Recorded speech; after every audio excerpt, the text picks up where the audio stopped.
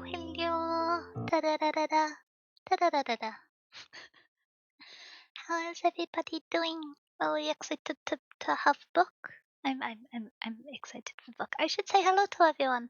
I got distracted in my excitement. Hello Kai, first to arrive, very speedy. Does this mean you have returned from your beverage gathering and will answer the call for the co-hosting? I hope you're having a good day. Hello Tom, hello Dust, how are you doing? How has your week been going? Hello Thunder, I hope you're having a good day. I hope the year has been treating you kindly so far. Why am I getting called Stinky?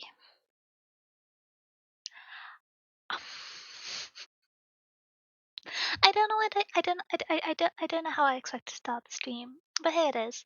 Mm, I'm gonna grumble a little bit. I hope everyone's week is going well. Ooh, book club. Okay, nice. We should now tentatively have a co-host. If... Oh. Okay. Well, fortunately, I had Discord muted for that. So... Oh, then you're the stinky cat. Well, you didn't have to repeat yourself. You could have just said, hello, I hope everyone's having a nice new year. I love books. And Brandon Sanderson. Yeah. How was my impersonation? Yeah. Yeah? Hmm. Not enough. Denya is cat, and Denya is stinky. And Denya is stinky cat. That's okay. Okay, first of all, why am I the stinky one out of all of the VTubers you know? Second of all, that's only a New Year resolution. That hasn't been a certified trait that has withstood the passage of time.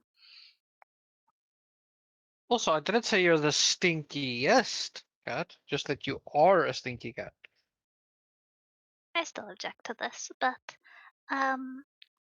something that has more basis and reflection than just calling me a stinky cat is the book we're going to be talking about today. that was a good transition, wasn't it? I'm learning. Which today's book club book, you may be able to see from the title, is The Book of Tea by Okakura Kazuka. As like a brief description of this book, it is a collection of 7 essays, I believe, which construct a brief history and view of teaism and its practice and what shaped it throughout ancient China and Japan and how it exists today and the ways in which it is mirrored and not fully understood in the West, which is where this book was written for, being originally written in English. Do you have any other brief introduction you want to yap about, or should we jump into the shenanigans? No, that's pretty much it. Look at me go! Da da da da da. Sorry. Very good summary. I'm using all my brain cells up. Please don't expect me to continue to make points afterwards. I did make a mistake with my beverage choice, though, I realized. What's the beverage choice? Coffee, and we're talking about the Book of Tea. Oh, that is quite a faux pas. Yeah. I realized that when I sat down and looked at my coffee. Oh no. And realized, Well, I have a tea in front of me, but probably not a tea of the kind that would be discussed in this book. I just have quite a simple mint tea. Probably not. This book makes me tea envious. Yeah. I feel bad when I put a bag of tea in the pot now. Well, we'll jump into it in a second, but I feel like although there is great tea that could, for some, with meditation, provide the kind of ascension and reflection and purification discussed in the book, a large part of teaism as a philosophy is built off the Taoist and Zenist valuing of the little things in life. Yeah. So even if it isn't the best tea, you've still got some tea. That's some good stuff. It might not be the best, but there's goodness in it. True, but I still want good tea. Yeah. Now I just want to try good tea. That's fair. No? Yeah. It's like if you read about coffee, like instant coffee, it kind of hits. It gets me my caffeine, maybe. But then you read you watch a James Hofferston video and he's spending 30 minutes on a cup of coffee and you're like, I need to try that. I need that in my life. I worked as a barista for 2 years whilst a student, and I don't like coffee, not even the coffee that I used to make. And I would say that despite this, I was quite good at making coffee because there were several regulars who had refused to be served by anyone other than me if they were asking for a hot drink. So So what you're saying is when I visit the UK and visit you, I should get you to make me coffee because I'm addicted to the bean juice. I don't I have like a the coffee bean machine juice. anymore is the issue. Um, I can like there's some amount of nuance to making Christmas gift for the traditional cat slow VTuber. press coffee. Don't get me an fancy coffee machine just because you want a coffee. They are well, but Yes, still. I will now. That's not my purpose in life. Okay. Well, I suppose that would be. I mean, Make me the good bean juices. i i there's many good coffee shops. We can always just go to a trip to one. Um. Okay. I'm gonna attempt to do a little introduction discussion about when this book was written and that context because I think Yes. it's quite helpful. That is pretty helpful and interesting. So, I have once again we managed to find quite a good standard format and cadence of approaching fiction books for book club, but we haven't quite got We did. into that for non-fiction books because especially depending on if they are an essay collection or a single book or if it's a memoir or Memoir. etc. Or if we finally select a classic or modern literary fiction to review. There's a good one nominated this month, so it might happen. There is. So it depends quite a bit, but I'm gonna just go through a little bit of the description that I wrote up in a bit more. Which this was originally written in 1906, and it was published in uh, America primarily. That was its audience, and Yeah. it was written by um, uh, kakuzo okakura, which I am never gonna get quite right, but is consists of these 7 essays, which is attempting to introduce to a Western audience who at the time wouldn't be familiar with any of the concepts of Zennism or Taoism, the construction and the philosophy of tea, and how, although at this period in history, tea ceremony had been adopted and bastardized in some way by the English and the Spanish and many of the European groups when establishing international trade, but the culture behind it and the notion of a tea ceremony hadn't permeated, despite the beverage now being a staple part of life, and it acts as a introduction and explanation to many of the foundational ideas, split up into 7 sections, which consist of the cup of humanity, the school of tea, Taoism and Zennism, the tea room, art of appreciation, flowers, and tea masters. This was quite interesting. When I first picked up this book, I was under the impression that it was a translation and wasn't originally written in English, and so that was quite interesting to find out. I'd actually read the book one time all the way through, wondering, there isn't a translator on the front. I wonder what's going on about this. But yeah, it was written and published, I believe, and it was published in 1907 and 1906, and the essays were all written intentionally for this piece of writing, I believe, Yeah. which I found quite interesting for some reasons we'll discuss later on. But yeah, that is a little bit of background. Oh, hi, Specifically, Lakia. How are you doing? Oh, yeah. specifically, they were written for the spoken word. Um, so this was written in Boston, specifically, as the American town where it was written. Mhm. Which is really funny with the Boston Tea Party attached to that city. I hadn't Really clocked funny. that. Yeah, okay. Yeah, it's kind of funny that it was attached to that. But yeah, it was written in Boston, which is where Kakazu Okakura emigrated to. And it was specifically for an extremely famous saloon, run by Isabella Gardner in the Boston area. It was specifically written to be read out loud, which does influence some of how I read this book, because you can see that it was written for a spoken format much more than a written format specifically. And I kind of like it. It feels almost like spoken word or like spoken poetry, in that you can understand when writing was supposed to be said out loud. Yeah. Like in my opinion, Shakespeare reads better if you understand that it was written to be spoken instead of written as to be read realistically. Um, because you infer the cadence of speak and the tone and everything like that, in my mind at least. Which that was an interesting part for me, is reading this from that perspective, because honestly a lot of the time with fiction and nonfiction, we've read a lot of things that were made to be read. Um, Yeah. Specifically in fiction. In fiction, everything is written to be read. It's not necessarily for spoken word. Even though there are some great audiobook readers out there, don't get me wrong. I love audiobooks, but you can see a difference when something is written for the two formats. Yeah.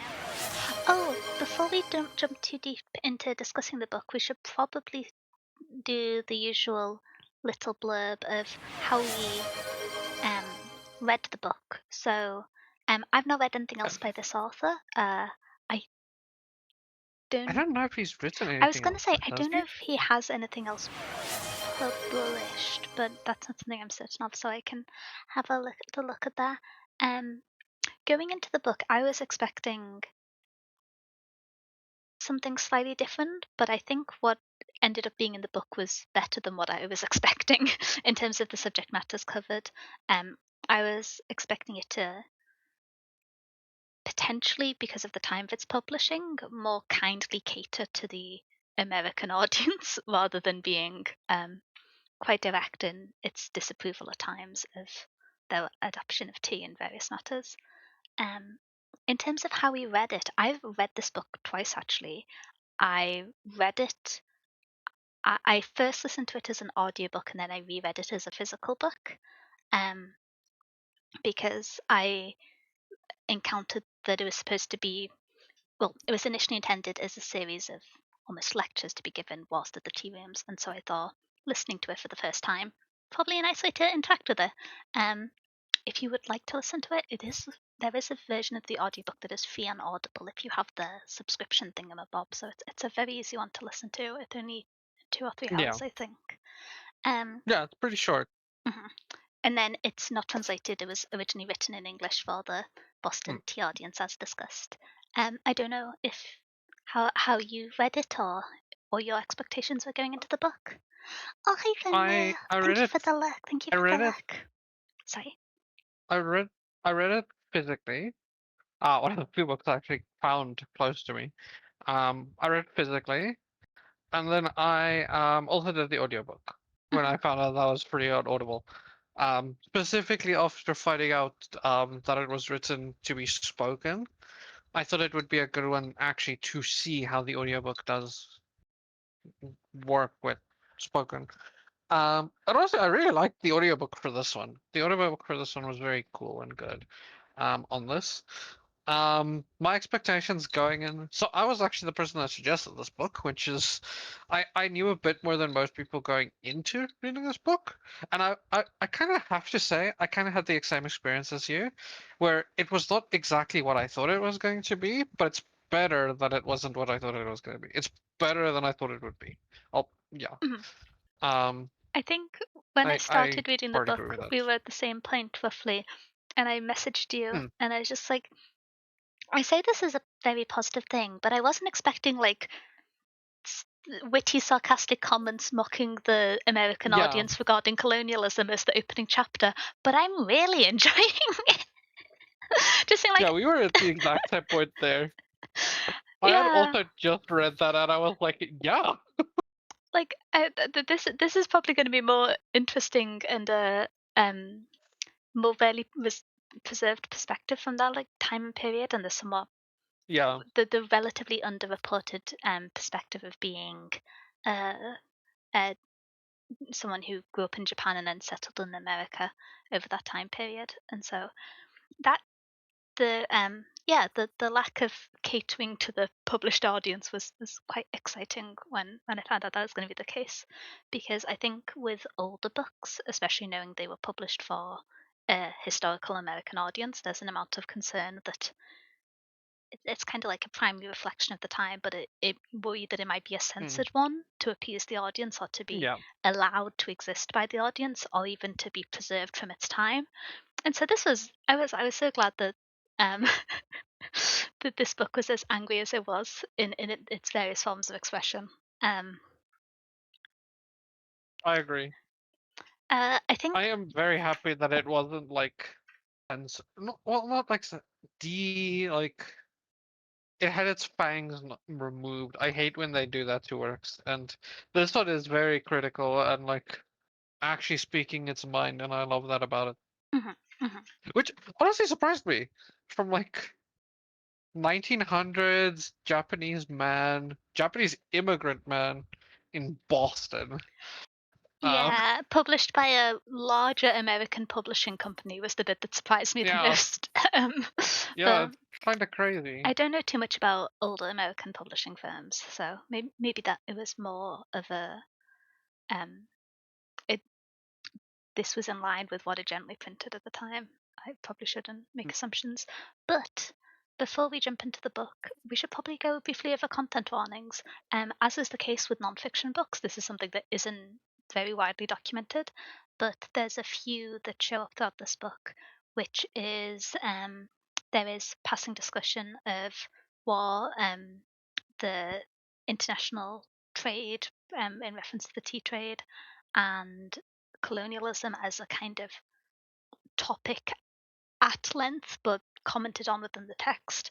And then in the later chapters, since we can go through it specifically, there is in chapter 7, which is Tea Master's discussion of um, ritual death and suicide, Mm, in the kind of traditional.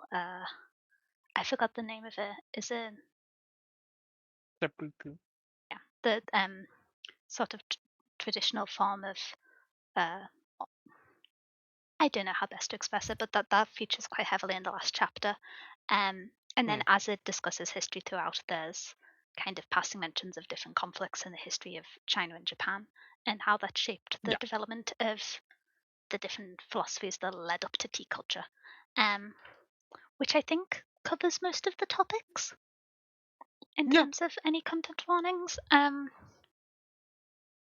One thing which might be worth mentioning, which is a little bit of an abstract one, which is specifically in the section on flowers, which I think it's just called flowers. I don't think it has a sentence title like some of the others do, is some of the descriptions in there could kind of be body horror adjacent, which I wasn't expecting going in. Um, but I just thought I might mention that. kind of. Yeah, um, it's going to sound quite a silly statement unless um, you read some of the If quotes you there. have a thing for the body horror specifically, it could be close. Yeah, it's not the type of thing where you would look at it and just be like, yeah, this is like kind of gory content, but it is written in a way that's intentionally uncomfortable and evocative of harm to the human body when discussing how flowers are Yeah, treated. Um, and so I just wanted to mention that one. Um, I think that's it for any of the content warnings. I don't know if yeah. I oh think it's pretty light except for those few. yeah, Well, it's that's a pretty short book, but yeah, it's not too heavy on any of it. yeah. With the exception of the last chapter and the Yeah, ritual death, it's not too heavily featured, I'd say. Um, in terms of the themes of this book, it's a little bit difficult to describe and express, because each chapter in it has a clear topic of focus. Um, and if there were to be a theme, underlying the book, it would just be the influence of Taoism, but that feels kind of like a shallow takeaway to say it's the theme. So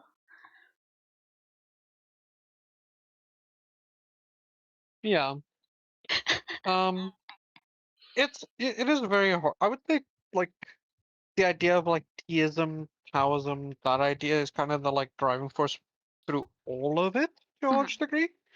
But as for like central theme, there's nothing really. Yeah, it's like each one kind of has their own like theme and idea and attachment to it. Specifically, as it's being written as 6 essays, each are obviously kind of tackling their own like what's the word thesis statement Yeah. to a large degree. Um, but the underlying thing is teaism, the way they call it as like teaism. Mhm. That is the underlying like idea that everything is coated by, but they're each kind of contained in their own sections. Yeah. And naturally, with some of the chapters being on the history and the cultural sources of things like Taoism and Zenism, they build into connect within the other chapters, and so it is really Yeah, integrated throughout. I think this is the point where I'd like we never really have a great structure planned for nonfiction, so I'm going to suggest we talk a little bit about the writing style in general, and then we yeah, can talk about each of the essays individually if you have thoughts on any of them, or yeah. I'm done. that's the structure. Okay, um, the writing here is beautiful. Um, Yeah, I when I read a little more about the book before starting to read it, finding out that it was intended to be performed as much as read made a little more sense when there is an amount of wit in this book, despite how um, many serious and cultural significant topics it's trying to address at various points, which I found kind of stopped it from being too dense or too difficult to pass, as although there were yeah, some quite convoluted sentences or intentionally dense repetition of ideas, the occasional barb or irony made it feel digestible still. Um, yeah.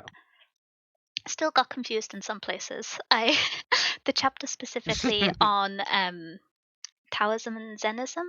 Um, Mm. I read that chapter specifically several times, and Yeah, that's my favorite chapter.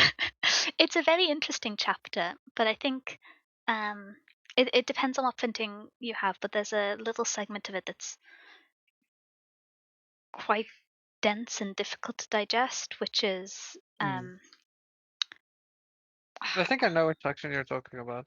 it's a page and a half. I'm tempted to read out the full quote, but I don't know if that's a little bit excessive. Um,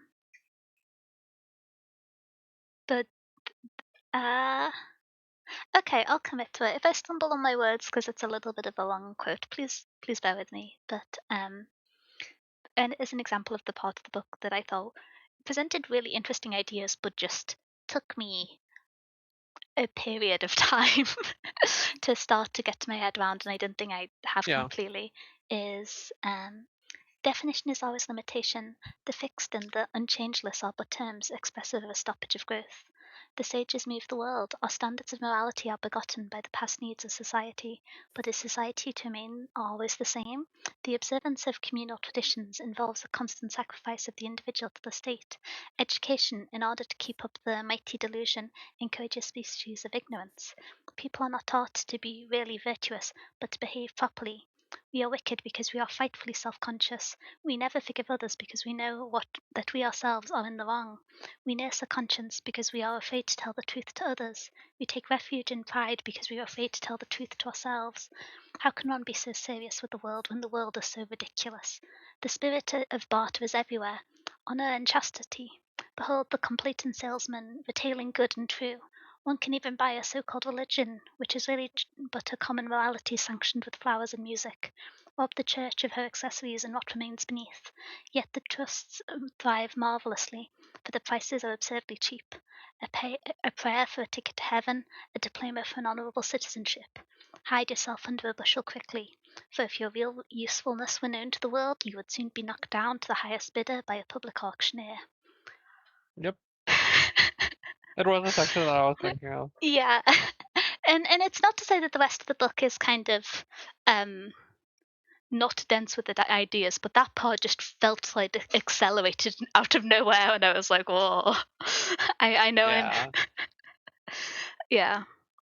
I will say, in part, the confusion I felt reading the book and the interest in several of the ideas expressed has shaped one of the books I really want to read this year. And so Yeah. I was interested by the comments made in the book that there wasn't a good translation at the time of its publishing of the early or kind of primary Taoist and Zenist texts. And so I went back Mm. and had a look to see which had been published since, to see if there was any that were widely regarded or considered good representations. And I found Leitsu, which has been translated by Eva Wong with I some want to read that. annotation, and it seems that that's been commented as the best recent translation, or Yeah. the current best option if you only speak English. And so I'm quite looking forward to reading that and hopefully coming back and rereading this book and being less confused. Turquoise, thank you so much for subscribing for 27 months. What the heck, the passage of time. Thank you so much. Really appreciate it. I hope you enjoy whatever book you got out the library this month.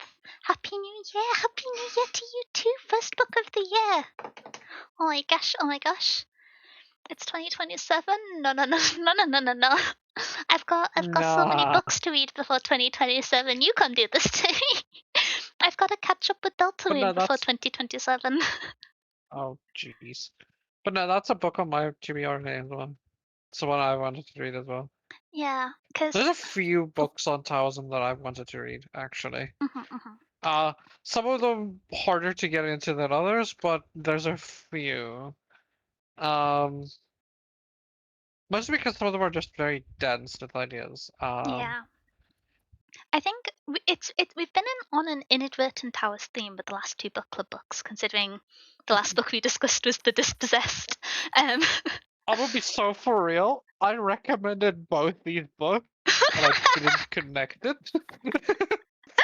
Both these came from me, and I just didn't connect it in my brain.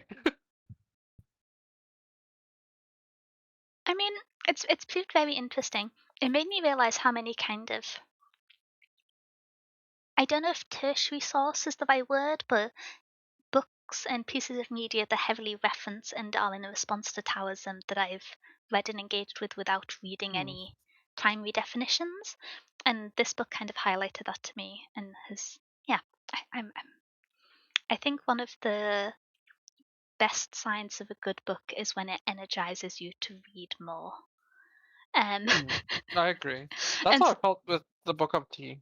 yeah, it specifically read more in regards to a lot of the philosophies mentioned and portions Yeah, of history. Yeah. got me really curious. There's actually a section in that book, in the Book of Tea, in that chapter, from like a page and a half later, Mm-hmm. that I love as well.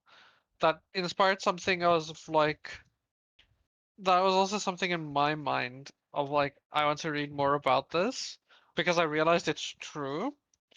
Um, Later on in this thing, he talks about like the chief contributor of Taoism being like Asiatic life, Yeah. and specifically in the aestheticization of it, um, in the realm that is aestheticized, where people talk about Taoism as the art of being in the world.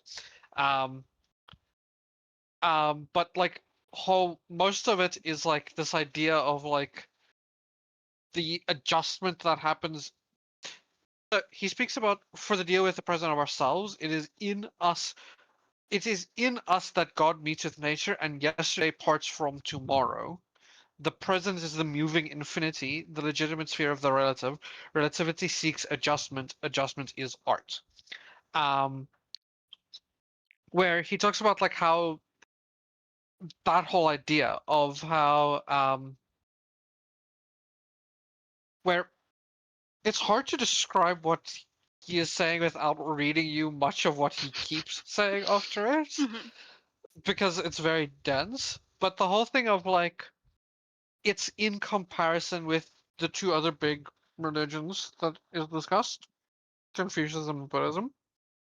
Um, but how a lot of my engagement with Taoism is on a level disconnected from it. And I've never actually read any common sources of it.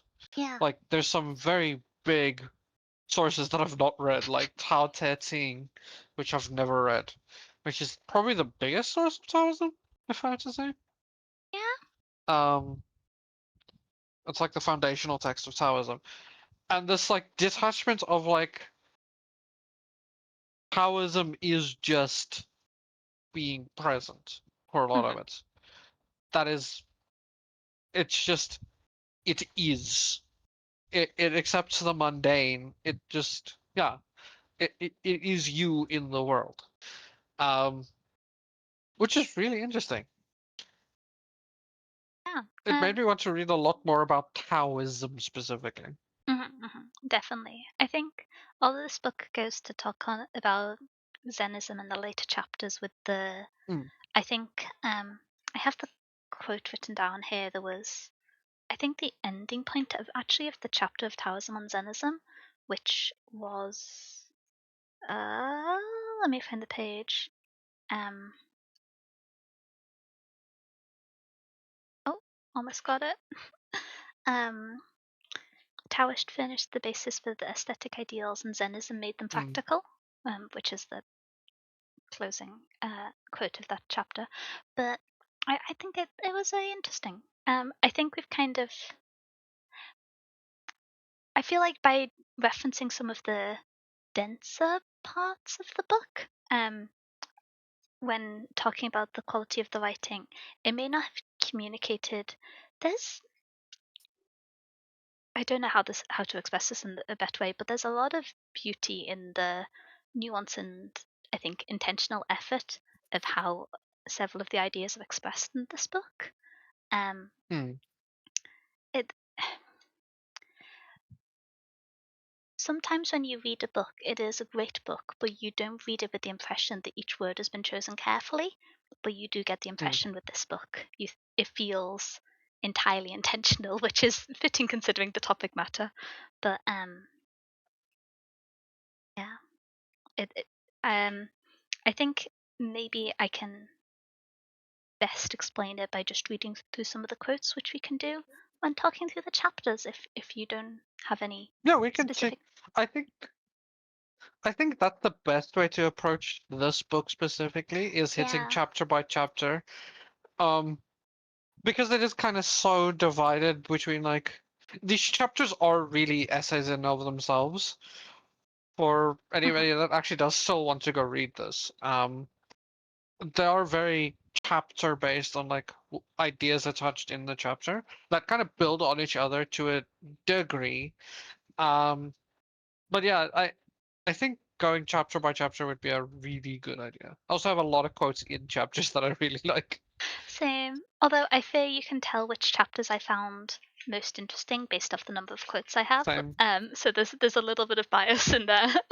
um, so chapter one. This is the cup of life. I Yeah. suppose it feels like an understatement to say this is an introduction, but this frames largely the relationship of tea and how it differs in, broadly speaking, the West and the East in reference to teaism and a little bit of Yeah.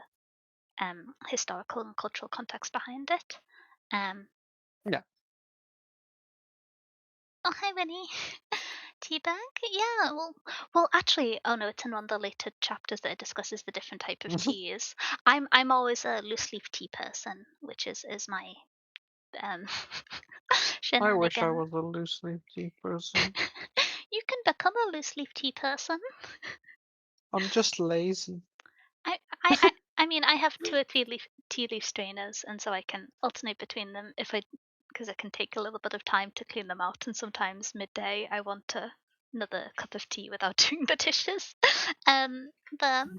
But I used to be like a grinded like coffee person as well, like mhm. coffee grounds. There's like a full strainer and everything. But I just got lazy and now I'm an instant coffee person. Well, I realized this about my if it's what suits your life, then it's what suits your life. But maybe there's times when it's beneficial to have it the slightly slower way. That is what this book does teach you. It is what this book does teach you. I will say I felt um I've realized I've drank more tea since reading this book, and I already drank quite a bit of tea to begin with, so it's quite a achievement almost. Oh, that's kind of crazy. Yeah. Um, Because you are very tea aficionado I am. I'm and British. that bit is also true. I tend to I have the poor habit of drinking quite a lot of fizzy drinks, and so one of my New Year's resolutions has been to cut back on that. And so naturally, the other main beverage I consume is different forms of tea, specifically herbal tea.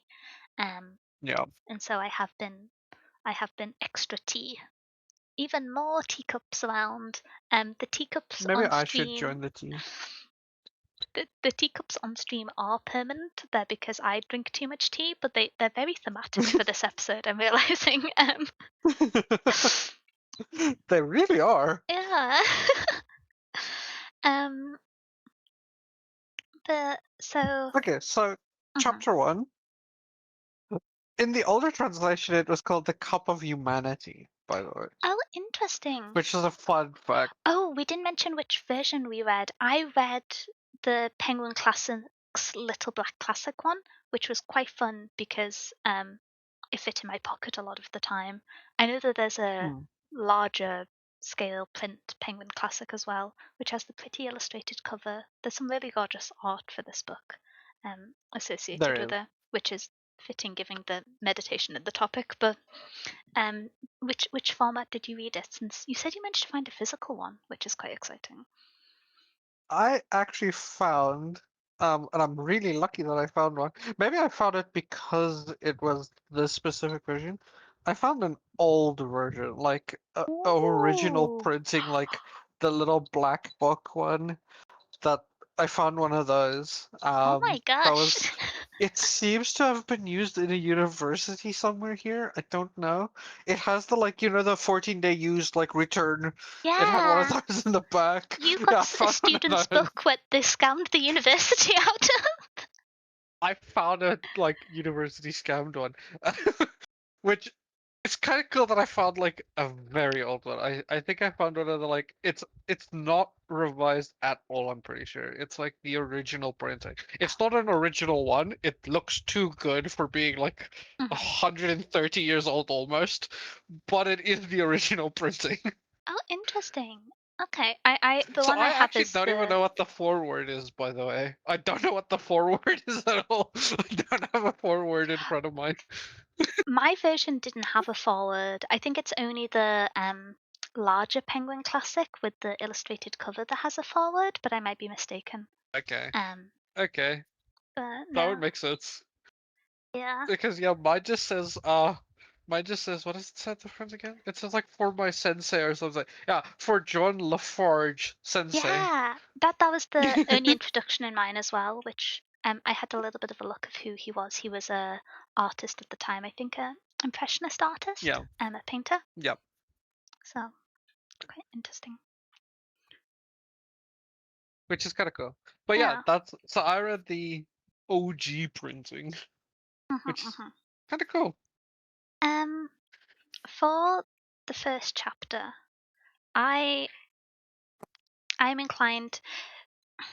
This is a book which I found very interesting, but I feel like I Hmm, struggle to speak about in, for want of a better expression, original sentences, because it expresses a lot of hmm. ideas that I find interesting, but not necessarily ideas which I feel like I am comfortable in expanding or interpreting on super duper often.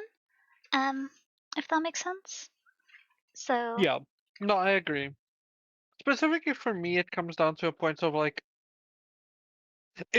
it's when you read something, right? This is pretty dense in how it explains its ideas. mhm, So like I don't know more about this to speak about more of this. So any ideas I want to expand upon, I want to go read more on first myself before I say much more about it.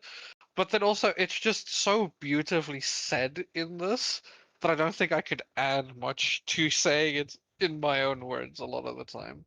I think one of the main things which I want to kind of talk about is the it sounds a little self-centered, but my response to the writing at times, because I Mm, think especially in one of the later chapters, it was quite interesting how I found it evoked a response in me and how I processed it and how mm, varyingly digestible different parts were. Because oh, Archie, thank you for the follow. Welcome to the library. I hope you're having a good day. I hope you've had a good cup of tea today, maybe even a full kettle. Um, welcome in. But um, but yeah, I think welcome, welcome. it's interesting to some extent because this is an older book that expresses very old ideas, and so there Mm, is something interesting about which parts of the book are most digestible now. Um, mm. but yeah, um, my first note on this book was the this book demands homework affectionately. That was the first thing I wrote down about it. Yeah, Which I and it think is also encourages homework y- as well. yeah, I found it motivated me to keep reading, but I do think you can read this book without reading any other Yeah. like Taoist or Zenist essays. I think you could probably avoid reading anything on Confucianism and still be okay with it. It's only Yeah, referenced as a kind of counterbalance and so not discussed in depth within it. But I I it think was oh the main thing that kind of glossed over as like an introduction to the ideas attached to it. Um, so if you don't know much about it, you might not get as much out of like mhm, the mhm, comparisons with it, is Buddhism. Mostly yeah. because he expects people to just know what Buddhism is, and I kind of do too, to a large degree. It's like one of the top I feel like five religions on the planet. yeah, out of the four kind of philosophies religions mentioned here, it's the most commonly understood No, yeah, for a Western audience compared to Taoism, yeah. Zennism, Confucianism. Um, That's the But I will say that is the one he glosses over the hardest is Buddhism. He really goes into Taoism and Zenism, mhm, and then Confucianism he kind of mentions and then contrasts. Buddhism is mentioned, but not often explained. yeah, But it's also not important. It's not vital to the importance of the book, I will say. But if you don't know much about Buddhism, some parts might be like, okay, yeah. I think this is kind of like uh Le Guin's work we read recently, where if you mm, have read the kind of formative texts or translations of them, you will likely be more informed to enjoy yeah, and dissect further levels of information within this book. But you can still read it without them, and it'd be a good book. Um, yeah, so absolutely. yeah, I don't want to make it Le Guin sound is a too kind perfect of example. um, yeah. I think especially because some of the text reference that would give you a better understanding of the books overlap. Um, Yeah, in part at least. Le, Le Guin is a perfect example. Specifically, the last book we read for book club is a perfect example. That was If you the read more dispossessed. about I don't like know if I mentioned it. anarchism, Yeah, so yeah, the dispossessed. If you read more about like anarchism and where specifically Ursula K. Le Guin got her ideas from and who she references in ideas, you'll get a lot more juice in the book. But without it, you still get like 90% of the juice, mhm, mhm. and all of the fun ideas attached to it. It's just there's a level beyond it. Yeah. Um, yeah. One thing which I found quite interesting in the opening chapter is Mm, because all of the choice of words are very intentional, I found mm. the phrase "teaism is a cult" was quite Yep. surprising to me because I think we could all agree the cult has quite negative connotations and associations to it. And so, Yeah. considering directly in text, the book speaks positively of teaism. I found that that was a kind of surprising introduction or phrase, and it gets used multiple times to refer to as the It cult does. of tea. And I think it only crops up 4 or 5 times in throughout the book, but it's like only 140 pages, so it's not a big book. That's a relatively dense occurrence of a precise iteration of an idea. And so I found that quite interesting. And I can't say I fully understand the intent of it. Part of me wondered if it was um, a kind of nod to the idea that theism requires disproportionate devotion to an activity in the way the cults do. But other than that, I couldn't kind of reconcile the choice of word with the broader intent. I was curious what you thought. So, hmm. It is I put you on the interesting spot there, because, sorry. well, so there's an interesting idea of like cult versus like a religion versus the idea of like a what's the other word for it? I forgot. There's a third term as well. There's an interesting idea between the differences between this. Um, specifically attached to devotion. Um, that's so often you get the idea of like cults in your head as like the like Manson family, for example, is like the most known cult on the planet, probably. Is That's probably the most known cult, I think. Um, so you often get the idea of a devotion to a person specifically, or like this idea of like a charismatic leader attached to the front of a cult. When it's not really what cults are. They're often cults were often more described of like a single devotion to an idea as well. Mhm. Which I think is closer to what he is going for. With theism as a cult, as like to an idea. Um,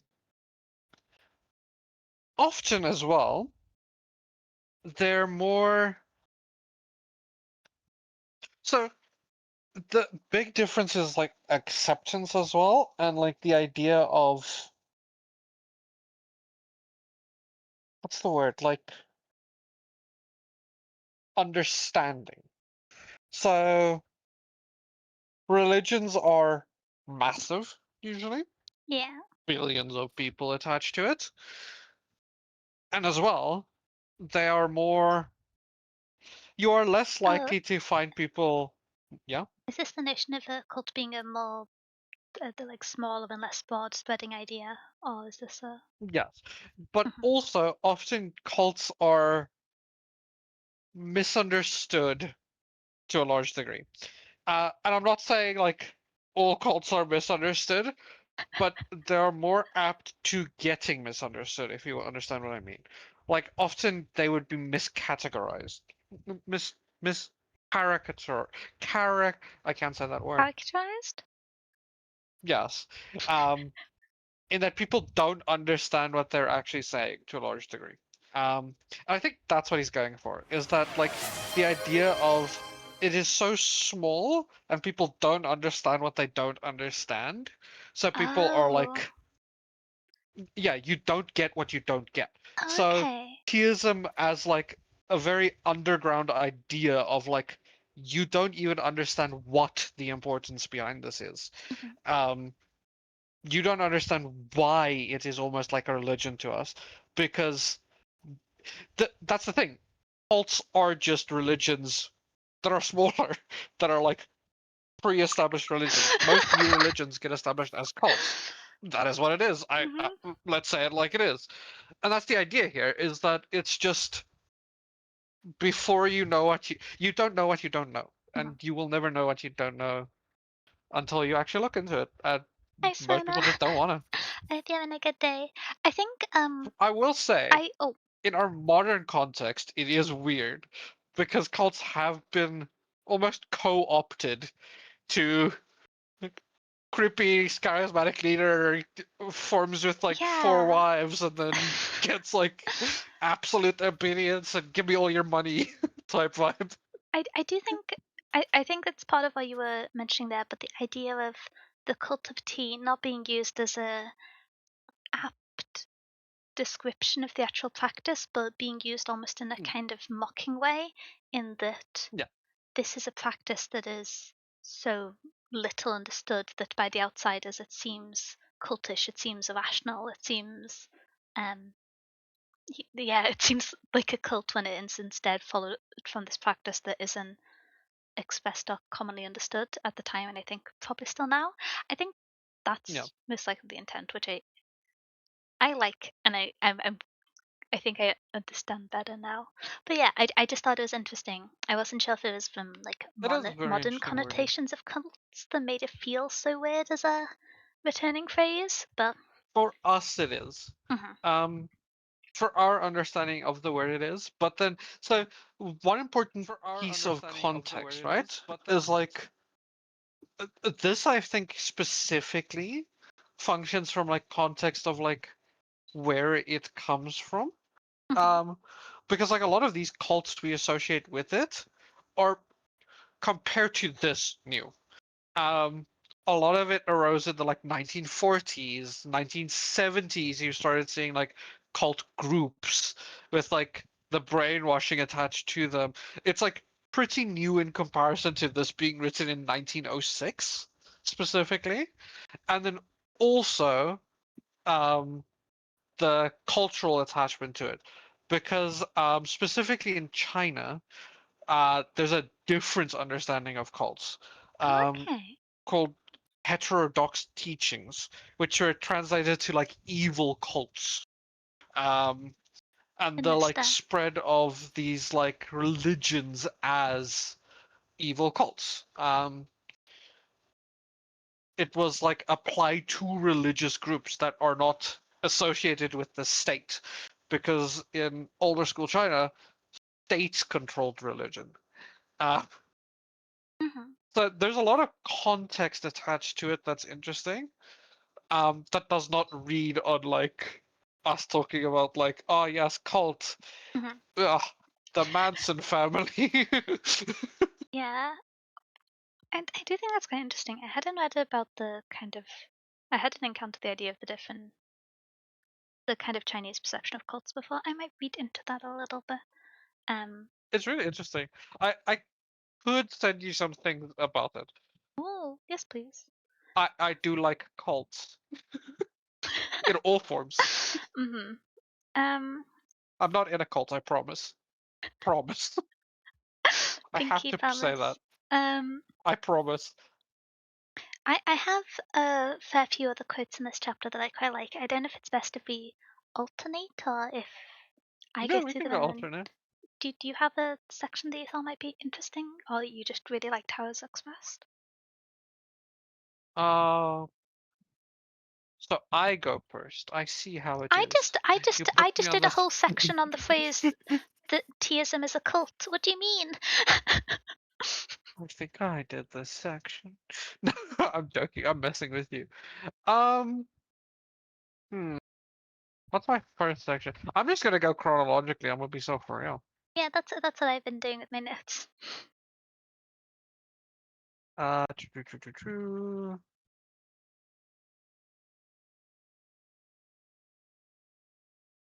Okay, so one of my favorite sections is actually about like how. Okay, so there's a section. It's actually the next page. Okay. Funny enough, it's from page 4. He talks about the philosophy of tea is not mere aestheticism in the ordinary acceptance of the term, for it expresses conjointly with ethics and religion our whole points of view about man and nature. Which is a really interesting idea. It's like, it's not for, it's not for like the aesthetics of like, ah yes, peace, love, and no war. It is about like ethics, religion, everything attached to like who we are, how we interact with the world. This whole idea of like, because that's the interesting thing for me about Taoism. It's less of like an ideal and more of what is true, what is in the moment, what what you are in the world Yeah. specifically is the interesting attachment for me as like the distinction. Because that's what Tao kind of is. It is everything, um, to a large degree. Um, which and then it goes into it is hygiene for it enforces cleanliness. It is economics, for it shows comfort in simplicity rather than in the complex and costly. It is moral geometry, in as much as it defines our sense of proportion to the universe. It represents the true spirits of Eastern democracy by making all its votaries aristocrats in taste. Um, I very weird word there, by the way. Yeah, I had the little segment as one of my next quotes from the geometry to the it, Yeah, members in taste. that I whole thought that idea is segment was so very good. cool. It's so good.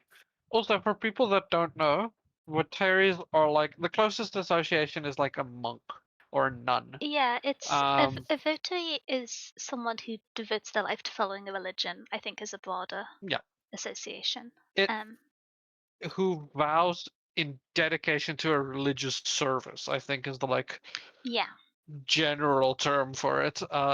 Is like they vow, which is where vote vowtery comes from. Kind of what's root the word, next? but yeah.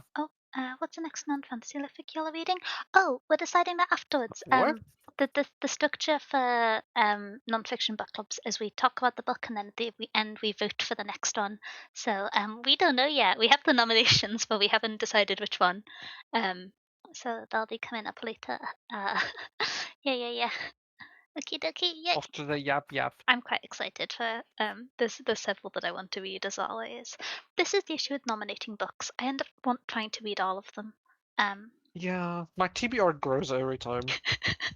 but I mean if it's good books, it's good books. Um Yeah, I but we can't justify my 400 non-fiction TBR with it good book I like.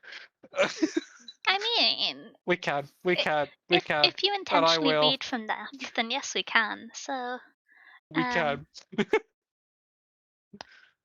But one yeah, I love that idea of like specifically. So one thing that's interesting with it is that you can read it in a few different ways, right? Because there's the idea of like it enforces good behavior, quotation marks, in people with like hygiene, economics, and like frugalness, um, morality with like moral geometry that's spoken about, the essence of serving instead of being above people, with the idea of veterans versus aristocrats and stuff. But I like the juxtaposition with like the spiritual side of it as well. Because like cleanliness could be like cleanliness of your body, but it's also in this he speaks a lot about the cleanliness of your thoughts and the cleanliness of action and letting moments be moments. Letting moments be themselves is the better way to phrase that, I think. Um, Also, he says it shows comfort in simplicity rather than complexity and costliness, and that just letting moments rest is such an interesting idea that this gives is like just sitting with your thoughts instead of, you know, yeah. um, it's very interesting how it is all of these sides of things. I think if we talked about how each chapter had its own sort of key topic and theme, Hmm, I think the key theme for this one, if I had to kind of clumsily apply one to what is an introduction to a broad history, would be hmm. how small actions can in fact be an act of meditation and how Yeah, that is Teaism as a practice. Um, with this is its like most intentional form of action and most refined form of action. Refined not yeah, in the economical class sense, but in the studied and practiced sense. Um, yeah. I think would be the kind of theme for this one, which I might honestly stay a step further, and a lot of this talks about like how every action in our life Oh yeah. is in some part a meditation on our life to a Hmm. degree. Absolutely. Um, Everything in your life is in service to it. If you see it or don't, every action in your life, everything is in some part, or in some part could be Has a the capacity to meditation. be a meditation. Yeah, Yeah. absolutely. Um, I think one of the quotes which I think it actually sits in the section between the one you mentioned and my previous one, which I found Hmm. quite interesting. This is what I was talking about when I was talking about the kind of snippy of humor of the book. The um is critical of the intended audience with would Americans be grumpy being lumped in with the intended audience when they're kind of criticizing the British? Probably, especially in 1906. But yeah, Probably. the quote which I thought was quite interesting was discussing the I didn't write down the page number, but it's when introducing the idea that although tea has been broadly adopted into Western society, the ideals behind tea as a ritual have been left Hmm. behind, and how although this medium of their culture has been adopted um, and established as a point of high society in English and subsequently American cultures and other European cultures, it um, despite being the source of it, they weren't respected and treated as parallel until kind of Hmm. the acquiescing and cooperation with the international trade, etc. Um, and the kind of snippy quote that expresses that better, but just to give a bit of context, otherwise I can see it out of the blue, was um,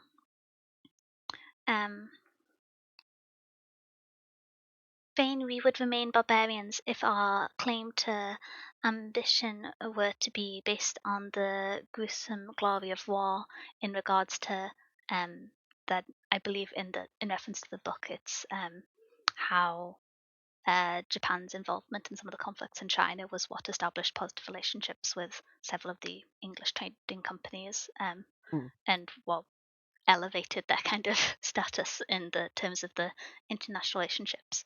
And so, um, although not directly relating to the topic of the book, I just thought interesting Yeah, one it's to really mention.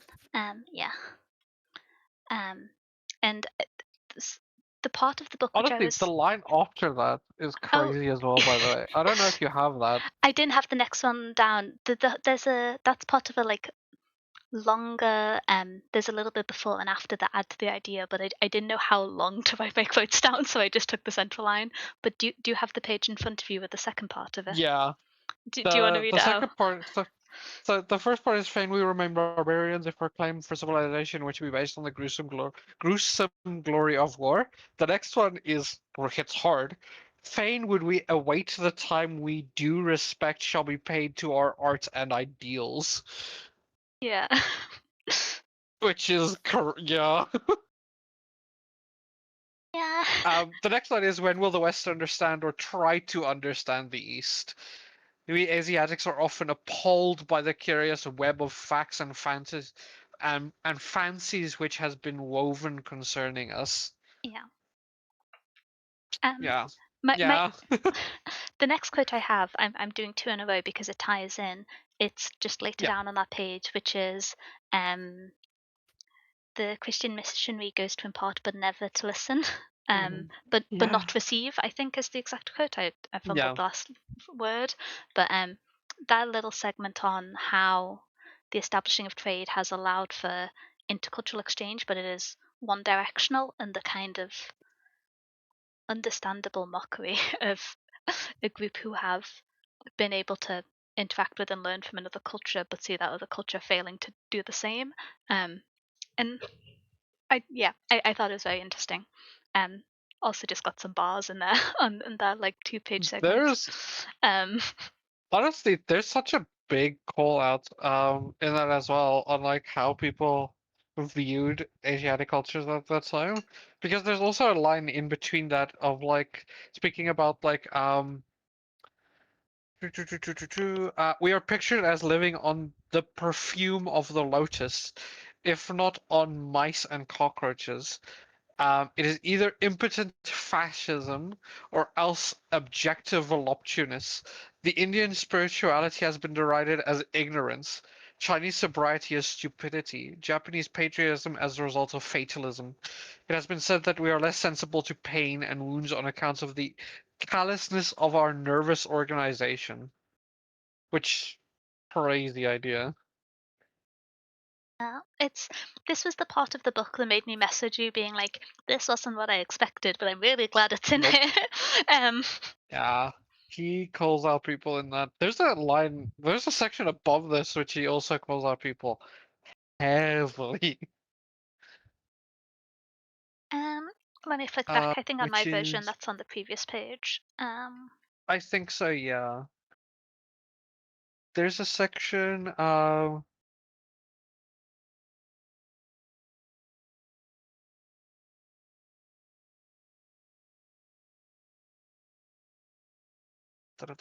is it?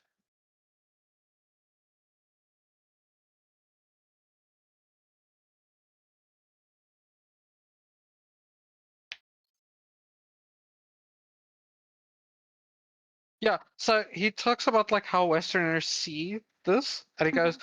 the average Westerner in his sleek complacency will see in the tea ceremony but another instance of the 1,001 oddities which constitute the quaintness and childness of the East to them. He was wont to regard Japan as barbarous or barbarious, while she indulged in the gentle arts of peace. He calls her civilized since she began to commit wholesale slaughter on Manchurian battlefields. Much comment has been given lately to the code of the samurai, the art of death, which makes our soldiers exult in self-sacrifice. Yeah, yeah. This is the little segment I was trying to kind of explain the framing of earlier, but I'm very glad it's part of the book.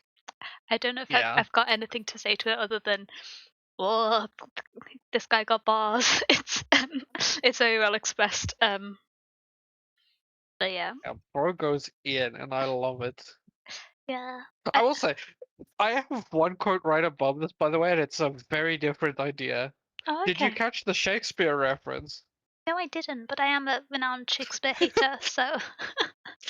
Okay, so in a section above this, he talks about like in our common parlance we speak of the man with no tea in him, when he is insusceptible to the serious serio-comic interest, right? Mhm. Which is a weird term.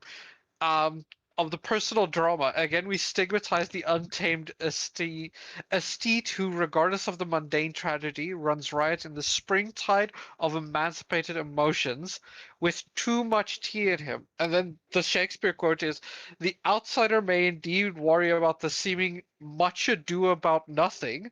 What a tempest in a teacup, he will say, but when we consider how small, after all, the cup of human enjoyment is, how soon overflow with tears.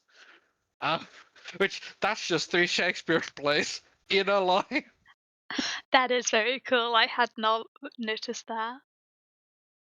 Oh, It's really funny. Shakespeare.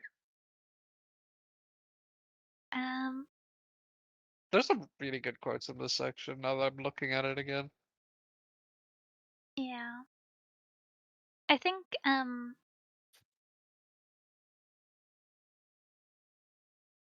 da, da, da, da, da, um, oh, I've done the thing where my writing is bad again. Let me find the quote which I wrote down there. Oh, Um, oh, oh, I got such a good one. Okay, so he's talking about like how Western colleges at the time was like massive, and how the immigration had already started of Asiatic youth going to Western colleges mhm, in mhm. the equipment of modern education.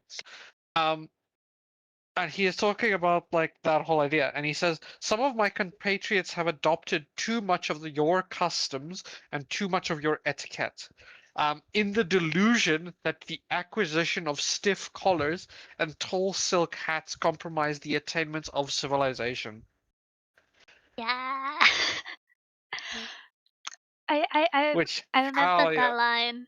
It was a really I feel like I probably am not the best person to express this, but it feels kind of like an interesting, if still not resonant point about cultural adoption when uh, moving to a nation where you are an Yeah. outsider in some sense.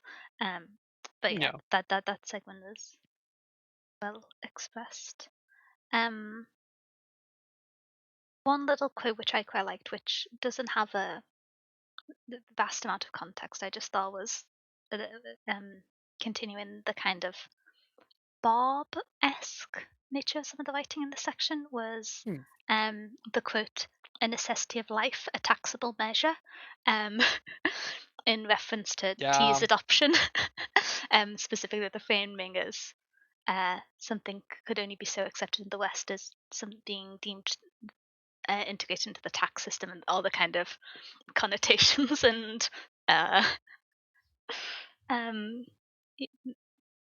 notes that come with that. I quite like that one. Um, I do like that one too. It is a very good quote.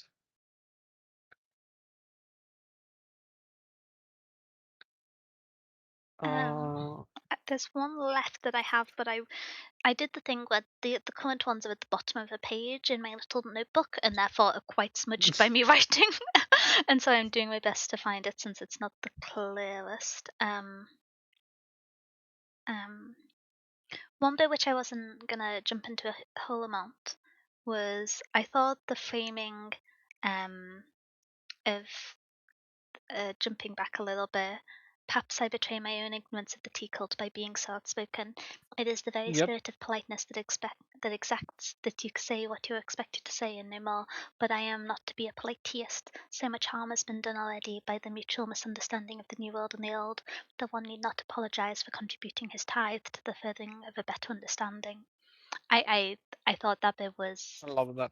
I love that line. interesting. Yeah, I loved it, and it it kind of framed and solidified when I was reading through it. Up until that point, I was kind of surprised by its way of presentation, and so I thought Mm. it it fit really well as me being like, oh, okay, started as a means to continue, and I'm very glad of it. I don't know if there are any other little segments you wanted to comment on. Part of me just wants Uh, to read the whole book aloud, which isn't a very helpful Honestly, thing same. to say at a book club. But Honestly, same. I'm gonna be real. oh, But no, I'm scrolling through each pages, and checking one thing which because oh, I highlighted some. I know, bad guy, but I highlighted some sections. dun dun dun. It's okay as long as the book's not like a historically significant artifact. I think writing in it is fine. That's not. I I tend not to write in my books because they are intended to be lent to people. But I This can is mine. yeah You can pry it from my cold dead hands. yeah. One section which I found quite interesting, partially because I hadn't encountered the idea before, was the little discussion on um the Taoist kind of creation story and the discussion of the great Hmm. beginning and of the no beginning. Of the Um, no beginning. yeah, I I have encountered this story as a kind of abstraction within fiction, but I'd not actually Hmm. ever read the story directly or an abbreviation of it, and so this is how I first encountered it, which I found quite interesting. Um, and I think I don't know, it feels like there's some um irony in that I am here with my giant pot of tea and encountering these ideas for the first time um, within this text. Yeah. The idea of the no beginning is really interesting. The great beginning of the no beginning.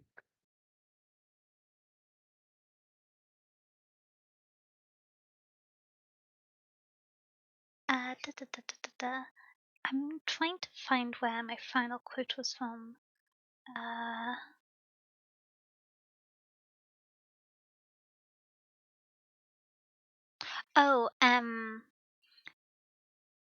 The last section, the last quote from this section, and one which I thought was.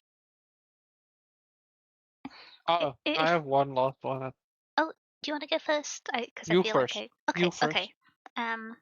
This is one which I more just thought was a nice quote, and also a good kind of introductory statement to Taoism, which had been mentioned at a few points but not ever really defined until later on in the book. If using it as a sole reference, which is this is in reference to Teaism, not Taoism, but Teaism is the art of concealing beauty that you may discover it, which I thought was a really nice way of framing the intention and ritual of things. Yeah, that is very pretty. I actually found two quotes. Oh, okay, two quotes, two quotes. The one is a funny one. Oh, Um, it's talking about tea. There's a subtle charm in the taste of tea, which makes it irresistible and capable of idealization. Western humorists were not slow to mingle the fragrance from their thought with its aroma. It has not the arrogance of wine, the self-consciousness of coffee, nor the simpering innocence of cacao. yeah.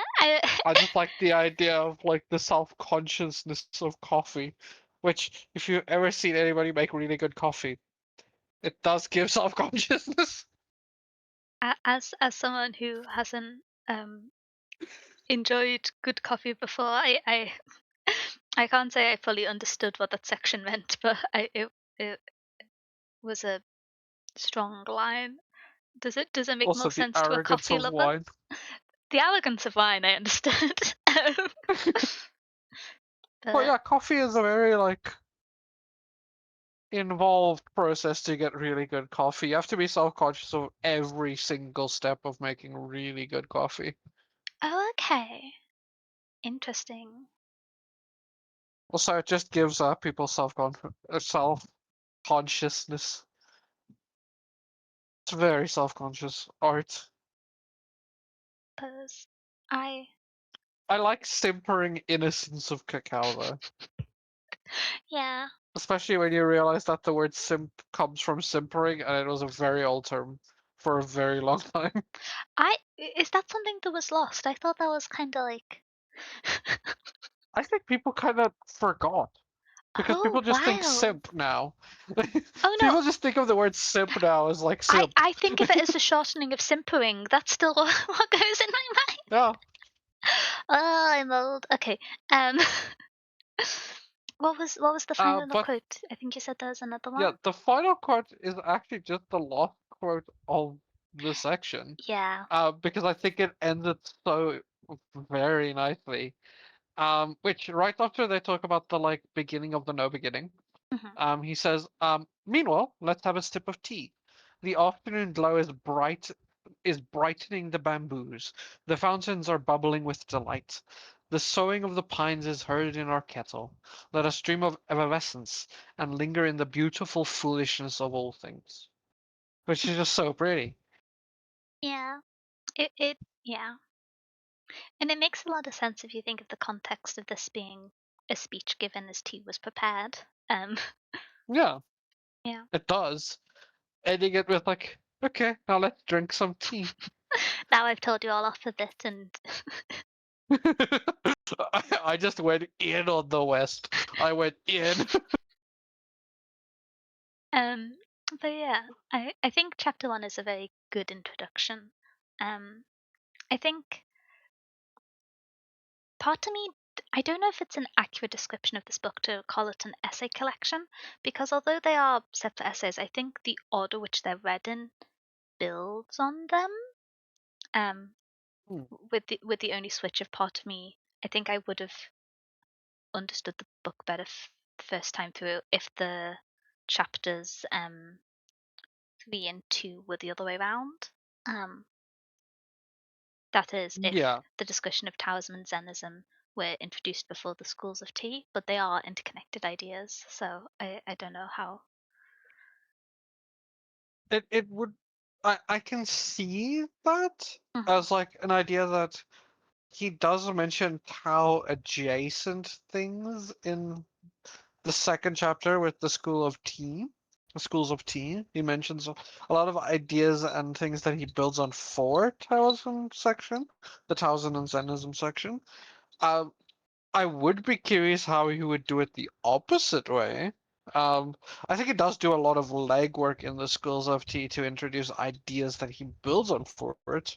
Yeah, But I could see that because, yeah, I did. especially when he starts talking a lot about teaism in the schools of tea, it can get a bit like, hmm, Yeah, because there's the statement of Teaism being an evolution of Taoism early on in that section. yeah. I think we've informally started talking about chapter 2 now.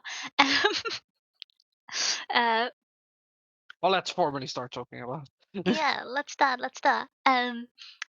I think because I found when I first listened to this book, because I listened to it then read it, um, I listened to chapter 2, then chapter 3, and then went back and said, "Oh, I want to listen to chapter 2 again. Now I have a better framing of what Hmm. Taoism and Zennism are within the like references of this book, and not just my broader understanding of them." Um, because although it is used as a uh, context for establishing things, I think without certain levels of context, it feels slightly like establishing an unsteady footing. Yeah. Oh, hi, Aki. How are you doing? I'm late? Only a little bit. We'll be yapping for a while. It's okay. It's okay. Lots of book talk to go. I hope you've had a good day. Hi, Aki. Welcome, welcome. Um, one thing which I thought was quite um, I'm gonna just jump straight into a quote at the start, um, Hmm. which it's part of a longer triplet, but the middle one and the one which I found most interesting was um, the degradation of fine paintings through vulgar Hmm. admiration. When discussing the value and the effect of how it is interacted with of different things. Which can I try and find the full quote now? I Um, can give it to you. oh, do you have it handy? Yeah. Did you Um, write the whole thing down? do you want? I did. Hmm. Do you want the like from the start of this section is the spoiling of fine use through false education, the degradation of fine paintings through vulgar admiration, and the utter waste of fine tea through the incompetent manipulation. Yeah, I liked that little triplet. As a well, each of them are given a different subject matter, but I feel like Hmm. the um the sentiment of all three can be applied to each subject matter. um, Yeah. but yeah, I like that way of expressing it. Um, I will and say you wrote down my favorite one, which is the degradation of fine paintings through vulgar admiration. yeah, That line goes hard. I think it goes hard in particular in reference to the discussion of how tea was adopted by many Western nations without being Yeah. appreciated outside of the Yeah. or there was an appreciation for the flavor, hence its adoption, but not appreciated with maybe the nuance or with the ceremony that it's tied in with how Yeah. that is point your vulgar um appreciation. I like that framing of it and the kind of thinly veiled subtlety. um Yeah. Well, so the section above that, what one, there's a very funny quote for me at the exact start of this chapter, mhm, which is which when he's talking about like so he introduces tea as a work of art. And like works of art, you need a master handsmith or a point of view to actually make it happen, right? So yeah, you have The quote is, "We have good and bad teas, as we have good and bad paintings, generally Generally the the latter. latter." Yeah. Which, which the like implication there of him just hating a lot of paintings is so funny to me. He's just like, on average, paintings are shit. I hate them all. It's such a funny implication for me that.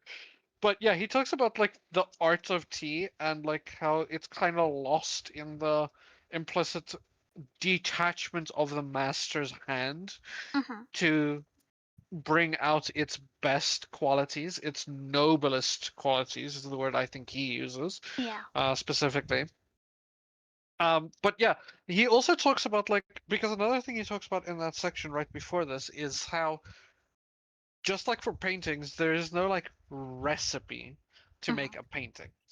Um, you can like study someone. He mentions Titian, which was a very versatile Italian painter at the time, um, and how his work got studied for a Hmm. long time. Um, but nobody ever reproduced a Titian. They produced works that looked like it, but you can't ever reproduce it. Yeah, Um, it's not said verbatim in this chapter, but there's a general idea of tea being a practice of study, not imitation, that I think yeah, is well yeah, expressed. Um, yeah. That's a very well expressed version of it. what's the book's name? Later, The book is The Book of Tea by by Kazuo. I realize that the full review section is a little bit larger than the title, which I should probably swap around for this one. Normally, at this point, the reason the central text is large is because it normally says spoilers, but it's not very applicable yeah, for nonfiction. So, I might rejig that so that the book title is larger, so it's a little bit clearer. Um, but yeah, but it. yeah. So that whole talk is really interesting of Mhm, like how purposeful it is, and like you said, because that's the thing is like this is a quote, not just that we quoted it, but it's a quote from a poet. I don't know if I want to try and pronounce it, but it's Alicia Lai. oh, okay. Alicia Halai is the poet that actually has that quote, and the attachment to it is the three most deplorable things in the world: is the spoiling of fine use through the false education, the degradation of fine painting through vulgar admiration, and the utter waste of fine tea through incompetent manipulation. Oh, interesting. I didn't realize it was referential. Yeah, that's actually a reference. Well, an alleged reference. Let's put it that way. It's Mm, like it's one of those like it was said by yeah. whatever. But yeah, If it was a pop song, they would get writing credits. if it was a false quote, it would say like insanity is doing the same thing over and over again. Albert Einstein. Oh.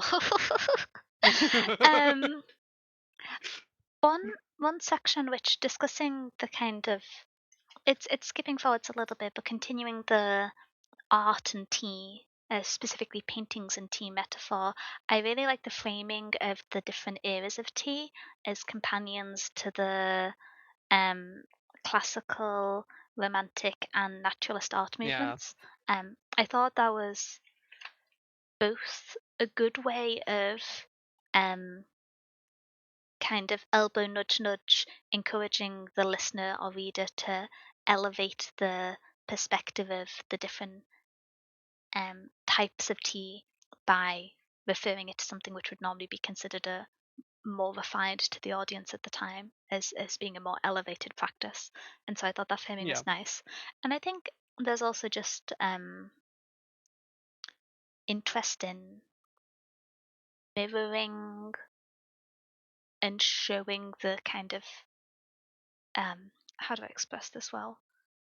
The intentional mirroring and kind of saying it may not be seen by the audience, but there is an equivalent of this too within Asiatic cultures, within Chinese and Japanese culture. Yeah. Um, I yeah, I thought that was a really good framing tool, which I is I do used throughout like the the chapter. like I do like the framing like because he frames them right back to each other, specifically with like the Tang, Sung, and Ming dynasties of China, and then comparing them directly to the classic romantic and naturalistic Mhm. schools of tea, is really cool and interesting. Also attached to that is the three different stages: boiled, whip, and steeped tea, which steeped is the main modern. Saying modern for a book written in 1906 is weird, but the modern. There's actually a quote right in there between those ideas that I love. Okay. Uh, which, if you think about it, you become like, damn. But it's talking about like it's a quote. It goes from a quote from Confucius into an idea, which is Confucius said that man hideth not. And then he says, perhaps we reveal ourselves too much in small things because we have so little of the great to conceal. Yeah, I remember that quote, and I remember kind of sitting there and being like, "Oh, there's Yeah, like that's a five that's a different." man quote. Ooh. I was That makes just, you sit there and go, man. I was just like, there's like, yeah, there's just very That good, quote hit me really hard. there's very good word craft in this book. Mm, If it's something which um it's a way of describing books that I'm stealing from a Stephen King review and reference quite often. But you have the notion of good in-page writing and good story writing as two separate yeah. acts. And although this isn't the story in the fiction sense, which this was originally used, I think hopefully the quotes we've shown kind of indicate how well done the in-page writing is, as well Mm, as it being a interesting and informative exploration of ideas. Um, mm. yeah, yeah, thumbs up. But yeah, that whole idea of perhaps to reveal ourselves too much in the small things because we have so little of the great to conceal. Ooh, ooh. Oh, You can think about that one for a while. That one hits hard. yeah. Also, I found out about something I didn't know about. Okay. So we kind of talked about it to a degree when we talked about like what type of person are you? You get leaf tea, Yeah. which is like yeah. Then he talks about powdered tea, which Mhm. is like most people know. Powdered tea is what you kind of. I have never heard of cake tea until I read this. Yeah. One of my notes for this chapter, which jumping forwards a little bit, um, I think it's in this chapter. It might actually be no. It's in this chapter, which was discussing how the reason the West largely only adopted loose leaf tea is because of the subsequent um, destabilization of what was later become China due to, I think it was a Mongolian invasion, that meant that the two Yeah, previously practiced forms of teas were lost due to the instability and were no longer yeah, practiced outside of Japan. So when tea was first encountered, it was encountered by what had relatively recently become China and were only practicing the new modern form of tea as the others were lost as many cultures are lost in invasion and in war. And I just yeah, got sad for a while thinking yeah. about that.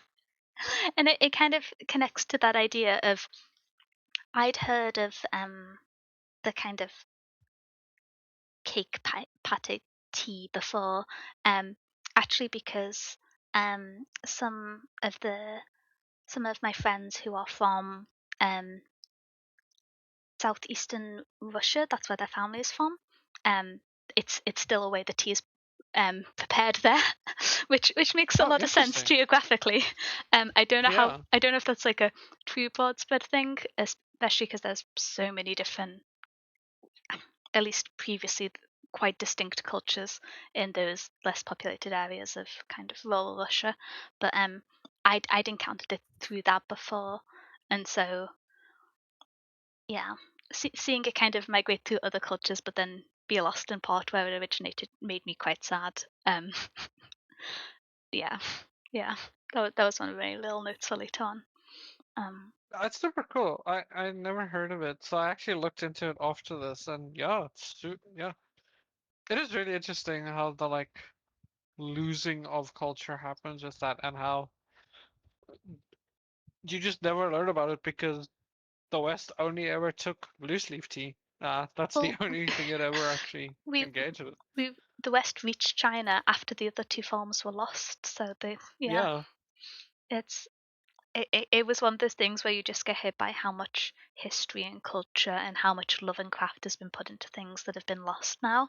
And yeah, yeah. oh. um, It's like the thing that makes me the most sad about history is like thinking about that. Stuff like the yeah. Library of Alexandria is like, yeah, the amount Um, of history that's mhm. straight up just gone. Yeah. One thing which, um, this is something where it was kind of a thought I had that I wanted to go read about more, and I haven't had the chance to yet. Hmm. But it was discussed in this chapter how it was in a period of relative kind of acceptance and attempt to combine the ideals of um, Taoism, Buddhism, and Confucianism compared to other periods where they were held in opposition. And that was the time period where a lot of the primary writing on Teaism formed. Was my understanding from the second Hmm. chapter, and I thought that was quite interesting. And part of me wondered if the continuation of Teaism as a part of culture stems from the fact that although it by this reference has the most significant influence from Taoism, if because it does have ties and roots in each of these practices, these philosophies, these religions, if that's how it was able to permeate and continue for so long, as the Hmm. different varying attitudes had varying levels of influence. Because it's not kind of like we had Teaism and then continuously Taoism has been the Yeah. approved and maintained attitude. And so, especially with viewing it as kind of closely tied to religion, you often think of as the dominant religion in an area changes, the traditions associated with that religion are often kind of lost or discouraged. And so Yeah. I just thought that was quite interesting how it was formed when there was relative attempts at acceptance and combination. It continued through each of the Well, practices and subsequent practices having dominance over the area. Yeah. I will say, to a degree as well, um, it is also kind of the idea of specifically the religions that it is so closely tied to, Hmm. because a lot of them share a lot of commonality. Yeah. Um, which is an interesting idea. It's like how they're. It's like, okay, Pi's gonna blasphemy. It's kind of like how the Mormons are just like the zany spin-off of like Christianity. I In was that trying to there's a figure out lot of how much ideas blasphemy you attached. were gonna do. There's Okay, like yep. there's a lot of commonality between them. And there's a lot of commonality between specifically Taoism, Buddhism, Confucianism to a degree. Um, there's a lot of commonality in ideas and like even in like ones that are not discussed here. There's a lot of commonality between I'm trying to think of the name for it with the Shinto idea. Mhm, Um which makes sense. Shinto is very related to like Buddhism specifically as well. So there's a lot of commonality in a lot of these things. And tea ties very closely to a lot of those commonalities and ideas. And even beyond like a religious practice, it mhm. is a very cultural practice. I hmm.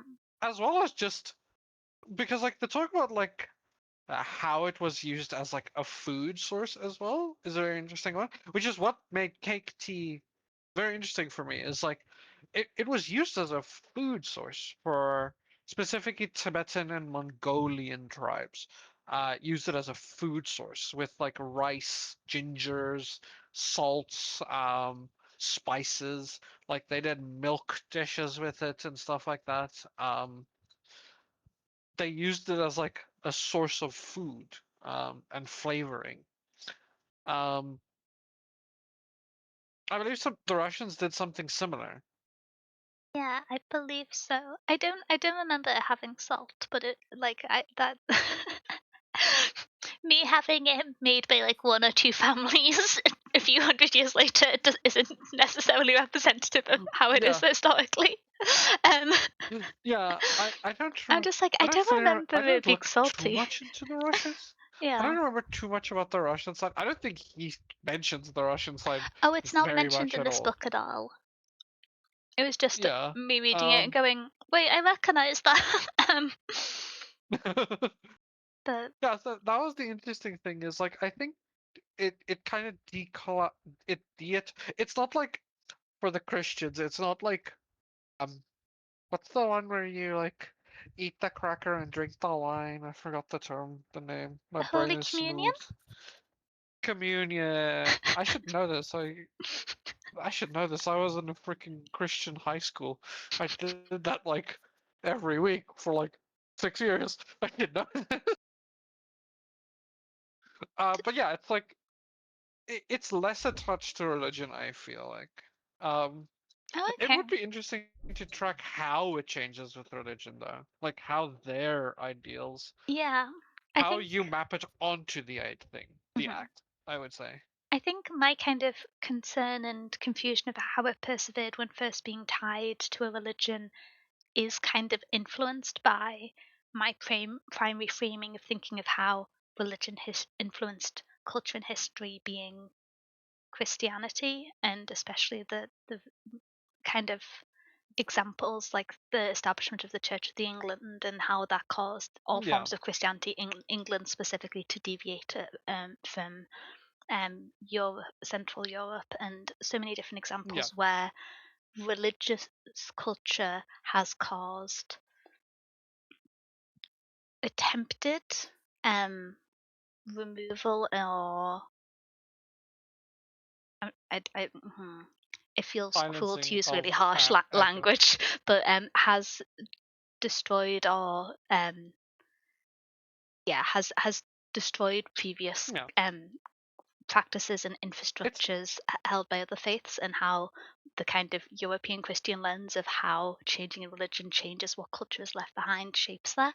And so yeah. maybe I'm unfairly expecting the kind of cruelty of that to be mirrored between Well, these. But I will say from our I understand that's this interesting thing for me about like so we talked about it a while ago. I actually suggested a Buddhism book oh, for okay. book club a while Oh, ago, I and remember I actually that.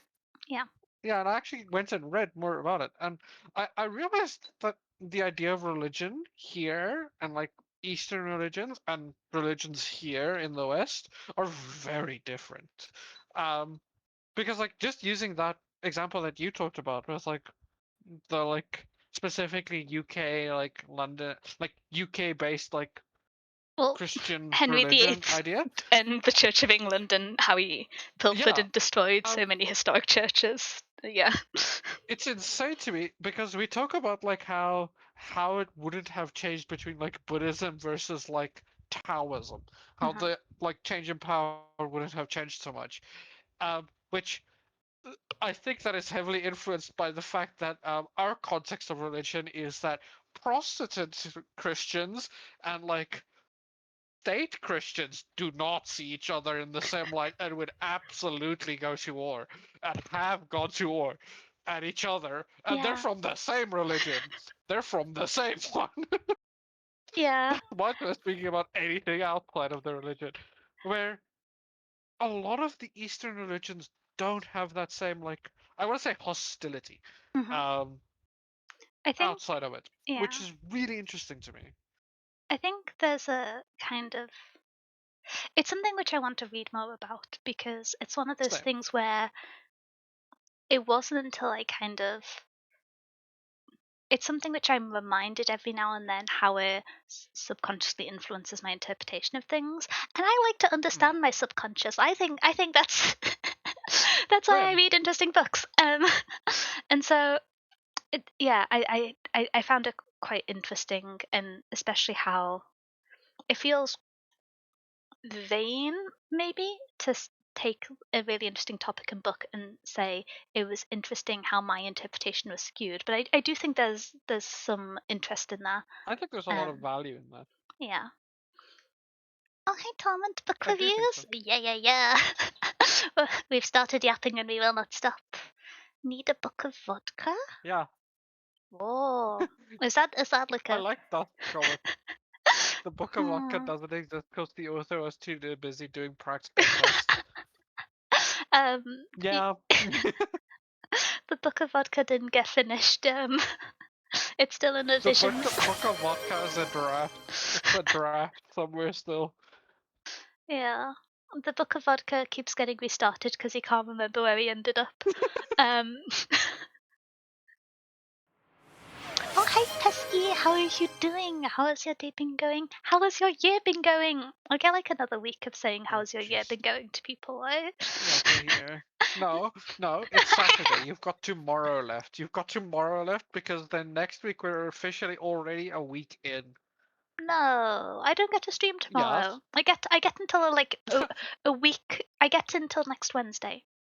I think that makes sense. I get till the 7th. Fine. I do enjoy Very reading well. and need some Also, recommendations. Oh, we always have too many book recommendations here. we do. If you're And looking once we for, choose our book yeah. for this month in a while, there'll be a lot of really good recommendations on that we're not using I because we was can gonna only say, read like, one. segue. It's gonna be a while away because we're on chapter 2 of 7. Though admittedly, it's two of the chapters that I have more notes on. I don't know about yourself, Kai, but we have I think 7 nominations, which we'll be talking a little bit about later on. And we'll be picking one that we'll be reviewing again next month. Which if you'd like, you're more than welcome to pick any for inspiration. But if you'd like to catch up and read it, that's always extra exciting. Um, I'm Yeah. I'm also just very willing to be asked about book recommendations or what I'm currently reading Same. because the answer's too much. Did you Yeah, I know? see your story graph with 6 ongoing reads right now. It's 7 now. Actually, no, it's down to 6 because I finished Kew Gardens in a few hours. It was 7 briefly. Yeah, we Yeah. talked about it. If it helps, I'm about to start the Mathematical Principles of Natural Philosophy, which I think is going to take me a few months to slowly read through. So it's going to go back up to 7. Mine, I say that derogatorily. I shouldn't. Mine is like 8 right now. I'm currently reading 8 books. What the heck? So, well, I gotta do some stuff, bro. Apparently, we're never reading about like Buddhism, so I've just been reading about Buddhism. I mean, if what's it called? We were talking about how we might do a buddy read outside of book club because we both read too much. We could read Eva Long's translation of Glacier together. You don't have to convince me. Yes, the answer is yes. Yeah. Okay. I think that's like the second key text in Taoism, from my understanding. Yeah. Admittedly, limited understanding, but that's the second. The Metamorphosis in Fine Intellect by Roger Williams? Yes. I haven't read it. I've heard of it, but I haven't read it. It's one that's on my TBR. Ooh. It's on my TBR too. Did you enjoy it, Very Tom? good. What's your rating review? It shall maybe move up or down the long list of my TBR. Oh, I should probably jump back into where I was in my notes, which I got quite distracted. We did get kind of distracted. Oh, one thing which I thought was quite interesting, and oh wait, Talman, thank you for the follow. Welcome into the library. Sorry, I got too excited talking about the chance to recommend books that I forgot to see the notification. Science fiction and history. Interesting. Oh well, okay. On the theme of us reading too much, there's a little pin message about it, but there's also a sci-fi and fantasy book club if non-fiction and lit fiction is less your speed, which we're currently reading Legendborn by Tracy Dion. So there's a book club every 2 weeks that we're causing nonsense. Yeah. Yeah. Yeah. To be fair, we do always need more sci-fi recommendations for that book club We because do. myself and Kai both lean more towards fantasy or myself fantasy and dystopian novels, and so um they were generally a little bit lopsided in the genre recommendations because my main encounters with sci-fi are largely like space operas, which I realize is a very Mm. specific part of the genre. But yeah, let's go. Yeah, Yeah. and I'm I'll say it like it is. I'm a basic bitch when it comes to sci-fi. I've just read all the popular things. I have read. Like you can ask me about the like popular ones. Outside of that, don't even try. I think Like I you're taking your encyclopedic reading of fantasy and and somehow no, diminishing your sci-fi reading in comparison when you still read quite a lot. um, yeah, I guess, but I also like when I say the basic, it's like I've read Mickey 7 or like Murderbot, stuff like that. I It's still haven't I read don't Murderbot. It got nominated but came second, and I haven't picked it up yeah, since. I did. Has the TV adaptation come out yet? Yes, the TV adaptation is Oh, out. okay. I did the It's thingamabob like where last year I read. Oh God, last year, a month and a half ago, I read Tinker Tailor Soldier Spy, and then watched the yeah, old, not the film, but the TV series adaptation, mm, and it was quite fun watching and reading two different, oh, watching an interpretation of the source just after reading it, and so I'm yeah, gonna try and do that a bit more this year because I'm not the best at watching films or series. Just yeah. me and I my. I kind of want to plan a few more of those because they're fun. We should do one as like a movie night for book for Oh the yeah, Discord as well. that'd be fun. That'd be fun. There's some Um, few, but yeah, there's like I will say my big part is like so like what I mean when I say I've already read the basic stuff is like, and you might know some of the authors. It's not like I haven't. In fantasy, the comparison is like Fonda Lee or like Guy Gabriel Kay or like R. Scott Baker, Ian Irvin. There's like so many like people that like if I say this and you don't read fantasy, you probably don't know who half these people are.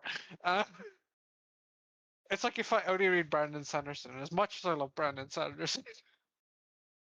I think some people occasionally leave book club with the impression that you only read Brandon Sanderson. I do like No, Brandon Sanderson. I do like Brandon Sanderson just a little bit. quite Oh a bit.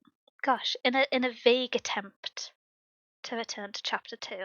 I just saw we've been Yeah. talking for 2 hours on two chapters, which, considering there's 7 chapters, bodes poorly for our bedtime. Um, oh dear. Um, You I will preface this for everybody saying Daniel did send me a Discord message saying, yeah, we end on like past midnight. It's okay.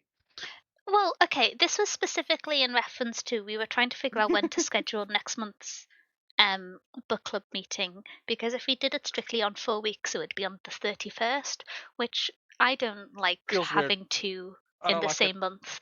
Feels weird, I don't don't like like it. it. We And so, can't call it February book club meeting if it's on freaking January 31st. yeah, Feels wrong. but in my head I was just like, we could just yap for so long that it reaches February, and in that sense, because it passes midnight and it becomes February 1st, be the February book club, which was my argument. um I accept that these normally last 5 to 6 hours, but that wasn't specifically my point. this is this is like an Sure. intermonth book club. Sure.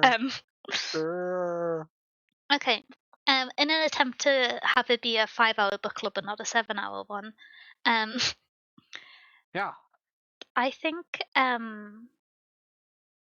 oh, there was a few times when reading this chapter, I was just like, Le Guin, the dispossessed, pointing, um, which I don't have the specific line which made me reference it, but I just had Ursula K. Le Guin, I see you, with several exclamation marks written down in my notes at one point. Um, oh, one idea which I thought was quite interesting is when there's the extended idea where they talk about how when drinking tea prepared properly and admired properly, each cup kind of elevates and changes the self and the body. And I think for the fifth cup, there was the calls me to the realm of I can't read my own writing, immortals. Yeah. Um, which I thought was quite interesting because it starts off with this idea of tea as a cleansing force and as a positive impact on life. But you would normally think of that kind of idea either in the evolution of sense or in the maybe it's like a very Western and English framed metaphor, but that as being a kind of like a pearly gates passing away description. And so I thought that was quite interesting, is the phrasing of it.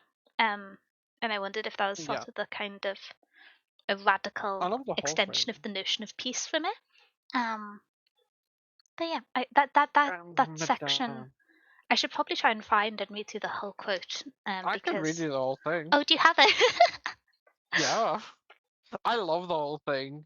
I like whole 7 cups. I love all of them. Mhm. Oh, hi, The Taxwell. first, Greetings, I distinguished will not say souls. hi because you said in chat and madame. What am I? Um, What do uh, I you were mean? in chat earlier. You were accusing me of being a cat. Hmm. I'm not a cat, for the record. I'm a mouse. Look at the ears, very Daniel's a round. cat. Look at the Cat. tail, Cat. very mouse. Cat. Look at Cat. listen to the squeakiness of the voice. Propaganda. Propaganda. But The yeah. quote is the first. I'm getting us back on topic before we get back off topic because I will get back on topic. The first cup caresses my dry lips and throat. The second shatters the walls of my lonely sadness. The third searches the dry revolts of my soul to find the series of 5,000 scrolls. The fourth, the fourth, with the fourth, the pain of past injustice vanishes through my pores. The sixth, I'm in touch with the immortals. The seventh gives such pleasure I can hardly bear. The fresh wind blows through my wings as I make my way to Pengali, the mountain of the immortals. Oh, thank you for the follow. Wait, Tax Lord Co? Oh heck, am I gonna need to? I pay my taxes. Never mind. I've already sorted my taxes for last financial year. I'm very organised. Yeah, Sorry. I was gonna say you're the most taxed, I like I keep trying on the to. ball of everyone. The amount of conversations I've had trying to make sure streamers don't commit tax fraud. Oh, Oh my yeah, goodness. you're like Um, the least on the like. If there's a scale, it's like from you to Leo, where Leo is the most likely because he would just forget would you and would be believe so that for several real. of those conversations were about Leo and late filing? Yes, yes, I would. Oh my But you're on gosh. the opposite side of the spectrum. You're the least likely. The rodents are everywhere. The rats are the were squeaking. Yeah, Rodent, not rodent, here rodent. though. Danielle is the cat. Kaya's in denial. I, as the person in charge of the screen for next book club, should get little.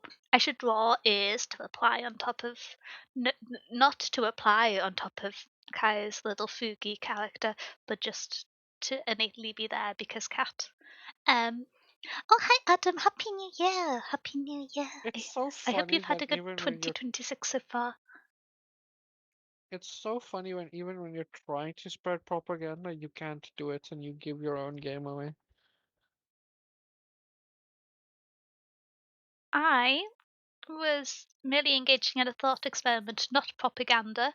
Um, your insistence on cat propaganda as the highest form of social communication is your own activities. I am not participating. I haven't watched you since last Oh year. no. Oh, it's been so long. And I've not seen you in a year. I um. was say there's a very cool quote in this about preparing tea, which is very in depth, by the way, and I Okay. didn't know half of it. Which be Also, the quote? the like, what's the word? The words he uses to like compare stuff in here is really interesting and funny to me. So it's specifically talking about a book, um, Book mention. which is so it's called the book's name is the Shaking, which is the Holy Scripture of tea. He said it, not me. It's in quotation marks. It's the Holy Scripture of tea. Uh, Oh, this was the original book that introduces the by Lu Wu, the poet. yeah. Yeah. And he has a like preparing tea, and the way he like talks about it is so funny to me. So there's there's a talk about like water, specifically what type of water you should use, in which spring water is like so river Isn't water is mountain water the the second. best, and then spring Yeah, water, and yeah. it's mountain, river, spring in order of excellence. So if you cannot get mountain spring, bad. You're already doing it wrong.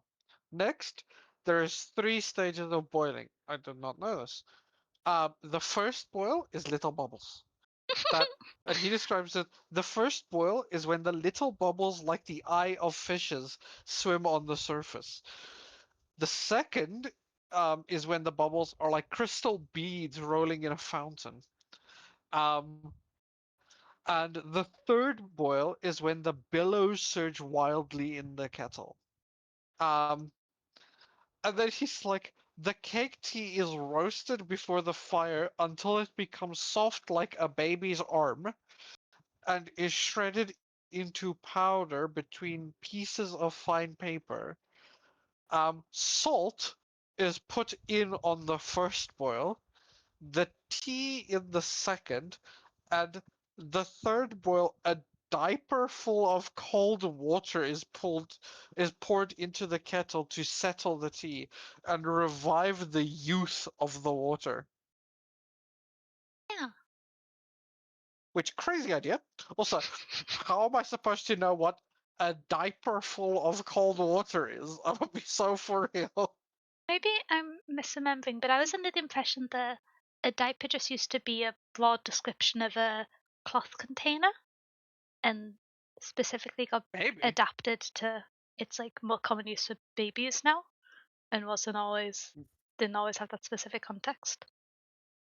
I hope so, because I don't want to go get a diaper just so I can make Oh tea the way this man said it no! should. Oh I don't know how that is. no! Well, I'm gonna choose to But honestly, ignore that. I love some of his ideas. Like, you have to roast it until it becomes soft like a baby's arm. I think, yeah. I like the description of it. I enjoyed. This might sound a little silly, but I enjoyed how this book was being comfortable, being quite referential, and spending of its Mm, comparatively short kind of length and runtime quoting extensively from other sources when they expressed an idea well or were significant. I thought that was good, yeah, and this was a good use of that example. If I'm remembering correctly, the collection of writings which is referenced here is a part of 10 writings where yeah, the 9 of them are recorded, but the 10th one was lost and it isn't yeah, known about. This also made me yeah. emo. I don't like I lost media suffer suffer. Yeah, but yeah. But yeah, it's such an interesting idea. Um, I love the referential stuff in it. Also, you put salt in tea? I mean, I don't, but people have. I kind of want to try it, but also kind of don't want to try it. I'm gonna be so for real. Wait, if you try it, let me know how you find it. You do it. You do it. Tell Why me what you me? find. No, that's what you're doing. Is you're saying like you do it. You do it. Tell me if it's good. You're just using me as an experiment. I will say I will do it. I'm kind of curious. Kind of Intentional curious. or by accident? To be fair, I think I have accidentally put salt in tea before. Yeah. Wait, really? Well, you sometimes have like salt and sugar and similar distributors, or if you're in like a hotel and they have the little sachets, it can be quite Yeah, but if you messed it hazardous. up, don't you usually like throw it out if you didn't want it in there? Yes, but sometimes you feel bad and you drink it anyway. Ah ha ha. Oh, I've never Um, had that experience. well, it's like if I've got a cup of tea from somewhere and I accidentally put the wrong topping in, that's a me issue. I don't want to like go up and ask for another cup of tea. Oh, thank I you for the will hydrate say the husky. I'll drink some coffee. That's apt. The only time I've ever done that is I put salt in coffee, and I don't think that would be good. I would be so for Oh, real. I mean, I that would. I have as a when I used to work as a barista. This is coming up more than I expected today. There's some Vietnamese coffees that have salt in that were quite popular that we used to make. Really interesting. They had a lot higher sugar content and were like whipped coffees, I think would be the quickest explanation. Um oh, hi yellow. A dad joke? Yeah, Have you heard the term for boother? I don't know. Ah. I read ahead this time. I've learned from the past. Oh well. I didn't read ahead fast enough. This is the downside of being a slow reader and a streamer. Um almost. Ah. Well, I hope you're having a good day either way. Um And let's talk about tea. talking about tea instead. It's it's quite interesting at the end. It talks about how I'm a little ignorant of the history outside of as it's described in this book regarding Hmm. how a lot of the three eras of tea, the first two largely developed within China, and then the third tea as it formed in China was adapted in Japan and then continued then after tea culture as it had been built up in China was lost under the conflicts we mentioned earlier. Um, that bit I found quite interesting because I Same. don't know a huge amount of that period of history. I don't know how kind of interconnected the ideas were. My like knowledge of the history there is limited to like last 100 or 200 years or so. Um, or yeah, actually, oh gosh, that's a possibly poor reference to myself. The most knowledge I have for the history of that period is what I read about after reading the Poppy War and wanting to know more, but it wasn't really applicable here. Valid. Um, Yeah, but that's valid. It is interesting. I know a little bit more, but not much. So I also learned a lot. I wanted to read more about it yeah, because because if I also read Poppy War and was like, "Ooh, interesting," and then mhm. read more. I think the thing which I was touching on there is it's quite interesting given a lot of oh yellow, thank you for the follow. Welcome into the library. I hope you're having a good day. Given a lot of the first chapter was how when the practice of tea moved from one culture to another, um, a Hmm. lot of the nuances of it was lost. It's quite interesting Hmm. how, in likely because of the existing similarities and interchange of ideas from them being more closely tied, although Japan, obviously island nation, allowed for a Yeah. more full transfer of ideas when the third phase and the current modern era of tea was adopted and continued. Um, Yeah. but yeah, I didn't know a huge amount of how much interchange there was between the cultures at the time. I was generally under the impression that Japan had been pretty isolationist historically, Isolationist. or not absorbing other cultures, and so I didn't know too much and want to read more about it. Um, Same. but yeah, I want to read more now as well because that is the like what's the word like perception of Japan in the era is that it was very isolationist, and mhm. I don't know it had I, I this much I don't know because how even much of from that. this, Oh, it had a lot of cultural interchange between them, which is really interesting. potentially, I feel like within this, a lot of the early ideas were specifically absorbed within China and then just emerged into Japan over time. But it's not Yeah, like a key topic of the book, and so it's yeah. something I'm just interested in. Um, I think those we kind of just speed read through my notes on this chapter, but um, I have one more oh, that okay. was very interesting to me.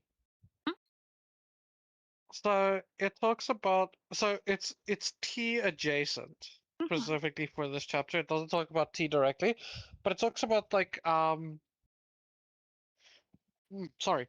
It talks about like so firstly it talks about Neo mhm, Confucian ideals, which is that Nirvana was always outside, right? Nirvana is a place you uh, go to. Nirvana is like, it's like heaven. It's mhm, a ideal you go towards, right? And it's like the ultimate goal. Where Taoism is different. Where um in the Taoist conception is immortality lies in the eternal change, which permeates all of the modes of their thought, which means they put more emphasis on the process of doing it, mhm. not the end result. Um, it was the completing, not the completion, Yeah. that is valid for them. That is really vital for them, specifically. Um, which the interesting idea there is that, which is the idea that like it is in living your life that is the value of these ideas. Mhm, Um, it's coming face to, he uses the words man came thus at once face to face with nature. A new meaning grew into the art of life. Um, the tea uh, began to not be a political pastime, a poetical pastime, but one of the methods of self-realization, which is a really interesting idea. Is that it is in the acts of pursuing this that is the vital part, not the end result of pursuing these things. mhm. Yeah, that part is very interesting. I believe it was the part, when I referenced earlier how I just had a line which was, "Look, when I see you," I think it was the segment leading up to that bit about Taoism being a practice of continuous change, that I was Yeah, referencing there, since that's quite heavily referenced even in the latter half of the Dispossessed. Um, it is. yeah. It is kind of the idea for the lost end of Dispossessed. Mhm. I No think spoilers, no spoilers, sorry. That was I almost too much spoiler for the Dispossessed. yeah, I think how do I phrase this? It makes a lot of sense that within this kind of philosophy, this religion, this practice, that theism as a ceremony rather than as a product and a Hmm. consumption became the significant act. Yeah, Um, whereas when exported to the West, it gained value as a product.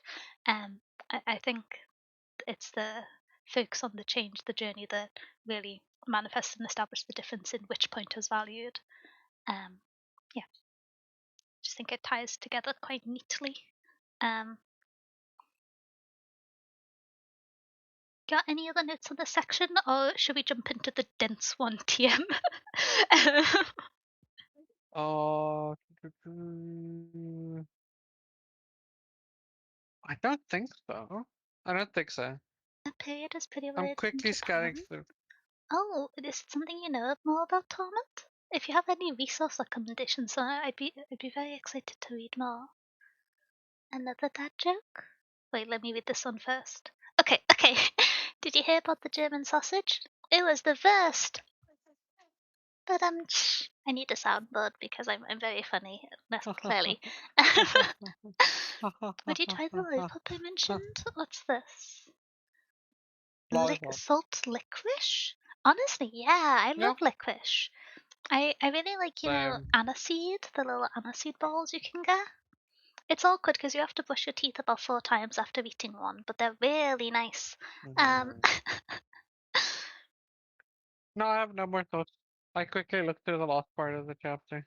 Okay, I will admit, as we jump into the third chapter, that I This intended one's long. this one's long, um, but also this book club was the first time where I took my rough notes and rewrote them as more ordered points, which is why I've got distracted a lot. But at times I've had more clear quotes I can read without so much paper rifling. Um, I'm going to be honest, I didn't finish rewriting them for all of the chapters. I did them for the first But three, this and one of then them. yeah, I did it for chapter 1, 3, and chapter 6 because 1, 2, 3, and chapter 6 because I started chronologically and then I was like, oh heck, let me do it for the chapter that I have the most opinions about because I was writing them up today and and I was a little bit busy. Yeah. So that's my poor time management, but I'm this was probably going to be one of the chapters that I yap more for and then have broad ideas and less direct quotes for the other four. So we're going to be relying on our hologram for quote support. um, but in the meantime, I won't shut I up got for you. quite a while. Um, uh, I, This is what I'm going to be yapping a lot about too. yeah. Da, da, da, da. The I immediately can't read my own handwriting. Um, Right. do you have any kind of opening notes to say on this one? If I flick through the little book, Opening note. um, What do you mean, opening note? No, on the second page of this chapter, there's a quote I really love. oh, okay. Which is the quote? That was kind of what I meant. Like, Ah, so there's a quote in this chapter that I really love that has an interesting idea attached to it, which is something we talk about often, which is translation is always a treason, and as a mhm, Ming author observes, can at its best be only the reverse side of a brocade. All the threads are there, but not the subtlety of color or design. But after all, what great toxin is there which is easy to expound? yeah. Which is a really interesting idea. We talk about it a lot on like how It's translations, yeah. It's as great as they are, you lose a lot of mm, what I is there a lot of the time. I And think yeah, a lot of the emphasis on translation as an act of betrayal, or in this case as an act of treason, is something that we've kind of continued forwards as a theme after it was heavily featured in Babel last year, which was one of our previous yeah. book club books. Um, but yeah, it continues to be an interesting idea and appear in other places. Um, but yeah, it does. Yeah. I think if uh, continuing kind of from the idea, there's um, the idea about um, many of the early ancient sages is I think the language used internally in the book, and how it's difficult to digest and explain the ideas of Taoism as originally presented because in the little quote they spoke in paradoxes, for they were afraid of uttering half truths, um, which I really like that I little love. segment, but continues on. They began by talking like fools and ended by making their hearers wise, which I like both those segments, but I think the first one is particularly snappy. Um, I feel like it might I be a love quote from both somewhere of those. else because I feel like I've heard it before, but it could very well be this is the source. Um, but This is the source for it. I'm pretty sure. okay. Yeah, I love the section right after that that talks about. So for those that don't know, the founder or like the kind of progenitor, kind of like the first guy with Taoism is Lao Tse. Mhm. Um, which after that they talk about him and they say Natse himself with his quaint humor says, if people of inferior intelligence hear of the Tao, they laugh immensely. It would not be the Tao unless they laughed at it. Which is such a funny idea. Yeah, If they I didn't find it weird and like laughed at it, it wouldn't be right. I understand the context of the idea, but the kind of principle of that is something the byproduct of it appearing as a similar idea in different fields kind of gets my heckles up a little bit because Yeah. I don't know. I say this as someone who benefited from an amount of like intellectual snobbery between disciplines, I suppose. Um, with originally studying and having my focus being mathematics. But whenever people kind of go, oh, the value in my idea and how most people couldn't deem to understand it or would be kind of bamboozled by it in various terms. I understand why it makes sense in this context, and particularly with the kind of with the less intuitive components of Taoism, but it kind of aligns with other expressions which I don't love. And so I yeah, I think it's a very good and snappy quote, but I think I've yapped to you quite a bit, Kai, about how I don't know. I grumble at a lot of kind of Yeah. um academic elitism, but it Yeah. has levels outside of academia and is in fact more so kind of Yeah. We've class elitism. Yeah. I'll we've go on my talked a tangents. lot about it. I will say we've talked a lot about it. I do agree, and I agree with you on a Yeah. lot of it. The kind of But an idea being intentionally undigestible isn't what it's intended here, but the way it's yeah, remarked on is similar to how those kind of ideas are discussed, and I think it is something which is yeah, still very commonly practiced and kind of extremely so. yeah, it's practiced and it's excused as being academic language or necessary abbreviation, but it's at some point it's just exclusionary. Um, but yeah, um, Yep. so I was just I remember reading that bit and being like, this makes sense within this book, but I'm getting grumpy at it because it's similar to something else I don't like, which is my own limitation as a reader. But yeah, No, I will say I had the exact same experience because it's something I also hate, and I have problems with formal academia as well. So like, yeah, yeah. let's I just say I'm not the biggest fan. mhm. um Because me and you could actually talk about that a lot because yeah, mm, it's something that we talked quite a bit about when we were reviewing Blood Over Blighthaven to some extent, yeah, with the kind yeah, of blood over bite exclusionism. heaven and a lot of it. Yeah. Mm. Um. Oh, I realise I'm referencing past book yap sessions. If you would like to view any of the past book clubs, they're all on the archive YouTube channel. It should be linked on the Twitch. Woo! It should. There's there's You can go 12 look at them. months of them now. um, Yeah, previously, we actually have a whole year. for the first 8, the non-fiction and fiction books are combined, so there's one for each.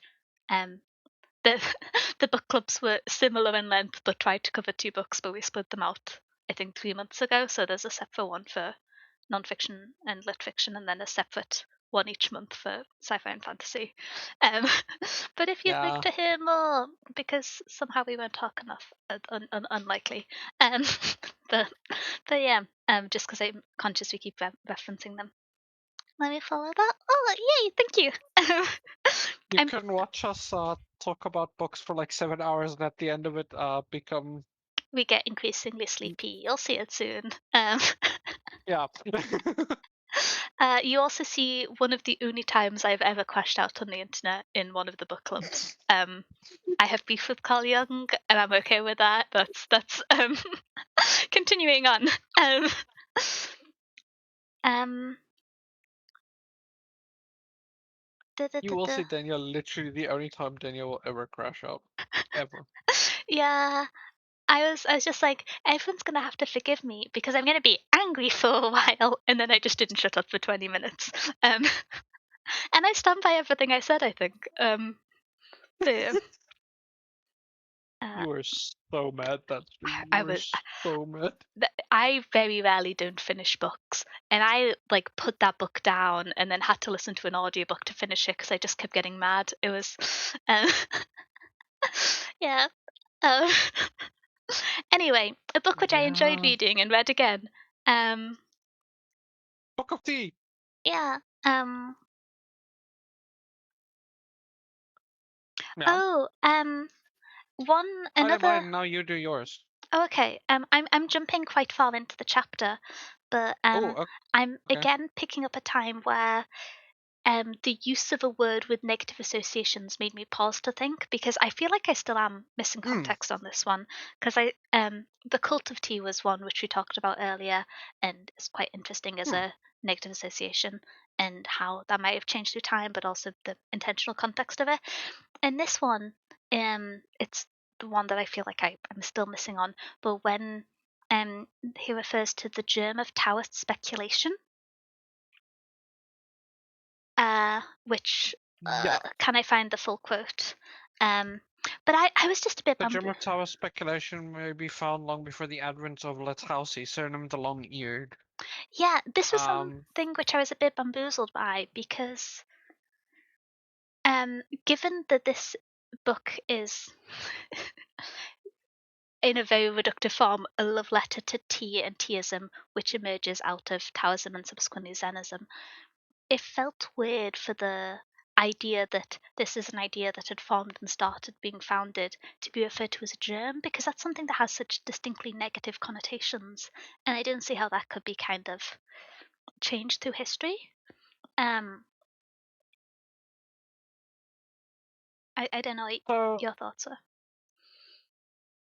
I know about one quote attached to it. And I know about the idea attached to it. And I think it's a different type of germ specifically. Like the type, like a seedling of it, almost Oh, idea can attached to it. you mean like the germination rather than? Yes. Because I know Oh. about one quote attached to it, which is from a different source, which is nature is the source of the germ of immortality, which is by the Wu Qianpian, um, which is a book around Taoism, very early Taoism that I've known about. Is that's a quote in it, is the nature is the source of the germ of immortality. So I think it's talking about like that type of germ, not like Okay, I not suppose, yeah. it's like in the term of the like germination of the idea of Taoism. Hmm. Um, I think he just borrowed that term from that idea, Okay. from other books that talked about Taoism. Because I think it's a pretty common quote in Taoism is like the germ of immortality or the germ of Taoist ideals. I've seen it a few times. That's the Mhm. one quote I do know from the top of my head, though, is nature is the germ of the immortality. Okay, that makes a lot more sense with that context. Because at the time I was reading it and I was trying to figure out, does it mean germ as in germination, as in starting point, or is it Hmm. germ as in to infer that this kind of deviation of some form of like speculation and separation from ideas is bad in Hmm. some way? But then because it was inferred as predating, I was like, how could it be considered bad from deviating from a future conclusion if it predates it? So that makes a lot more sense. But yeah, that was one which I was a little bit bamboozled by again. Um, Yeah, it oh, is interesting how he does mm, sorry. dance around words that are because it's very intentional. Yeah. Words he does use. Hmm. Hmm. So it's very interesting that he does lean so close to words with an idea of a negative connotation to it. Yeah. Um, Yeah.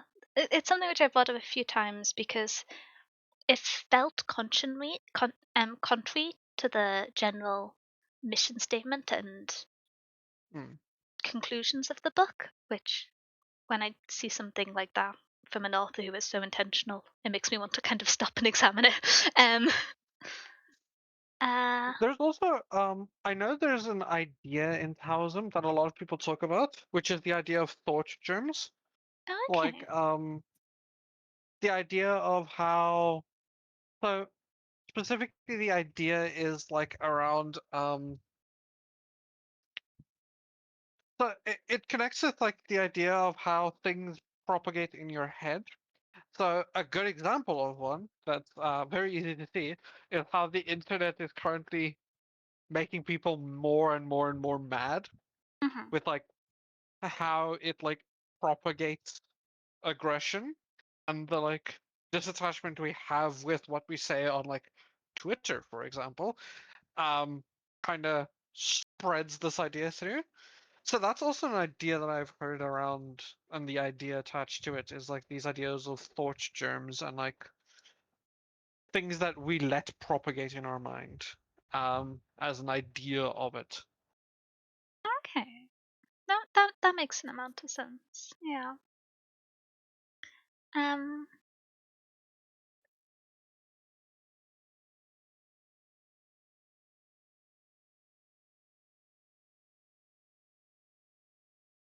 Um.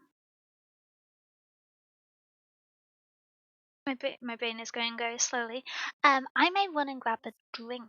Oh, Hmm. it's 5 minutes until advertisements. Okay, I think. Wait. Ooh, is that 2 minutes or 5 minutes? Sorry, I can never tell if it counts the break run time. I'm going to attempt to continue to form sentences whilst having a slight headache before running to get a drink, and so I can coincide with the ad break so as to not cause chaos. Thank you for the hydrate, Tomlin. Yeah, Do I? Oh, this is. I've got a like fizzy drink to hand. Oh, I've got water. okay. I'm Sorry about that. responsible. It's. I was having a headache earlier today, and I managed to kind of largely alleviate it by drinking large quantities of tea. But now I finished my tea, and I think it might be back.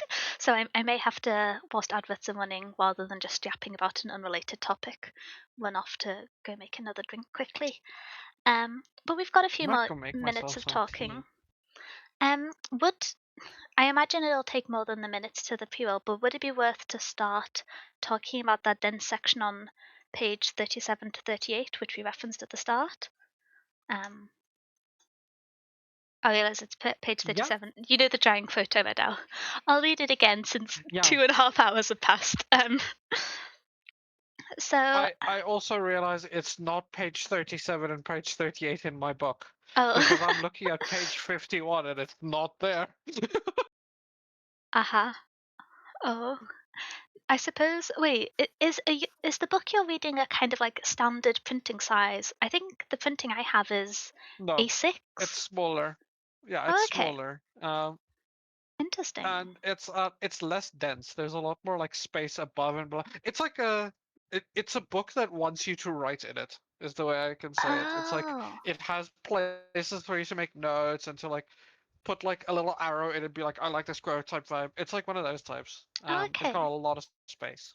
I believe with our brief yapping, the adverts have started, so I'm going to run to make a drink. Apologies for the I'm absence of getting myself. tea. I'll be back in 2.5 minutes. With more hydration. This is the perfect time to get a Yeah, but beverage, ideally tea, thematically. Okay, be right back. We have AFK Denyas to maintain entertainment.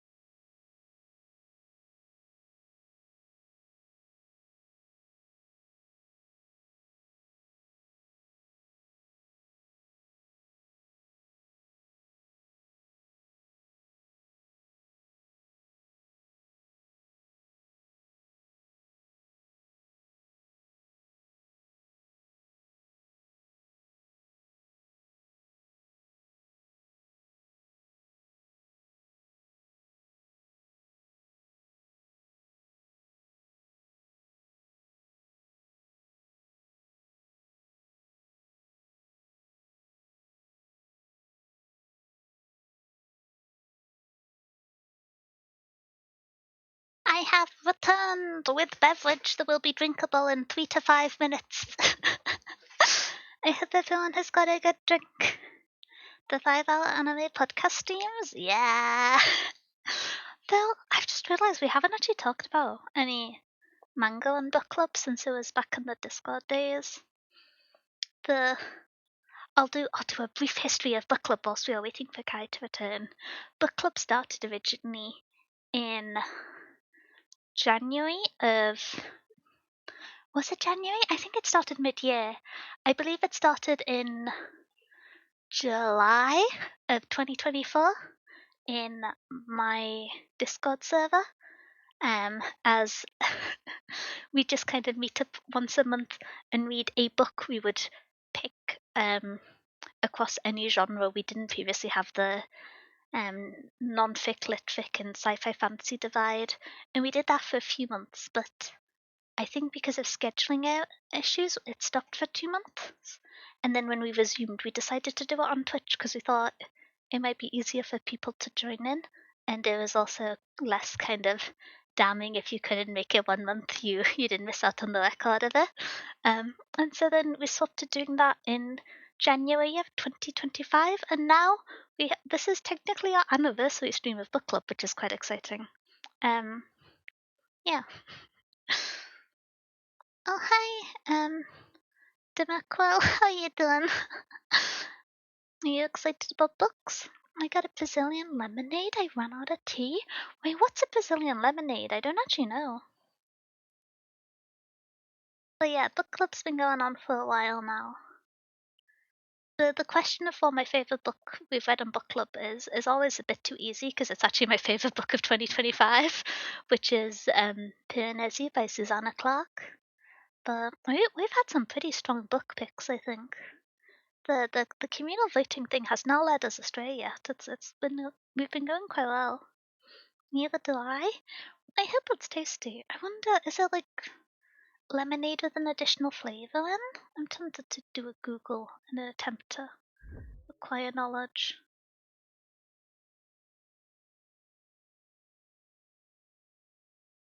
Oh, it's just lemonade but with limes? Oh, there's milk in it. Not sure how I feel about milk in a fizzy beverage. Oh.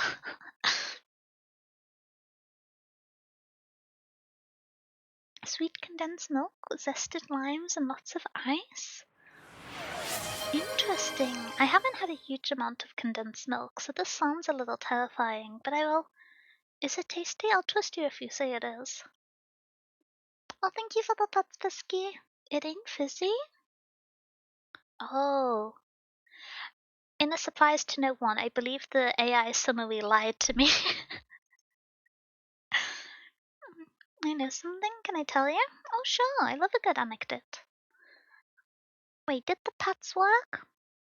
I'll do another pat. I don't want to cause the pat inflation. Google AI lying to you? Who Could could never. believe it? AI not being a reliable source of information? Hallucinations occurring in 2026? It probably means I need the numeric way, which isn't fizzy. Yeah, I imagine I just got the two ideas confused. It's very refreshing, great for hot days. Wait, is it very warm weather for you at the moment? It's nice and cold at the moment, but I have a new dressing gown and I am very cozy.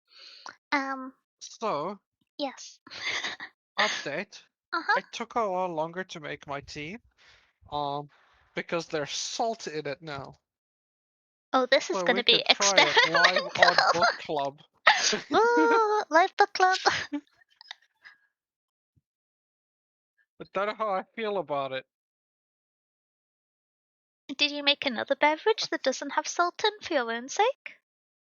Mm-mm. Uh-oh. We're hard committing in this house. About 31 degrees right now? Terrifying. 31. Damn. Wait. Damn. I'm British, I'm not built for that. If it There's goes more like than no 3 days reply without to that right raining, now. then I'm just not equipped for that part of the world. It rained so nicely just earlier here where Oh, I am. It rained so nicely. there's been quite nice mist over the But last few days. I don't know. oh, I As long love as you don't mist. have to go out a lot, it's really nice. Snow? Yeah. We haven't had snow, but there was a lot of frost on the ground when I was trying to take the wheelie bin out last night.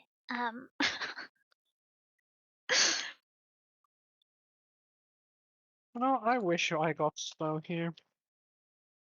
I need to make lunch for my kids. It was nice meeting you. Oh, I hope the lunch making goes well, and thank you for stopping by. But, but yeah, if you want to say the rest of things, the VOD should be up by Monday. It takes a little while to export and then review, but don't worry if you've missed things. And I hope the lunches go They're well. usually long, They're usually long, and the Twitch to YouTube export is flimsy. and we Oh, like hi yapping. Sonic. How are you doing? How has your day been going? How has your Oh. year been going? Oh. Um, You know what? If you can say it, I can say it. Daniel, why haven't you been on Cobblemon in a year? um, you haven't sent me the source link or the mod list. Wait, I haven't? Oh no. Get wrecked.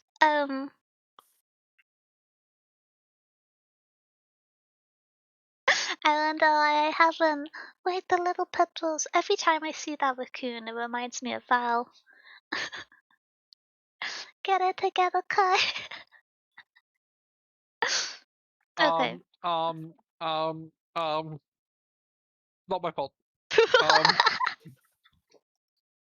Okay, so jumping back into the quote that we opened with as a kind of demonstration of the writing and the ideas. Um,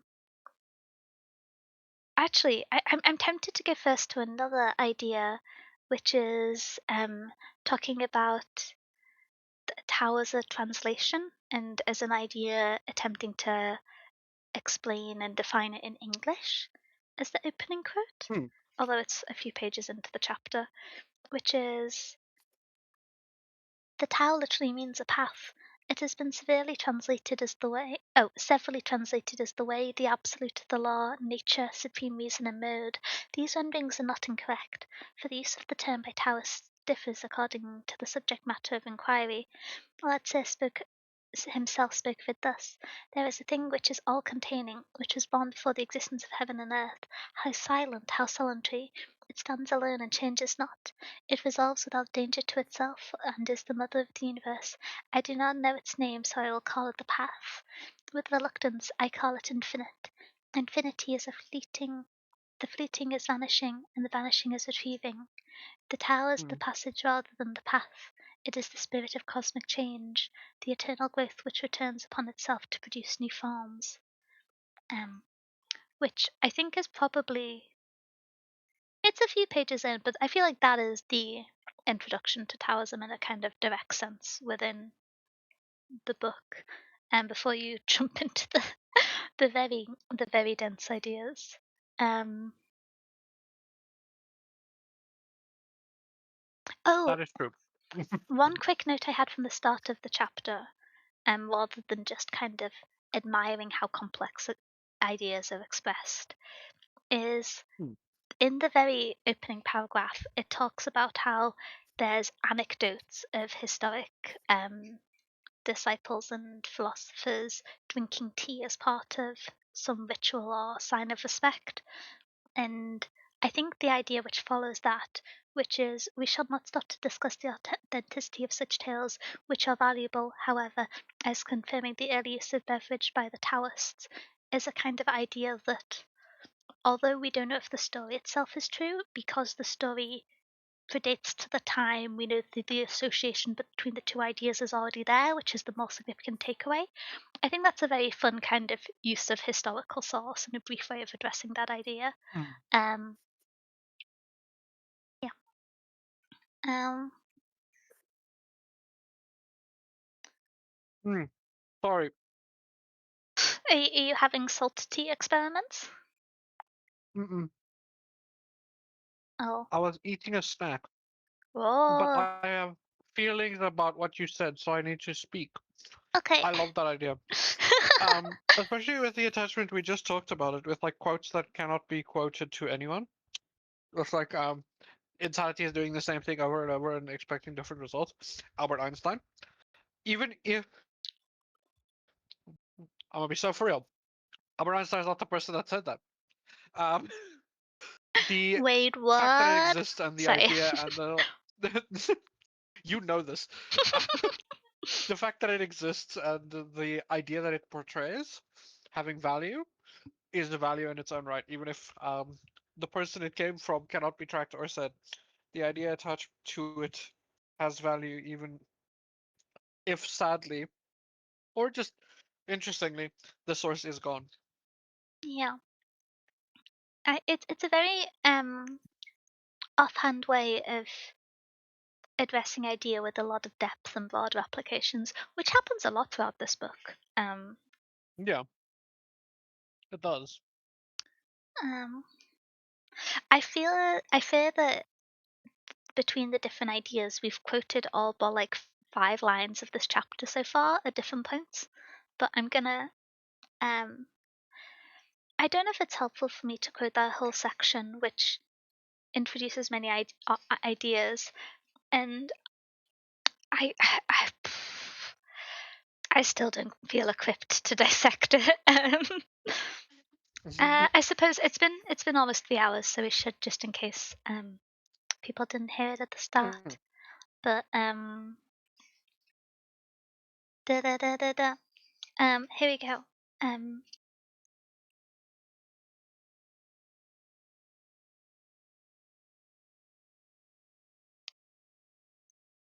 Um, okay, You got it. starting now. Sorry, I was just bracing myself. Definition is always limitation. The fixed and the unchangeless are but terms expressive of a stoppage of growth. The sage moves the world. Our standard of morality are begotten by of the past needs of a society, but is society to remain always the same? The observance of communal traditions involves a constant sacrifice of the individual to the state. Education, in order to keep up the mighty delusion, encourages a species of ignorance. People are not taught to be really virtuous, but to behave properly. We are wicked because we are frightfully self-conscious. We never forgive others because we know that we ourselves are in the wrong. We nurse a conscience because we are afraid to tell the truth to others.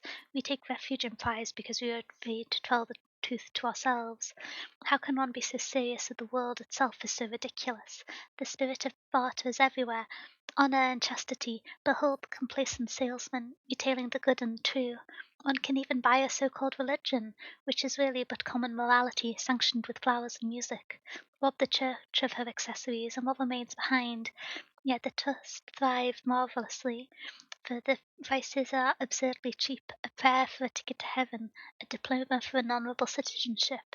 Hide yourself under a bushel, quickly, for if your real usefulness were known to the world, you would soon be knocked down to the highest bidder by a public auctioneer.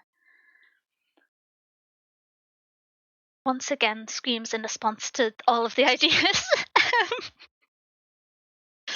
There's um, one right after that you should also read. yeah, there's the section after it, which I feel like is a kind of separate idea to the first one, which is why I didn't include it in a whole segment, which is why do men and women like to advertise themselves so much? Is it not but an instinct derived from the days of slavery? The validity of the idea lies not in its power of breaking through the contemporary thought than it is capacity for dominating the subsequent movements. Which also um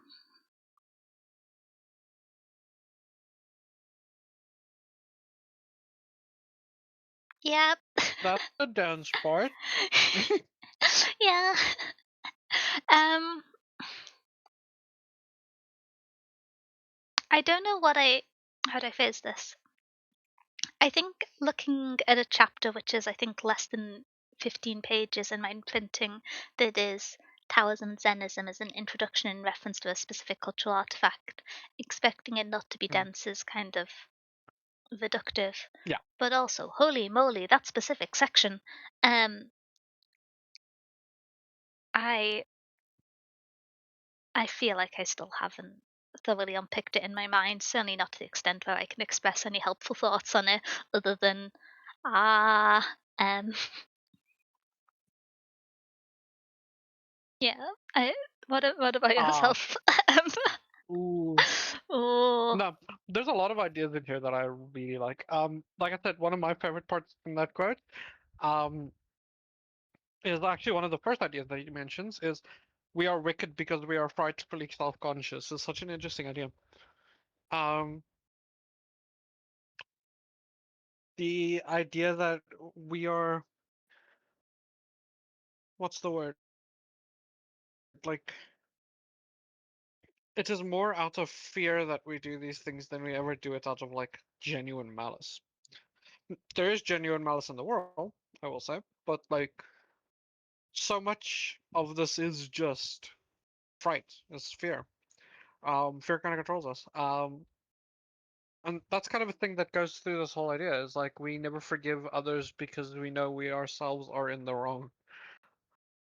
Because if you ever have to forgive somebody or tell them it's okay, you have to confront your own part in the game that it is played. This is an interesting idea. I love a lot of the ideas that are brought up here. Um, yeah. we nurse the conscience because we are afraid to tell the truth to others. Ouchies. Oh, jeez. I thought, jumping back a little bit to the notion of the apology, I thought that one is quite interesting as a brief reference to kind of almost self-destructive behaviors as a coping mechanism. Um, Yeah, that's also with the like we take pride. We take refuge in pride because we are afraid to tell the truth mhm, to ourselves. yeah, it, yeah. hmm I yeah. I I feel like I need a week off and no headache to say anything meaningful about the section, but it's very well expressed. Um, Honestly, the idea attached with this section isn't even like a week off and no headache or like get anything through it.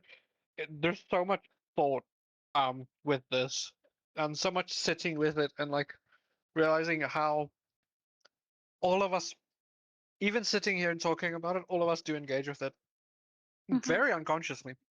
All of us engage with it.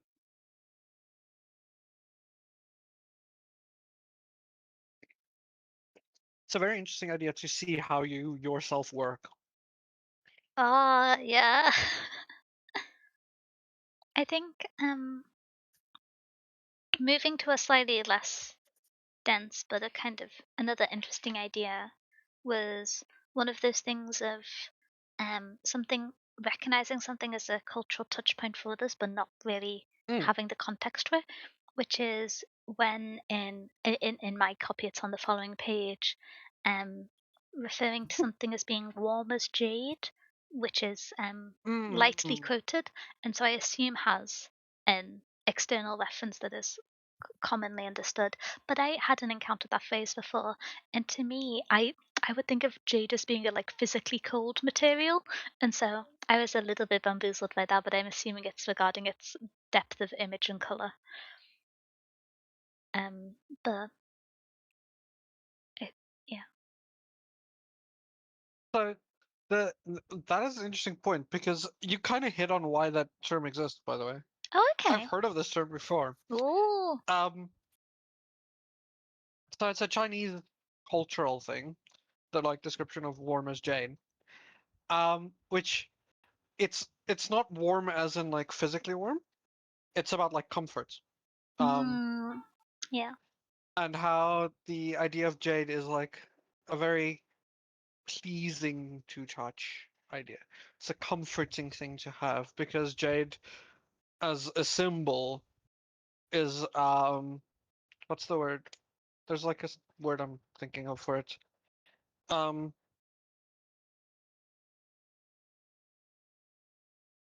Tactile. I feel like is a lacking description, mm-mm. but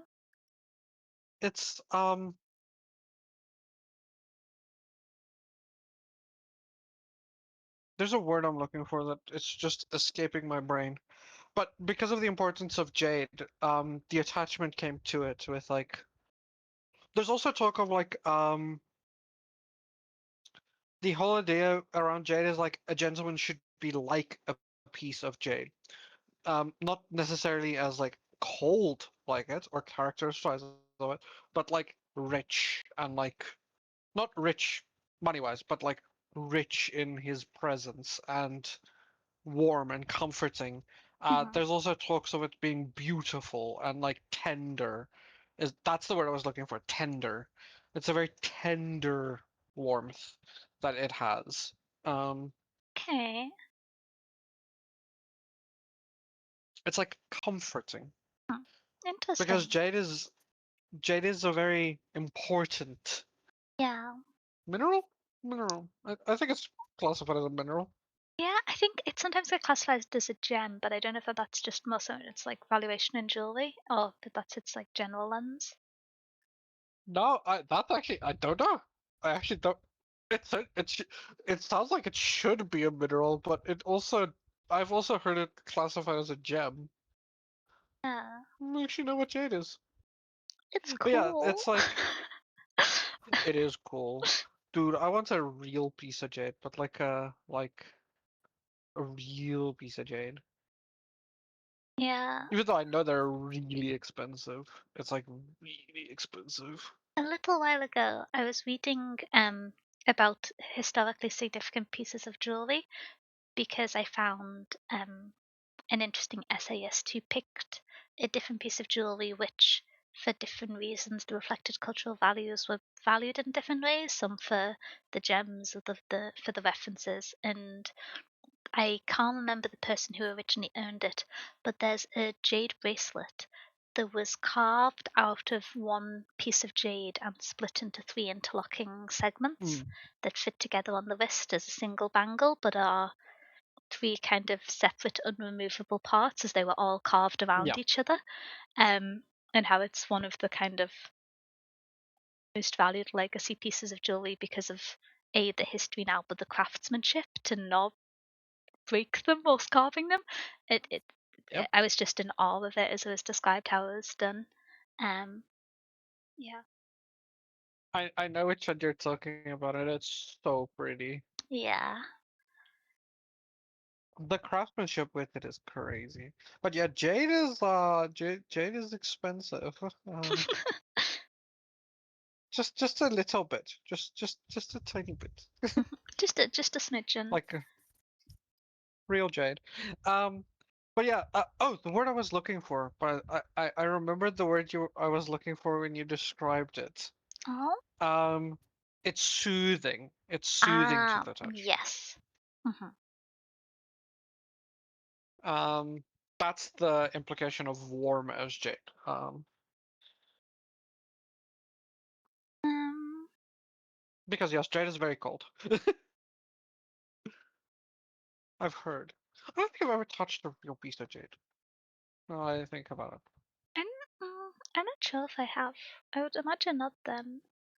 Um, oh, this references a analogy which I've seen in other places. A few Mm, pages later, which is always a fun one to talk about, which is the three vinegar tasters, um, mm, which I'll read a verbatim from the page as a um, description, which it explains some of the kind of differences between Taoism, Confucianism, and Buddhism in a very light touch way, which Sakyamuni, Confucius, and Lao once stood before a jar of vinegar, the emblem of life, and each dipped in a finger to taste the brew. The matter-of-fact Confucius found it sour, the Buddha called it bitter, and Lao pronounced it sweet. Um, is the kind of yep, abbreviation of it, um, which I found quite interesting. And part of me, I had a response to this, which I don't think is the intended one, which is I there is the intention there for the Taoist kind of principle to find beauty and goodness in something, But Hmm. to me, this is something that I've heard commonly before, but reading this book made me realize that as a analogy, it doesn't resonate with me for what it's trying to address. I think, again, with very shallow knowledge, because part of the embracing of the daily and the ritualization of the mundane and the beauty within it is an honesty and reflection of it. And vinegar can be good and valuable without deviating from its natural tastes and features. I feel like to kind of communicate the idea more so from how I would understand it, it would make more sense if Lao-Tse pronounced it good rather than sweet. Because to say vinegar is sweet isn't really indicative of its flavoring, but it's clear in that it's trying to communicate that there is goodness found in it. But I feel like it yeah. Do you see what I mean? Um, Yeah. it kind of it infers finding value in something to deviation of understanding or acceptance of its true nature, which I Yeah. don't feel like aligns with the intent behind Hmm. broader Taoism. Again, as someone who is not the best read on it, but yeah, it is obviously just like a small analogy, but it's one that I've heard quite often, and so I just wanted to yap about that um a little bit. Yeah, I think I've also heard that analogy and like that idea attached to it. I think it kind of misses the idea of Taoism to a degree, Mhm. in that it the simplification of something misses the point and intricacies of an idea. Who would guess? Who would ever guess that? Who would guess that a quote doesn't tell you all the details about what something is? And people should stop just saying quotes as like shorthand for ideas. Because like I Oh, think the whole idea attached to it is yeah, that you can find it in the honesty of a situation. yeah, The sourness of a situation, the sourness of vinegar, you can find happiness and it, like the positive in a negative situation by saying this is a negative situation and that is okay. I am hmm, still going to live after this. Yes, it is sour in this moment, but that makes me happy because I can taste that it is sour. yeah, Um, that I think is the closer idea. And the idea attached to like just like you should be happy in all things forever. Mm-mm, mm-mm. Very much no. Um, yeah, bad stuff will still happen to you, and bad stuff will still feel bad. But it is in the fact that you are alive and you can have. There's a very good Shakespeare quote about exactly that. Uh, even though I know you don't like Shakespeare, ooh, but hey, he had some great quotes. Um, but it is in. How about if I say it? It is a quote from. It's a quote from Dead Poets Society instead. sure thing. How do we feel that way? How do we feel about that way? It's actually one of the most famous quotes from Corpy, from Dead Poets Society. It's why do we write poetry? If you remember the quote. Oh yeah, Why do we read and write poetry? Because we are members of the human race, and the human race is filled with passion. Some of these things just happen to us, and it's up to us if we see it as a good or bad thing. Okay, Daniel doesn't like. So, okay. My reason for beyond disliking propaganda, Shakespeare is very reasonable because yeah. when I studied English, I did not get the opportunity to study English for very long because of my dyslexia. And so I got to do it for 3 years. And in the 3 years, we had the opportunity to look at eight pieces of work, and seven of them were Shakespeare, and the other one was of Mice and Men. And so, like, we could have talked about To Kill a Mockingbird. We could have, I think, even Tinker Tailor Soldier Spy was on the list. We could have talked about so many different classics, but we just kept looking at Shakespeare and nothing else. And so, in kind of my frustration, my formal education in English literature was limited to only being a view of Shakespeare. I kind of get grumpy um, about it. I'm sure the plays are Not to good. I just mention, have negative associations with it and frustrations. And so I am a little bit of a hater. Um, not to mention, and this is coming from somebody that really likes Shakespeare, you also got to engage with Shakespeare in my opinion, the worst capacity. Shakespeare, we talked about this at the start of this book. Shakespeare was written to be seen. Shakespeare was written for the word. Shakespeare is meant to be performed. Reading Shakespeare, you can get there. It's not as good. yeah, Shakespeare is great in theater.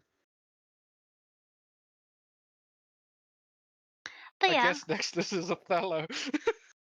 I mean, if Honestly, you I kind of nominate want to it and it wins suggest. the vote, but I um, kind of want to nominate a Shakespeare. I Wait, have you read Much Ado? yes, I have. Okay. I've read most of Shakespeare's most popular plays because they were the only thing we got to read and talk about for 3 years.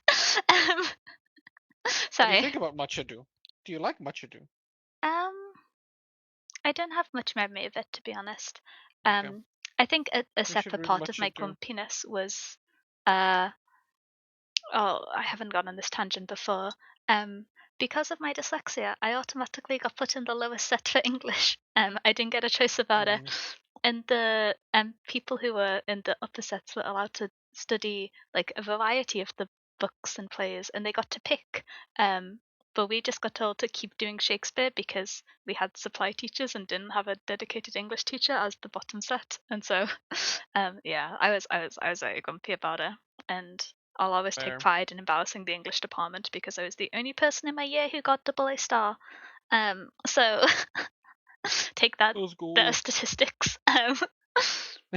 Kai, yeah, it was an amount of suffering. It took me a long time to want to engage in kind of uh Lit. English lit. yeah, English lit in the more classical sense, or the kind of academic construction and dissection of it, not just the enjoyment of it as Mm, a hobby and a method of storytelling and communication and sharing ideas, and more so in dissecting it, because I didn't enjoy how. I mean, it sounds simplistic, but I didn't enjoy how I was treated in it. So Shakespeare yeah. gets the brunt of that, but yeah, Yeah. um, That, I just had to clear that up because I can propaganda you so much as like how much you hate Shakespeare, but it's valid. I yeah. get it. It's more so And all that of my poking fun is poking fun. I think some of my dislike from Shakespeare stems how, specifically in my education, and I know in some others, the kind of vast history of writing, even in just limited to English without translation, is often kind of focused in on Shakespeare and or two other British white men. Mm.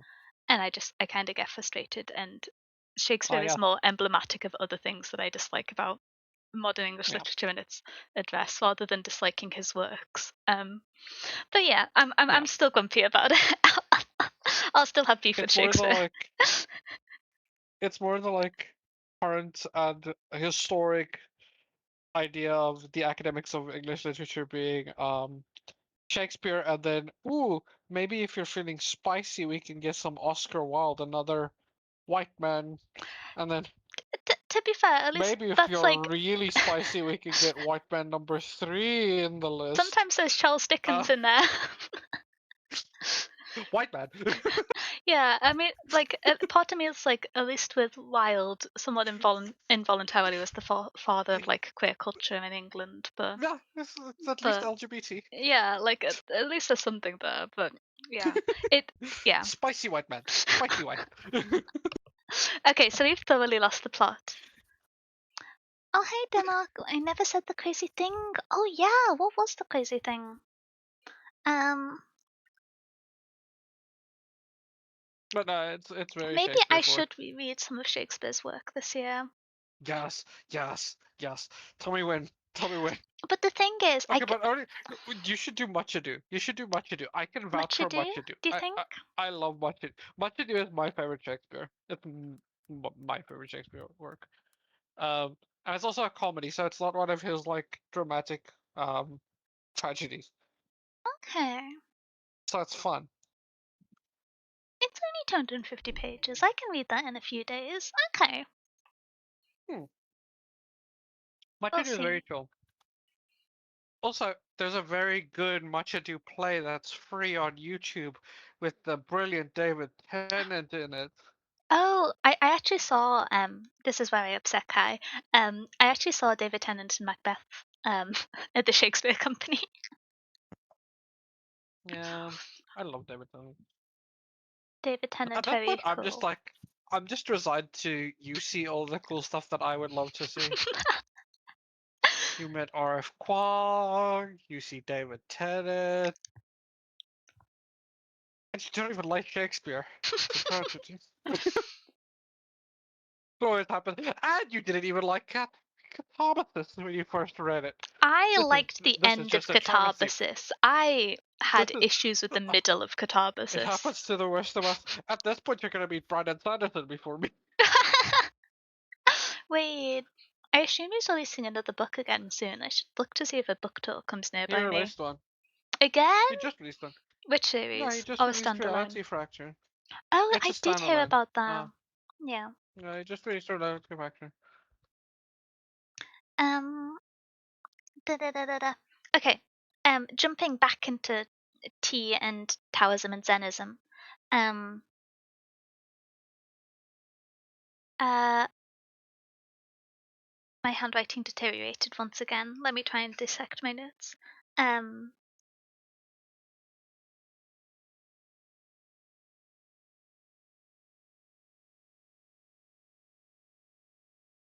Oh, the quotes regarding movement and the idea of the Hmm. importance of self in self perspective and the elevation of that and compared to a lot of historical Confucian and Buddhist philosophies was expressed quite well in a little analogy in this section.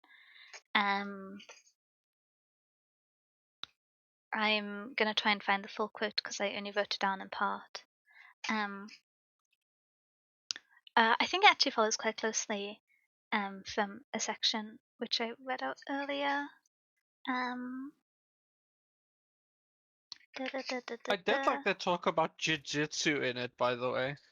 It was Oh, very towards the interesting. very end, and the use of movement against each other. Yeah, Mhm. that was very interesting with jiu-jitsu. I was like, oh, I know that. I watched that other guy. I watched the YouTube channel with the guy that does jiu-jitsu. Yeah, part of me got kind of confused because I was like, oh, I was surprised it was jujitsu that was referenced rather than karate, since karate, as it's modernly known, was originated from Okinawa, which is a small fishing village in Japan. But I suppose jujitsu Hmm. is the one that was more culturally present at the time. I don't know.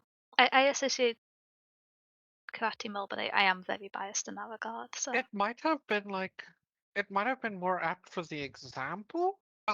I do think karate as a whole is probably bigger and would have always yeah, been bigger because this is in quotation marks, the Japanese martial art. yeah. That was my impression of it, and so I was wondering if that was a kind of social attitude that had only formed in the last 100 years since this book's writing, or if I don't this was think a so. I think specific it's example that was picked because jujitsu does kind of highlight the value of the vacuum, which hmm, is not the analogy that I was intending to talk about, but is also a good one.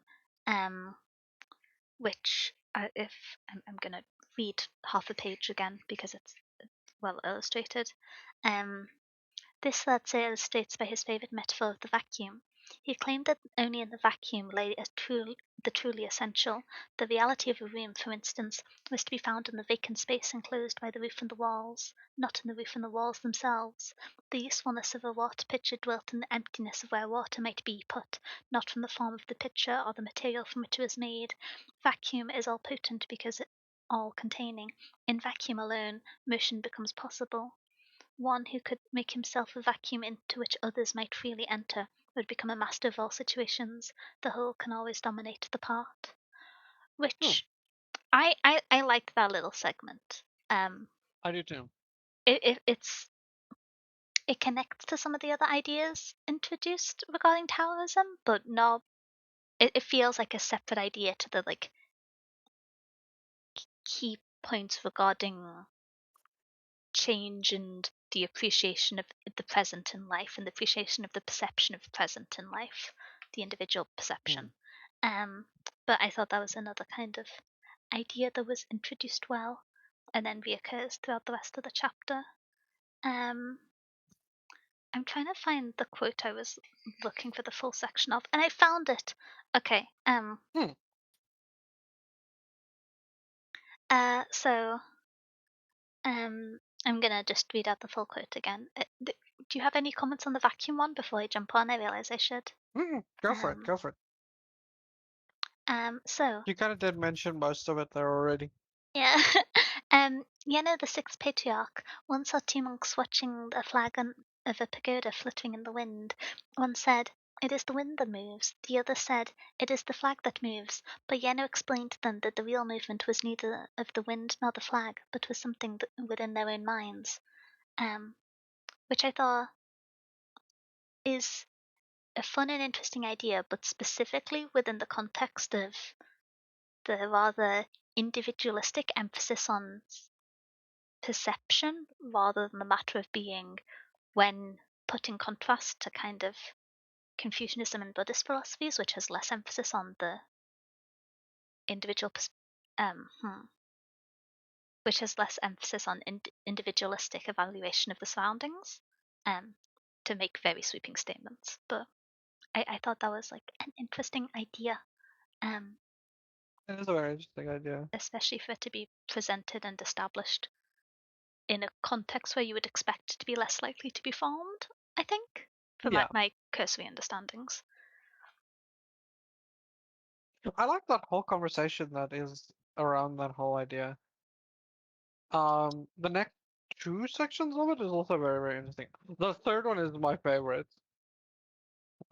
Which is like the next one is like Hiruja was walking in the forest with the discipline when a hare scurried off at their approach. Why does the hare fly from you? Asked Yakujo. Because he Mm, is afraid of me, was the answer. No, said the master. It's because you have murderous instinct. This dialogue recalls the Shaoxi, uh, the Taoist. One day Shaoxi was walking on the bank of a river with a friend. How delightful the fishes are enjoying themselves in the water, exclaimed Shaoxi. His friend spake to him thus, which spake interesting, but he spake to him thus. You are not a fish. How do you know that the fish are enjoying themselves? You are not myself, returned Shaoxi. How do you know that I do not know that the fish are enjoying themselves? Which, that's such a cool idea. yeah. It was one of those ones of when I read this for the first time, I found the first idea difficult to engage with, but the second explanation was a lot clearer to me. Yeah. Um, But yeah, that line, I love that line and that idea attached to that last line is, "You are not myself. How do you know that I do not know that the fish are enjoying themselves?" yeah. Um, ba, ba, ba, ba, ba, ba. Penchant for using unusual words? Maybe a little bit, but I think quite a lot of it will be from quoting from the book. I think the author has um, maybe it's the age and the separation of time that makes it seem that way, but I think they have a much better control of Yeah, the English language, certainly, than me, and a more interesting choice of word. Um, they do have a very interesting choice of word in a lot of places. We just spoke about them. He spake to him, which is a very old term. yeah. It's one of those things which sometimes when you go back and you read older texts, it's a little difficult to identify when words were intentionally out of place when there's already so much distance from time. Um, which I feel like there's a few points where I can't fully understand the intention of because of that distance of time and the natural change of language. Um, Yeah,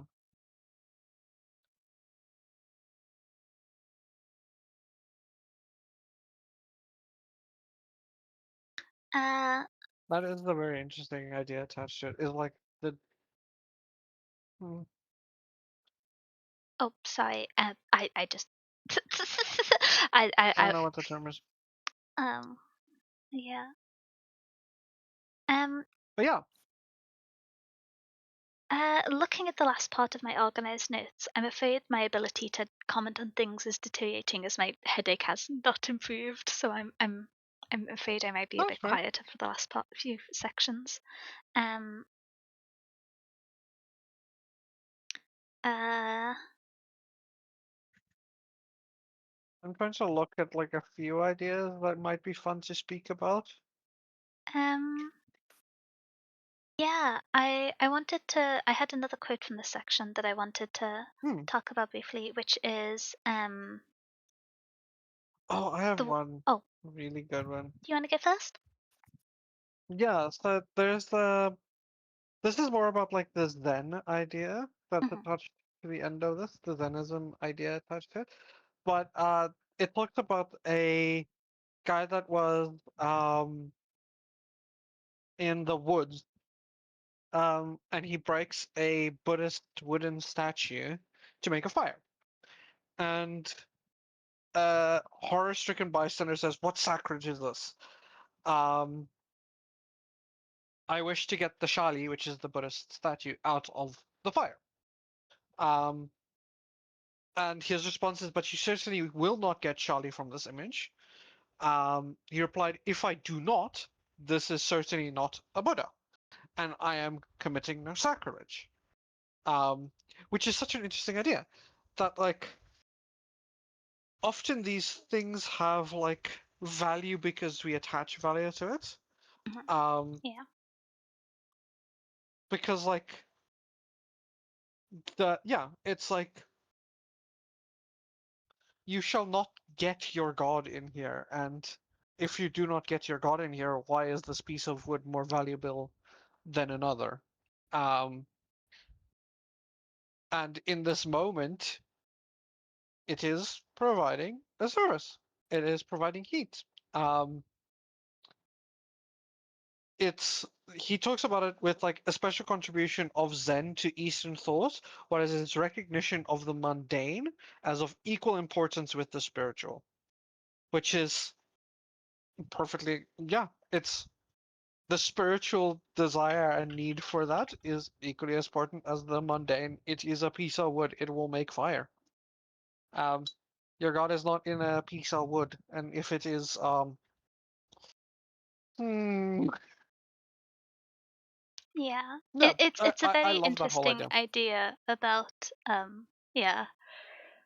I'm fully equipped to express the idea, but it's the whole notion of the attachment to value of something, and with the specific example of this said to be remains of the Buddha that are kind of a consistent thing. It allows the juxtaposition of this representation can't truly be a um form of as otherwise it would remain. Hmm, It's very well framed.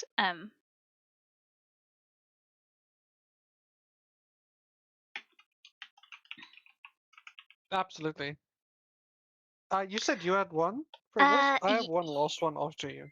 yes, I did. Which is one I believe we mentioned earlier. Um, Hmm, which is Taoism formed the basis for the aesthetics yeah. ideal, and but and Taoism made them practical. Is the kind of Hmm, idea of how the two ideas, after being introduced, which we didn't talk too much about Taoism, but it's kind of defined in reference to a succession of Taoism rather than um, Zenism, rather than as its own um, dis- defined from scratch or from principles is a better idea. Um, but I thought that was quite interesting and is kind of a. It felt almost like a. If you didn't follow the previous points, here is a shorthand summary so you can continue in the next segments, especially with where it's placed in the chapter. Which, hmm, considering how much rereading this chapter took and how confused I got, was quite beneficial. Um, but yeah. I, I, I, um, I hope and I think I achieved a bit more nuance than the summary point, but still, Yeah. Um. Absolutely. Um. I had one last one from this chapter, then we can go Oh. to the Oh. next one. Another last one. Yep. So there's one, so there's the idea of like seeking perfection. Mhm. And there's a quote in it that I really love because the quote is the seeker for perfection must discover in his own life the reflection of his own inner light. Um, the idea that like the only perfection you will ever see out in the world is only a reflection of what is inside of you, and if all you see is imperfection, um, or if all you have inside of you is anger, all you will see out in the world is anger. Um, Perfection will never happen unless it's a reflection of what is inside. Yeah. I like that idea. I think it's I like that expression. I think it's an idea which is sorry, I'm messing up my tracking because I'm trying to cover my eyes because Ooh. my headache's just gotten quite a lot worse. I think it's an idea that you see in quite a few places, but I think it's expressed well here, as is often the case Hmm. with the quality of writing. Um, uh, Hmm.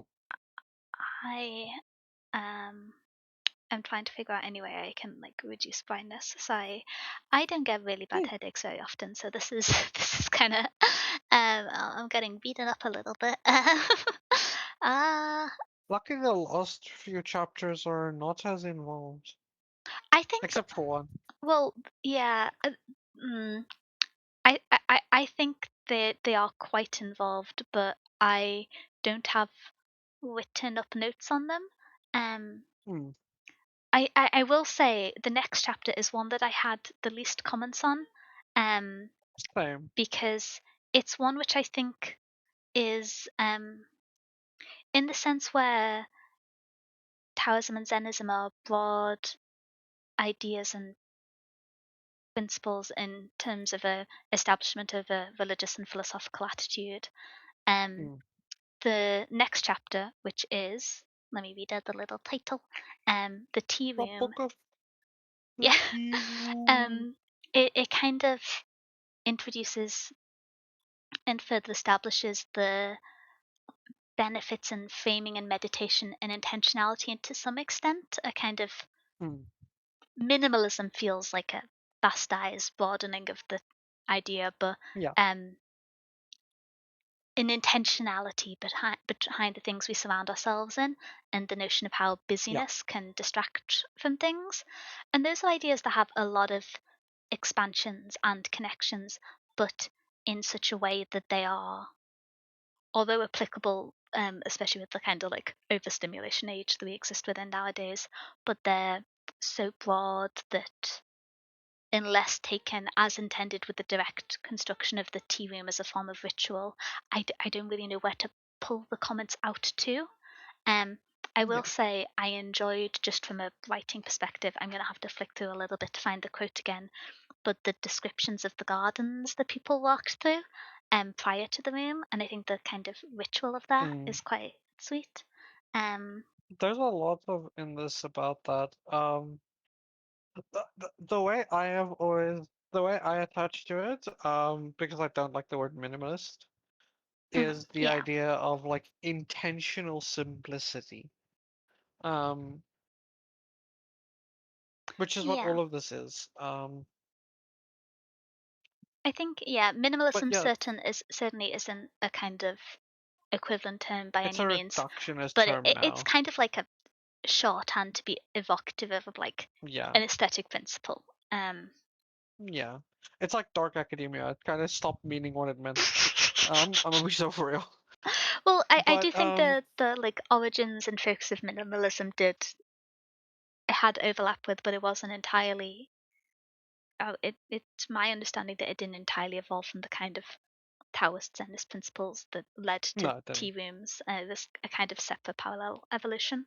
Yeah, Um, although naturally with but some of the same focuses. So, what were you going to say? what you are talking about is the roji, Mhm. the garden path, which leads from the outside, the high to the tea room. Um, Yes, I which think. is the first stage of your meditation is in that garden path. I found the little quote which I was looking for, which actually Hmm. starts with that word, which was very helpful for me finding it amongst the pages. Which the radio is intended to break the connection with the outside world and produce a fresh sensation conducive to the full enjoyment of the aestheticism in the tea room itself. One who has trodden this garden path cannot fail to remember how his spirit, as he walked in the twilight of evergreens over the regular irregularities of the stepping stones, beneath which lay dried pine needles, and passed beside the moss-covered granite lanterns, became uplifted above ordinary thoughts. One may be in the midst of a city, and yet feel as if they were in a forest, far away from the dust and din of civilization.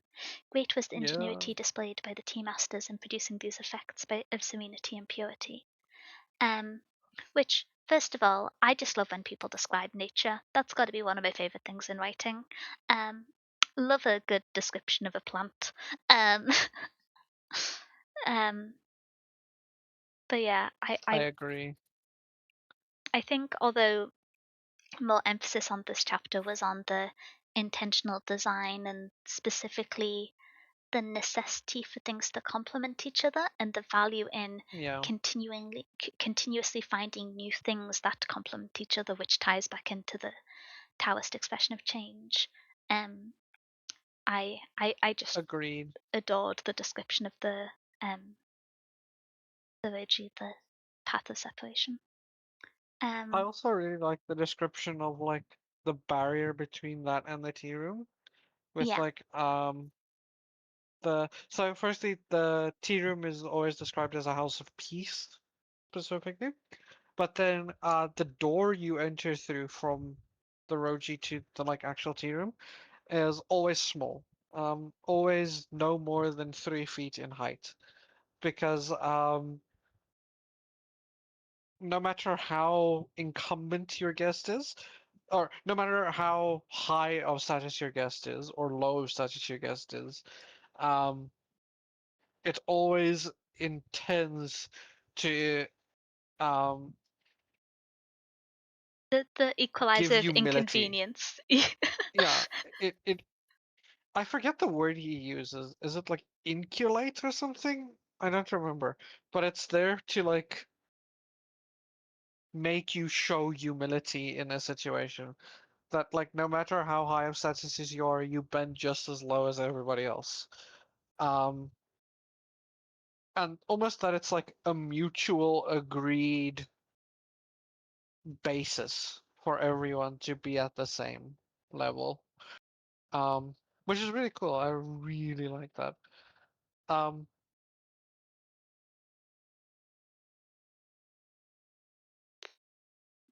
they go into a lot of detail on describing a tea room in this book, in this section, in this one note. I I think, love the description of like the tea kettle singing, um,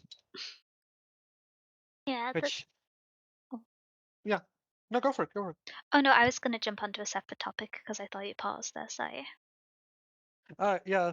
So when you enter, everybody's supposed to be quiet as you all enter without the tea master inside, and the only thing that is heard above the silence is the notes of like the boiling water in the iron kettle singing. Um, which apparently they're actually the tea kettles, the iron from those tea kettles are made so that they actually sing specific notes, which is really interesting. Oh, that is very fun.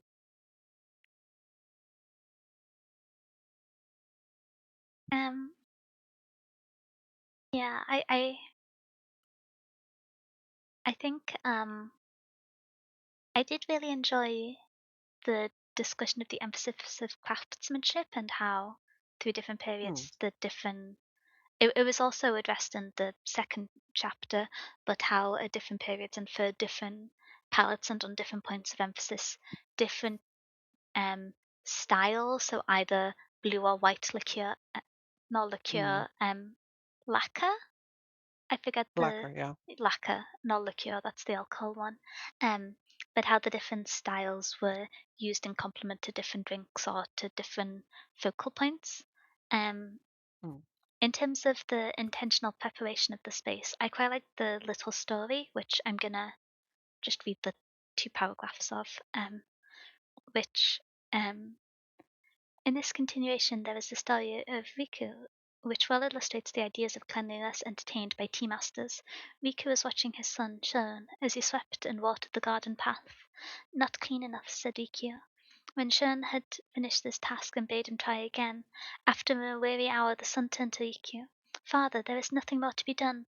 The steps have been washed for a third time. The stone and lanterns and the trees are sprinkled with water. The moss and lichen are shining fresh with verdure. Not a twig, not a leaf have I left on the ground. Young fool, chided the tea master, that is not the way a garden path should be swept.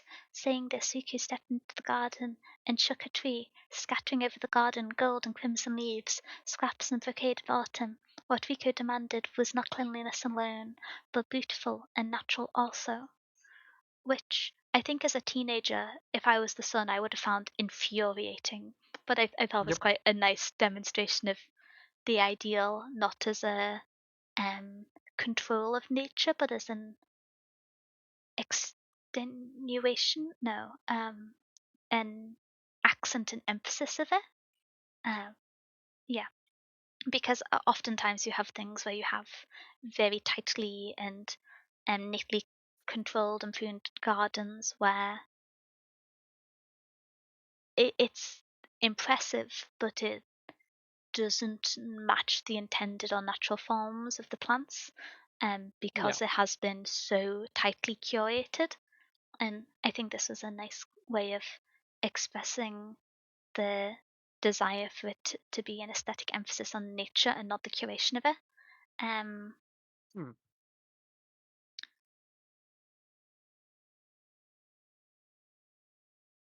Yeah, I agree. I really love that section. Um, Even more so the section right below it as well. oh, is there a specific quote or like an idea from that little bit? No, I just like the whole section around it. Honestly, a lot of the talk around it is very good. But also, I agree with you as well, by the way. If I was Riku's son, I, if someone mm, tried to explain that nuance to me when I was 14, I would have like stomped on an straight over my acorn. head. I Straight out of my head, I would not have had the same reaction. You need to have had a lot of time and tea to kind of process it, I think. That is a Um, very time and tea.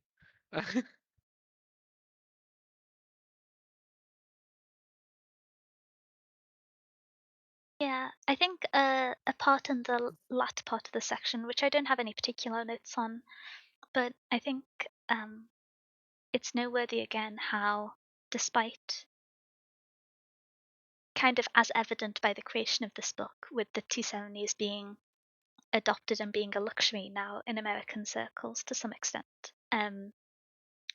even in the kind of partial imitation and adaptation from the authentic Japanese Taoist tea ceremonies, there's the Mm. discussion of how,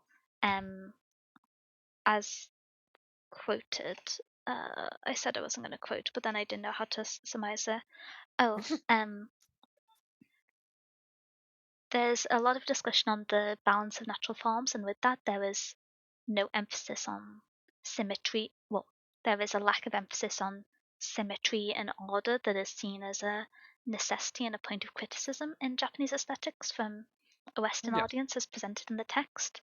Um, uh, with the little quote here, the absence of symmetry in Japanese art objects has been often commented on by Western critics. This also is a result of working out through the Zennism of Taoist ideals.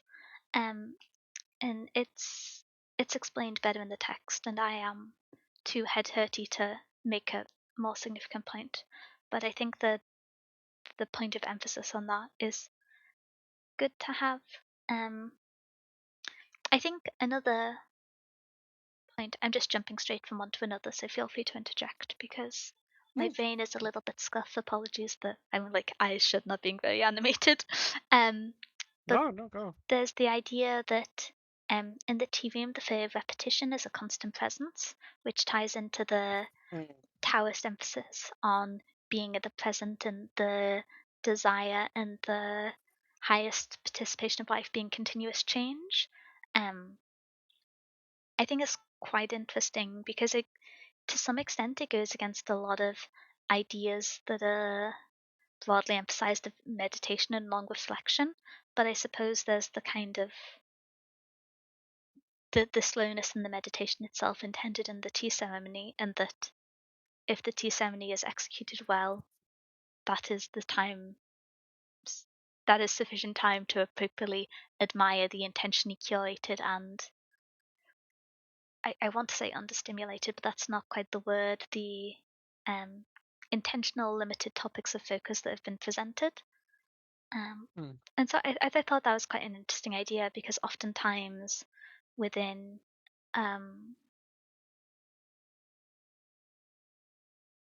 many philosophies, I think, not specifically just kind of European ones, there's an idea that there's value in spending time contemplating things, particularly in extended time of focus and study. And I think on first interpretation, you could get the impression that isn't mirrored in the tea ceremony, but I think it is. I think it's just a kind of like I said before, that the appreciation should be completed in a well executed tea ceremony. Yeah. I don't know. That was a jumble of thoughts, but there was a sentiment in there. No, it was a very good sentence in that. I um, agree though. It is very, very interesting. But you did hit on an idea that I really liked as well, and that I want to oh, think about more. oh, which one?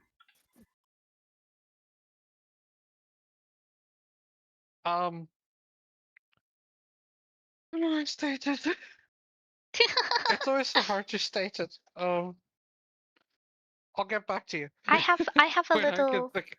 quote, although it ends up being a closing one. If you'd like me to ramble for a little bit whilst you think of how Yeah, to express go it. for it.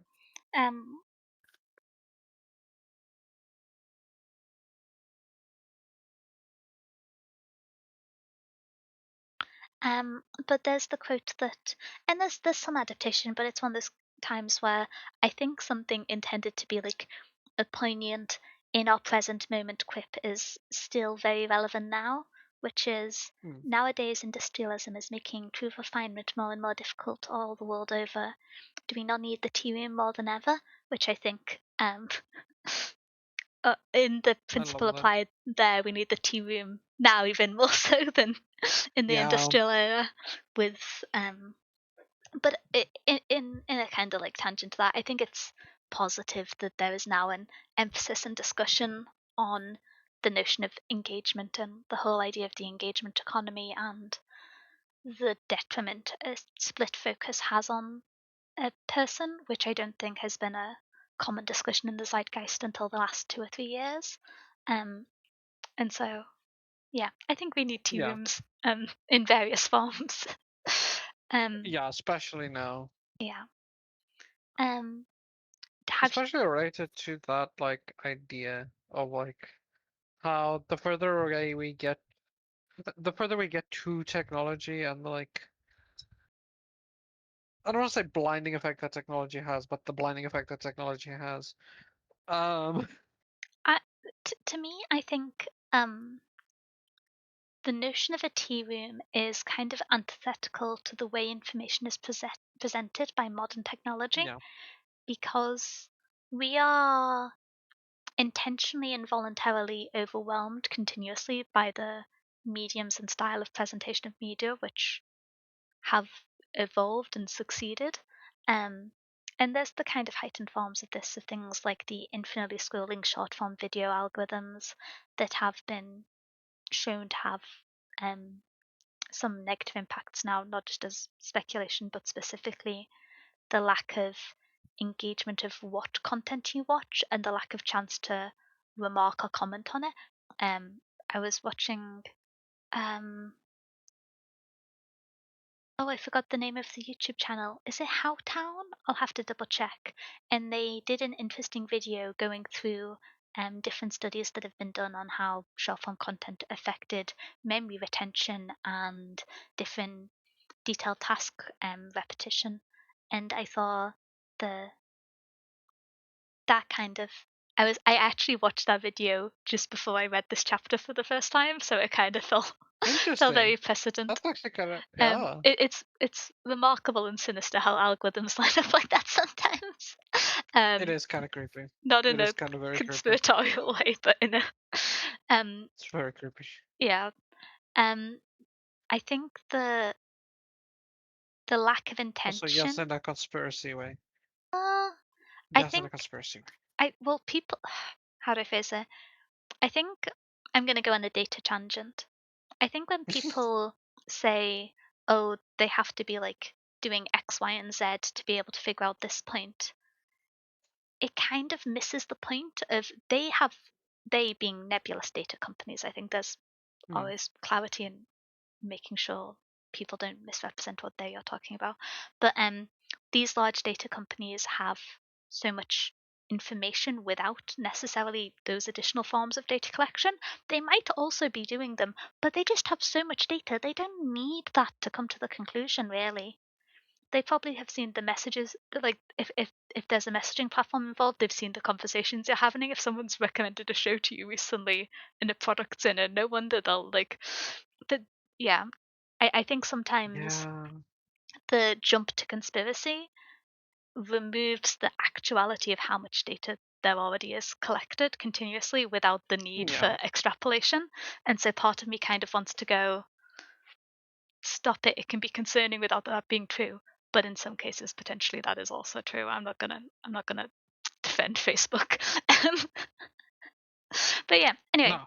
tangent The aside, internet's listening to me, and it's weird, and it's gonna take over my life. And time for a cup of tea. Um, well, what was I the did, in fact, try my like salt tea? salt tea. How did you find it? Honestly, I don't know if it's just the tea I use. So I use the rooibos tea, which is a very Hmm. South African, like sweeter tea. I actually got It kind Loibo's of tea for the slaps. first time recently. I quite liked it. Oh, I got nice. Yeah, a I love licorice it. Loibo's tea. I don't know how best to Ooh, pronounce it. yeah, Yeah. sounds great. Honestly, also you did very well for Oh, rooibos tea. I'm normally so bad at saying words. Let's go. um, But yeah, so I tried that, and because it's a bit more like, how do I describe the flavor profile for rooibos tea? You know it. So like, yeah, but I but had a licorice one, which licorice is a very strong flavor in okay, true. itself. So, Okay, true. That is true. Um, it's like, hmm, it's like not as it's very smooth. It's sweet, naturally very sweet. It's got a very like if I say like honey, vanilla, caramel, woody, like nutty vibes, mhm, it's like that.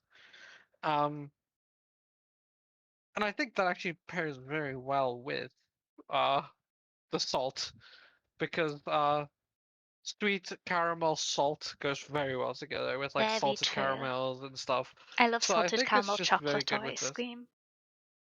I will say I don't know how good like a black tea would go with salt, but this did work. It actually kind of worked. I drink very little black tea, which I feel like is kind of sacrilegious within the context of this text. I mostly drink white and green tea. Um, but yeah, I I only really have it I if I mostly am. drink herbals. Yeah, that's yeah. I I don't mind black tea, but I'd just rather have a herbal tea. And I think of tea as a kind of relaxing process. And so I'd rather not have it with That's fair. caffeine in most cases. If I want energy, I'll have a monster. Um, Well, that's the nice thing about the rooibos tea. Rooibos tea has no caffeine. yeah, that's one of the I reasons love it. why I gotta miss my tea I is love it. no caffeine. Um, ba ba ba ba ba. What was the we've gone on two tangents, which for us is a very restrained number, frankly. But what was the idea Oh, you were going to talk about before when we were? You know, the issue is I went on the tangent and I forgot about the idea. Okay. Maybe that's part of the problem is that I was the one that tangented. Well, you see, I went on a tangent first, and then I was like, "Oh, do you remember the thing?" And then we started talking about tea, which could be this whole stream, but yeah. I like black Yeah, tea. My mom shakes her head every time she sees it. I. The thing is, it has a time and place, I when I think. drink black tea, I make it quite weak, which some people find sacrilegious. I tend not to steep my teas for very long Mm. because I find bitter flavors overwhelming really easily, and with many teas, especially since like I try to buy nice tea, but unless you get really, really good tea, it's very easy for them to become bitter when oversteeped. And so I, Yeah, I perpetually understeep my teas of fear of like surprise bitterness. um, but yeah. yeah, but You only might like another tea salt. I actually master. looked it up. Oh, I looked it up, and salt can actually help with bitterness in like teas and coffees. So you might actually like salt in your like black tea or like a very interesting. bitter tea. You might actually like it. I used to put salt in coffee when I drank it because I struggled with the bitterness of it. Um, Well, so it might actually help you with like the bitterness of like a black tea. But then also, I also don't drink black tea that often, and when I do, I drink it like pretty weak as well. I usually do like half steep. So when they said like you should add more water, I was mhm. actually I've been doing that for my whole life because I drink like if I make like black tea, I do like half a cup of tea, and then I fill the rest up with like fresh water to like make Oh, it do less you leave the strong. tea bag in there? No, I take it out. Oh, I good. steep it and then I put water in. Sorry, I was gonna. I encountered someone recently who drank a cup of tea over the course of 40 minutes and left the tea bag in there the whole time. And I didn't How? know them well enough because this was the first time I was seeing them in a group of people. But I was just sitting there staring at their teacup, probably looked insane, just being like, "This feels suboptimal, profoundly." That changes the flavor of your tea as you're drinking it. That's weird, bruh. Yeah, That's I weird, bruh. yeah, I did not. Um, Uh, Also, if you like that, at which point do you like your tea more? Because obviously you would like one more, otherwise you would just brew it at the one you like. I was kind of Like confused if you by like oversteep tea, just oversteep your tea from the start. You don't have to wait for it. It's mhm. not going anywhere. Yeah. I don't get that. That person's a psycho. I don't like him. um, so should we meander over to chapter 5 on art appreciation? Next chapter. I think this is Art actually appreciation. the shortest chapter in the book. It's Um, the shortest chapter and I only have one card from oh, okay. it. I think I have two quotes, but I'm also struggling to find one of them because I just read the page number and I'm struggling to read. Oh yeah, this okay. Silly brief tangent. One of Hmm. my New Year's resolutions was because I talk so much about reading. I am in no delusions of grandeur. It's like scope or influence. But whenever I have a dyslexia thing which I encounter when reading, I'm telling myself to talk about it when I normally would kind of like skip over it.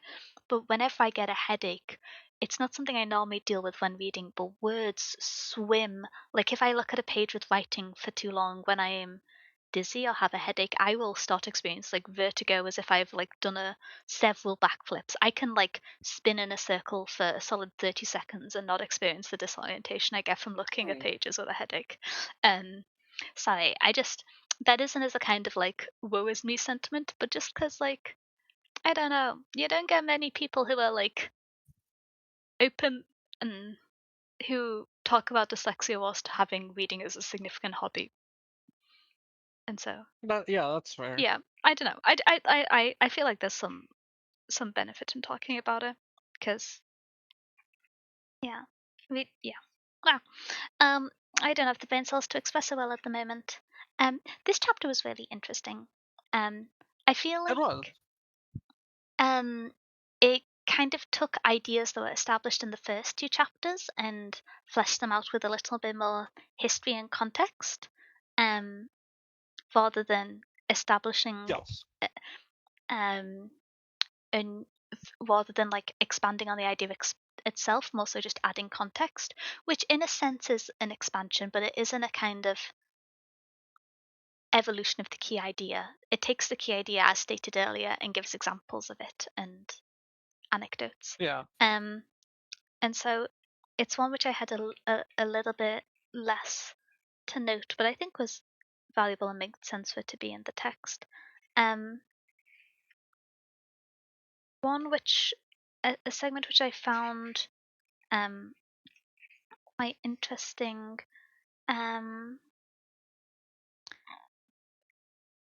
There was two sections, um, which it's one of those things where I kind of noticed it when I got to this point in the book, but you can kind of tell the intended the intention of this to be read aloud because you get to the tempo within certain paragraphs and phrases where you'll see a repetition of end of sentence punctuation, like question marks and exclamations. They normally come in Mm. succession of each other rather than on their own. And I think that kind of lends, even if read without the context, that this is meant to be read with tempo, it's meant to be presented. Um, uh, the example of that in question was regarding the idea of um, da, da, da, da, da, this with the concluding sentence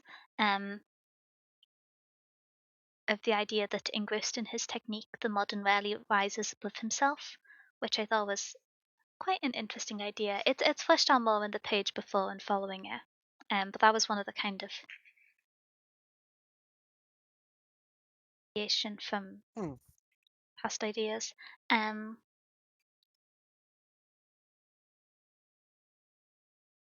the one which the quote which I thought was quite interesting, if I can find it, is we must remember, however, that art is of value only to the extent that it speaks to us. It might be a universal Yeah. language if we ourselves were universal in our sympathies. Our finite nature, the power of tradition and conventionality, as well as our hereditary instincts, restrict the scope of our capability for artistic enjoyment. Our very individuality establishes, in one sense, a limit to our understanding, and our aesthetic personality seeks it out its own affirmation, its own affinities in the creations of the past. It is true that with cultivation, our sense of art appreciation borders and we're able to enjoy many hitherto unrecognized experiences of beauty. But after all, we see only in our own image the universe. Our particular idiosyncrasies dictate the mode of our perceptions. The tea masters collect only objects which fell strictly within the measure of their own individual appreciation. Um, which I thought was kind of charming is a strange thing to say considering it's an acceptance of criticism of everyone. Um Yeah. it's the kind of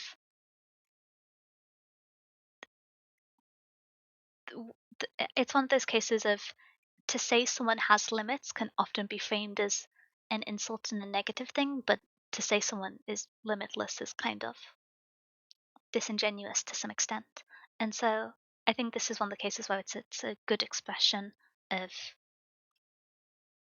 why by some measures there could be failures to understand and how that's that certainly can be a personal problem, but the fact that there are times where you do not see the value in something which others do is a natural byproduct of the difference. But yeah, I, I, Yeah. I think from your response earlier was that the quote you were going to talk about as well, or Mm. um, I actually have one below it that I really like, but I do love that idea, that quote. mhm. The one I want to talk about is an interesting idea that I think I fall into actually. Is Okay, the idea that another common mistake is that of confusing art with archaeology. that was my second Um, quote. Let's go. the veneration born of antiquity is one of the best traits of human character, and fain would we have it cultivated to a greater extent. Interesting idea, because like the idea that like art has become shorthand for cultures and archaeology that we do not understand anymore, and that is probably not what any of those cultures were really like at all. And it's not as much of a shorthand as we think it is to a large degree. Um, to a point where we have oversimplified things that are way more complicated. And kind of like this book also talks about, misunderstand a Yeah. lot of things that do not get passed to it. Um, I will say the section right after that, with the old masters are rightly to be honored for opening a path to future enlightenment. The mere fact that they have passed unscathed through centuries of criticism and come down to us still covered with the glory commands of our respect. Um, with glory commands our respect, but we should be foolish indeed if we valued their achievements simply on the score of age.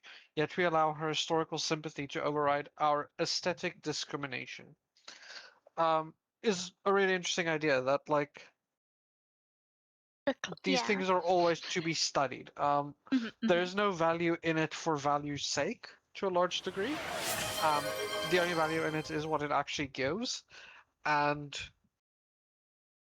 it's not shorthand for a culture or for an idea to look at the art or what survives of the art to a large degree. Um, Yeah. I love the whole idea around it. It's I so cool. I think in a way it oddly this is gonna sound a bit silly. Um it oddly kind of resonates with the discussion that I see happening around books a lot with in Hmm. spaces like maybe not book talk so much, but in booktube there's a elevation of classics and it doesn't accept the idea that's kind of I think it's best explained through the diagram of a plane and which planes got back.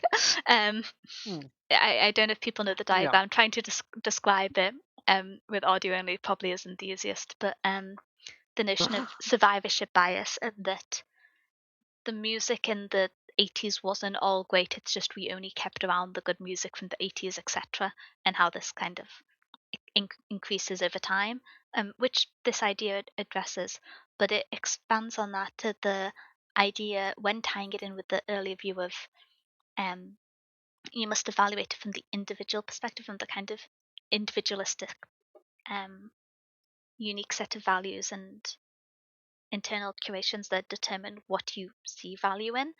And there's the necessity in continuing to like something. Say, for example, we shouldn't say Shakespeare stuck around for this long, so everyone must like it. Sorry, I don't. I have a little bit of beef with Shakespeare. I wanted to pick an example. Hmm. Uh, but yeah, I think it's a very interesting idea. Um, the first part is one that I think is well explored before, but the second part I think is one I've heard less about the kind of Hmm. duty we have to continue to examine things critically. Because I think the more commonly seen perspective, at least that I encounter, is that in having survived for so long and been approved for so long, there is merit in them themselves, regardless of our own perception. And I think that's likely true as a historical perspective, but I Hmm. think that that's a ultimately kind of a flawed philosophy because if we start saying that about books that are 200 years Yeah. old, then at some point we'll start saying it about books that are 50 years old, etc., etc., and it just kind of discourages the analysis and engagement of media. And I think the idea that you may not personally like or engage with something doesn't remove its value; it just means it's not significant to you. Um, and I think the way this addresses it balances that kind of well passively, although it's not like the focal point of discussion. The question it poses, I think, balances it well. Um, yeah. I'll agree. Um, I I love the idea attached to it so much. um da da da da da. Which that's actually very close to the end of this chapter. I'm pretty sure there's like a page left. Yeah, I was gonna have a look because we've talked about in every chapter so far how the ending paragraph ended on quite a nice note, but I couldn't actually remember this one, so I'm just reading it. Um, I'm trying to. Would that some great wizard might from STEM society shape a mighty harper strings would resound to the touch of genius? I That's so different. I'm trying to remember. Is it in There's this a book wizard. or is it from another source where there's the discussion of? No, it's in this book. It's in the later chapter on Tea Masters, I think. Of the instrument which several masters of the instrument try to play it, and it sounds discordant and poor until Hmm. another person picks it up and plays not the song that they wanted to perform with this instrument, but with the song that is suited to and extenuated by the instrument, and in that it sounds beautiful. Um, I think that's not in this chapter actually, and is in one of the later ones. But I thought that was one of the better extensions of the idea of art. And Hmm. so it makes sense it's in the section on tea masters, with the whole idea of tea masters tying into that of plant masters and masters of craft in a more general form. But Absolutely. um, so yeah, I don't know. I guess that was a spoiler for the tea masters section, but Which is only one section away. yeah. So we actually move on to next the section which I had the most emotions about. Um, Flowers. flowers. This is a weird section. And I'm going to be honest, there was a part for the first kind of portion of it where this book lost me. When the first time I was listening to it, and I was just like, oh, Hmm. I I really struggled to engage with the ideas. Um, as a brief introduction, a lot of the ideas discussed in the first half of this chapter is looking at the use of flowers and to some extension plants, but specifically flowers, in a way that is deemed wasteful and a poor complement to them. And it does so partially in emphasis of the Western excess of use, but does so in kind of broader terms as well. And it uses quite evocative language when doing so. It's why at the very start of the stream we talked about how if you're sensitive to body horror, there's kind of body horror with how they talk about the plants, which They I'm do. I'm gonna pick up a early quote to kind of demonstrate that. Um, I'm gonna try and find it because I once again only have the pages written down for this section. Um, uh, oh, um, okay, but yeah, this little this larger paragraph expresses the general ideas, which is tell me, gentle flowers, teardrop of the stars, standing in the garden, nodding your heads to the bees as they sing of the dew and the sunbeams, are you aware of the Hmm. fearful doom that awaits you? Dream on, and sway and frolic, while you may in the gentle breeze of summer. Tomorrow a ruthless hand will close round your throats, you'll be wrenched, torn asunder, limb by limb, and borne away from your quiet homes. The wretch, she may be passing fair, she may say how lovely you are, while her fingers are still moist with your blood. Tell me, will this be kindness? It may be your fate to be imprisoned in the hair of one whom you know to be heartless, or to be thrust into the buttonhole of one who would not dare look you in the face if you were a man. It may even be your lot to be confined in some narrow vessel, with only stagnant water to quench the maddening thirst that warns you of your ebbing life. Um, that is, I think, fair to say the most intense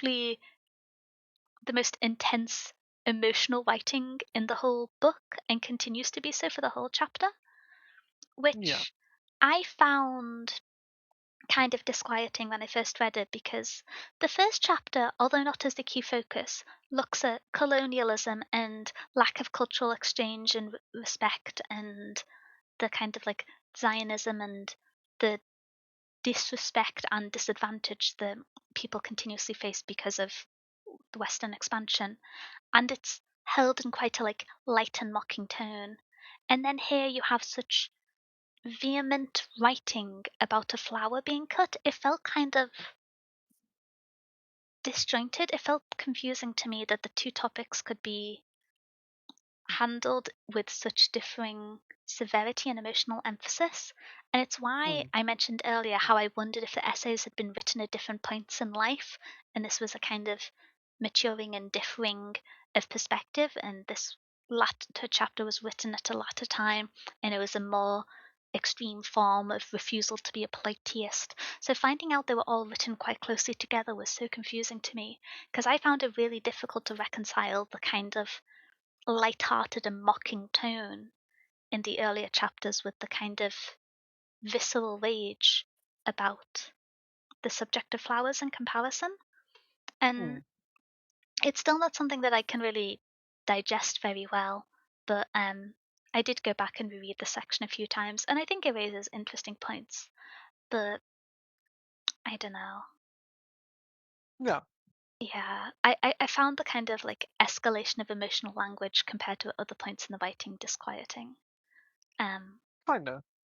yeah, which yeah, I don't know. What are your thoughts on the kind of writing tool of that aspect before we jump into the chapter as a whole? Um, I think it's an interesting idea. Um, it definitely serves a purpose. Specifically, it serves a purpose to like unsettle you because he does compare it to like he says the overuse of it and the like lack of a better word, murder of it is a direct view on in Western society of their like overabundance of wealth, specifically, and the like need to have every moment be a grand moment. Um, and to a degree, I get the idea behind it. mhm. Oh yeah, there's certainly an idea behind it. I think how do I phrase this? I just found that this was the point where the emotional emphasis was confusing. I think is the main point. Um, Hmm. I understand a lot of the ideas, and I think there's like good points behind some of them. I I think some of them are almost more confusing given the second half of this chapter. Um, Hmm. but yeah, I think if you were to rate like chapters over which ones you liked the most, um, this one is the one that I like the least. Honestly, I think that's going to be kind of evident from how I talk about it. Interesting. Um,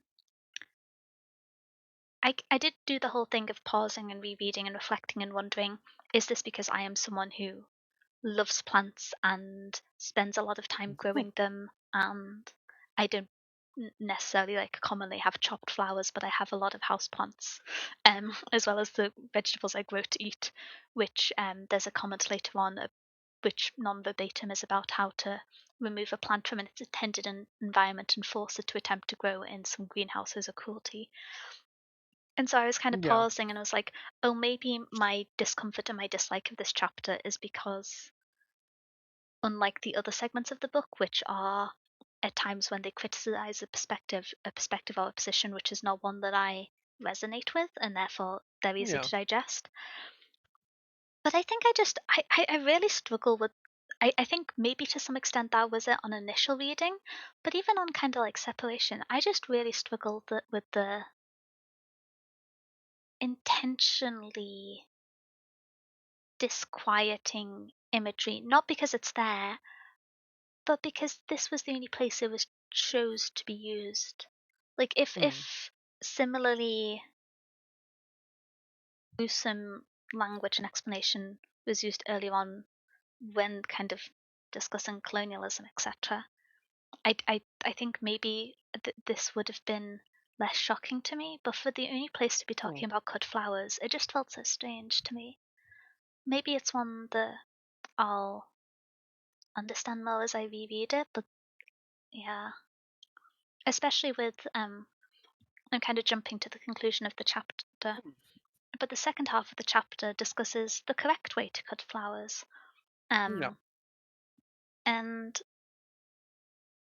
this was, I mentioned earlier, when I first read this book, I'd really enjoyed it up until this chapter, and then I read through the first part where it discusses the poor use of flowers as a shorthand, um, and then it Yeah. turns to talking about flower masters and the correct use of flowers.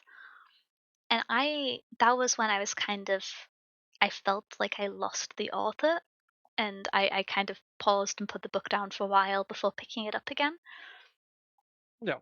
because it felt strange. And maybe I do need to go back and reread it to balance it. But the level of vitriol for the poor use of flowers and the admiration of the correct use of flowers just felt, I don't know. If it didn't feel consistent, might not be the right word, Hmm. but did you see what I'm getting at? It was a Yeah. very strange switch. Um, yeah, No, I get what you mean. I fully understand. and it, It's yeah, oh, it definitely stands out, yeah, especially in comparison. yeah, because yeah, it's a weird one. I think I probably resonated less with the discussion of flower masters and their craft because each time I was reading it, I was just focusing it on trying to reconcile it with the first part of the chapter. Yeah. Um, and I do think, as I said before, I adore descriptions of plants of nature in writing, and there's some very good ones here. I'm not primarily a horror reader, but I don't find body horror disquieting. And the technical execution of discomfort when describing the different adaptations and damage done to plants to preserve them and present them in the kind of lavish bouquets common in European balls, as discussed, is very well executed from an emotive and a technical perspective. But yeah, I the on-page writing was excellent, but I struggled with the big ideas in this chapter. And so I don't know if I have any more specific comments on it. Which I realize is a lot to say in one big sentence, so I'm going to hand over now because, yeah. Well, No, I also don't really have a lot to say around it. I think it's really cool. It is very interesting, not very cool. It's really interesting. Um, the like dichotomy, big word time, dichotomy of it to the rest of the book. Because it is the only time he actually gets this aggressive, um, in his descriptions of it. Um, mhm. I kind of see why, but yeah, it is. What's the word? It gives pause to the idea. You have to get used to it, and I can see people not getting used to it. I didn't have that big of an attachment to it myself, so I read it without it, but I can definitely see it. Um, some of it does get, you were right when with the like, what's the word? The pre-review content wording. The body horror part? Oh, Yeah, that it is like, it gets borderline body horror-y. Um, which is really interesting. yeah. Specifically from this author. I wonder if, because my reading of why the more visceral imagery and writing techniques were used is because you would assume for anyone who is going to a presentation, if we look at the writing with its intent and setting, anyone who is going to listen to and engage with the speakings of a Japanese man on tea in 1906 is one who Hmm. likely already has a negative perception on the attitudes of colonialism and the failures of cultural exchange and the lack of respect given to the cultures encountered by Europeans during that period of time. And so I took the kind of change in style to be the previous ideas which have been commented on negatively are ones which the audience is primed to agree with. And so in this chapter, we're now introducing an idea which the audience may not share the perspective of the speaker, of the writer. And so Hmm. using very emotive language to communicate why they should be shocked or why they should be receptive to a change in attitude is why I think it was done. Not specifically just It's to meant to shock, unsettle. but just to shock into being receptive of the different perspective. Whereas on the other topics, contextually, I would assume that they were expecting the audience to be receptive, but not More on this open. one. Yeah, that was why, to me, it was written in this way. And so, like, I Yeah, understand absolutely. why, but I don't know. It was meant to shock people into like, or unsettle people into wanting to know more about why it was done to a degree, I think. Yeah, kind of. I think if it had almost been two separate chapters, one on flowers as overconsumption in the West earlier on, and the second on flower masters, I think I would have been more comfortable with it. But the connection of the two, I Yeah. understand why the first half was phrased as it was, and structured as it was, but I still just struggled with it a little. Maybe I'll go back to it Hmm. later on and um Yeah. engage Yeah, with it maybe you better. get something different out of it. Yeah, I think I don't have the exact quotes, but I think at a few points within this chapter it does kind of touch on the inconsistencies of the elevation of the flower master and the damnation of the Hmm. Western engagement of flowers. Yeah. But, um, oh, I don't know if we're wrapping up this chapter, but this chapter does have quite a nice ending quote, which is, um, in such instances, we see the full significance of the flower sacrifice. Perhaps the flowers appreciate the full significance of it. They are not cowards like men. Some flowers glory in death. Certainly, the Japanese cherry blossoms do, as they freely surrender themselves to the wind. Anyone who has stood before the fragrant avalanche of Yoshino or Ayashima must have realized this. For a moment, they hover like bejeweled clouds and dance above the crystal streams, and then they sail away on the laughing waters. They seem to say, "Farewell, spring, we are on to eternity." Yeah. Which, I love that anecdote. very good quote. And now to the final chapter, unless you have any other closing thoughts. Hmm. No. I'm aware That we are getting to the yeah. time of book club where I'll become sleepy. And so I'm gonna attempt to power through headache. In chapter 7 we have Tea Masters, which is Hmm. an interesting chapter. I think I told a fib earlier when I said that um, the tea room was the shortest chapter. Tea Masters is actually the shortest chapter. It's only 4 pages in my printing, or 4 pages and 3 lines. Yeah. Which the majority of this chapter, talking about it as an overview, is the recounting of the story of a tea master who, Hmm. at a court under false accusation, um, this is where the content warning came from earlier, Hmm. performs. I don't know if it's Seppuku. I don't know if it's named outright as seppuku, but um, I don't think so. ritually kills himself in a traditional manner because he has been accused of betrayal by the um, lord who he serves. I don't know if a specific title Hmm. outside of lord is given. Uh, And it describes the kind of experience and anecdotes leading up to that as an example of this in history, I believe. hmm. And I thought that was an interesting way to end the story. Um, So, It was I was a little surprised when I first read it because I was expecting that to be an anecdote and almost for the book to continue, just because the first time I was listening to it was as an audiobook. And if you're listening to something as an audiobook, or if you're reading something digitally, you have much less sense of how close you are to the end when compared to holding a physical book, because you can see and feel in your hands there's only 10 pages left. And so I read this part or I listened to this part, and then I expected it to continue because it felt almost strange for most of the discussion of tea masters to be an example of their death and parting. And I think Yeah.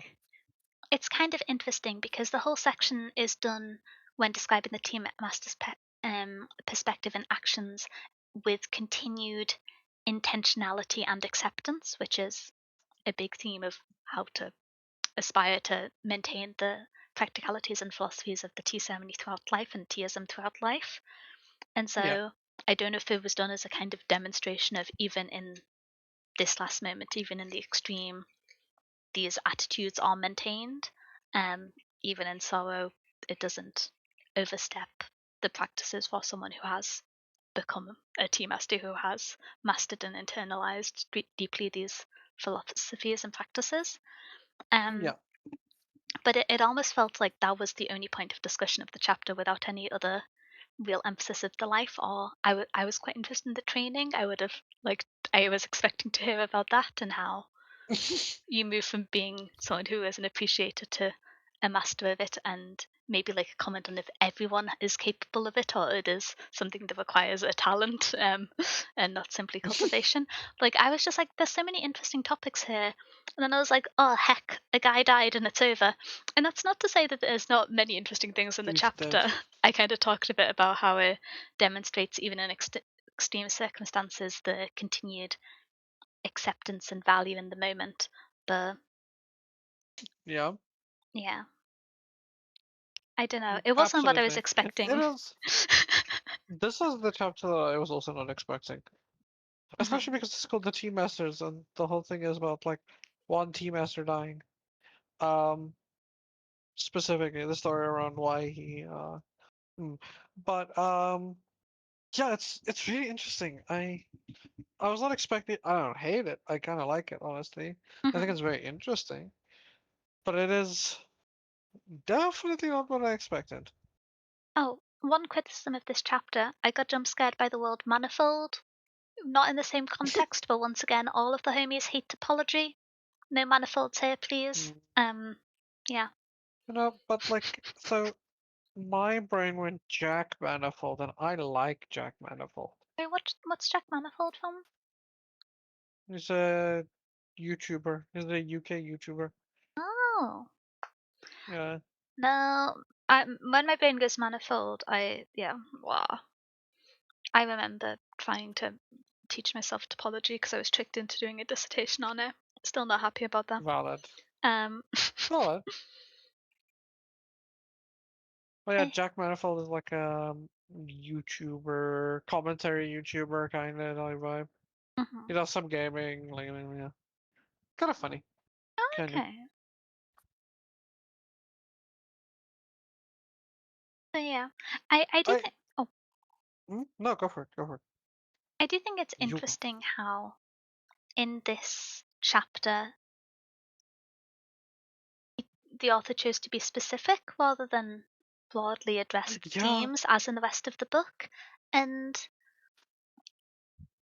I'm curious. I was actually going to ask this when you said that your titles for chapters are slightly different, because I wondered, is the title in your book the Tea Master singular potentially, or is it still Tea Masters no, it's plural? Team Masters. Interesting. Okay, because it makes sense because it's an individualist philosophy, and so to choose a single person to look at rather than trying to combine all in a single view has like resonance with Yeah, the earlier ideas. But I don't know. that's a very interesting chapter. Yeah, Um, for a lot of context, it's a very interesting chapter to be here. yeah, But no, it's the Team Masters here too. Um, I hmm. Saying I like the story is kind of weird, but I like the story. oh yeah. Like it's not a happy story, but it's an interesting story. Um, Yeah, One detail which I thought was well executed yeah, was in the like final chapter, which I'm gonna read it out. So warning, um, is the ceremony is over, which as a quote, I think works really well because there is the discussion of how the tea ceremony is the extrapolated form of practicing being present and being intentional with every form of life, and so that at his death, the ceremony that is not just tea but life is over. I liked Yeah. that as the first framing tool. But Yep. continuing the rest of the quote without getting distracted. Um, the guests, with difficulty restraining their tears, take their last farewell and leave the room. One only, the nearest and dearest, is requested to remain and witness the end. I'm going to just pause throughout the quote, which apologies for those listening, but I feel like it'll be easier to um, dissect the points. I can read it in full at the end. Um, but I thought this was quite interesting because throughout this, you don't see any emotional response described by the tea master from my perspective. There's evocative language with the description of the kettle and the sorrow of the lord who Mm. is regretful about it, but I it feels intentional that emotion is framed as something that everyone else has and not the tea master. Um, which Yeah. I don't know. I feel like we discussed earlier of how there can be acceptance of all things without the reflection that all things are good. Um, Yeah. when we were talking a little bit about the vinegar analogy earlier and Yeah. its misappropriation. Sorry, I was just trying to link it back because we've talked quite a lot. um, We have. but I thought that I wondered if it was kind of an intentional depiction of how the tea master, as assumably in the story, the person who has the best practice of these philosophies and ideals and this religion really, was the only one to have accepted it. I don't know. Yeah. Um, that segment seemed intentional, and then the bit which I was originally going to talk about is Riku then removes his tea gown and carefully folds it upon the mat, thereby disclosing the immaculate white death robe which it had hitherto concealed. I'm going to stop there for the quote. There's a little bit of poetry Yeah. quoted afterwards in the description, but I thought that bit was interesting because there's the discussion leading up to this how the death will be following one final tea ceremony, and in the earlier chapters, specifically in the tea room, we see the emphasis on not one extra thing outside of the guests and the sorry, the intended equipment of the tea ceremony. And so the emphasis that even in this moment, or even in this final ceremony, all was done to prevent the death robe that would otherwise have disturbed the balance. There would have been an absolute white, which in the earlier discussion of art analysis and again tea rooms, we see how absolutes are seen as a poor point of balance to the other items in the room, and how that would have disturbed the value and the resonance of the intended arrangement of artifacts for the tea room. Um, and it's only in this last moment that it becomes visible. I thought that was kind of not it felt like an intentional note of how the ceremony was done with regard to be a tea ceremony and not with regards to Yeah. be to still exist as its intended previous function and not to be centered on his impending death. Yeah. I'm once again experiencing big headaches, so probably not expressing myself very well, but I thought that idea was quite It is very interesting. interesting. And I wondered, was it one that you kind of like encountered when reading through it? Absolutely. Oh heck, the Oh, Discord link is broken, but let me grab it manually. Nightbot mean. Yeah, Let's put it that way. Nightbot's broken. I'm sorry. Da da da da da. Nightbot hates us. Oh, what? But yeah, sorry. I just asked you your opinion. No, yeah. I agree. It is very interesting, especially.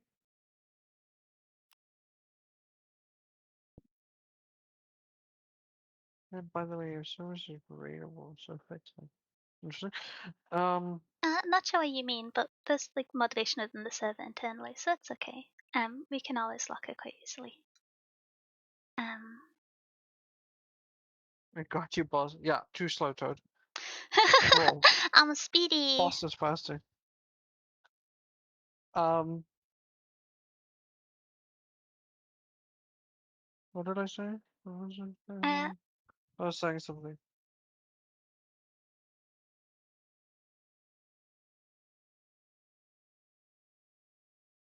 let's just continue. I was saying something. Um, oh yeah, the like dichotomy of the like ceremony with the ceremony. Um, is very interesting. uh, It's a I don't remember. It's a very interesting what's the word? Comparison and like I do like the whole talk around the like tea ceremony parts of it. Um, the few times it does come up because it doesn't come up that often. I feel like most of the chapters about the dude, but yeah.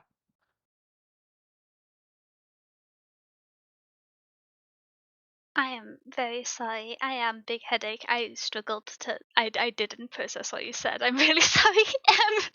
No, you're uh, valid. I'm Yeah, trying so hard to still everything's talk pretty about light. books. Yeah. Um, but yeah, uh, um, were there any quotes in the final chapter you wanted to talk about? Uh, there's one I think that I wrote down, if I remember correctly. Is it?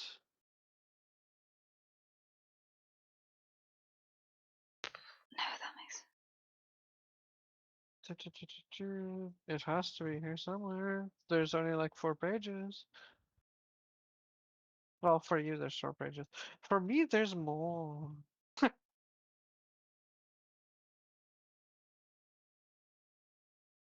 I have Um, chat you are now fluorescent yeah, yellow because I have turned the nightlight onto absolute maximum in an attempt to keep going. It was on not like die of me 50%. gray. You're on 100 now. You are like orange. Um, Ooh, it's like orange. grayscale orange. Ooh, it's sepia toned. Very We are sepias. sepia. Sepia, I think, would be an understatement. But let's see if I can get through all the nominations. uh, I can't find it right now.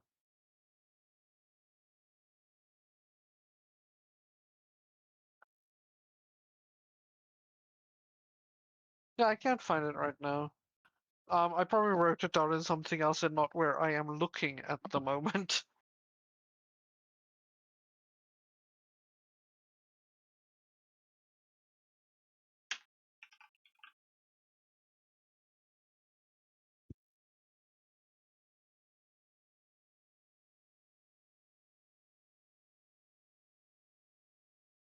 I do like this chapter though. I think it is very interesting.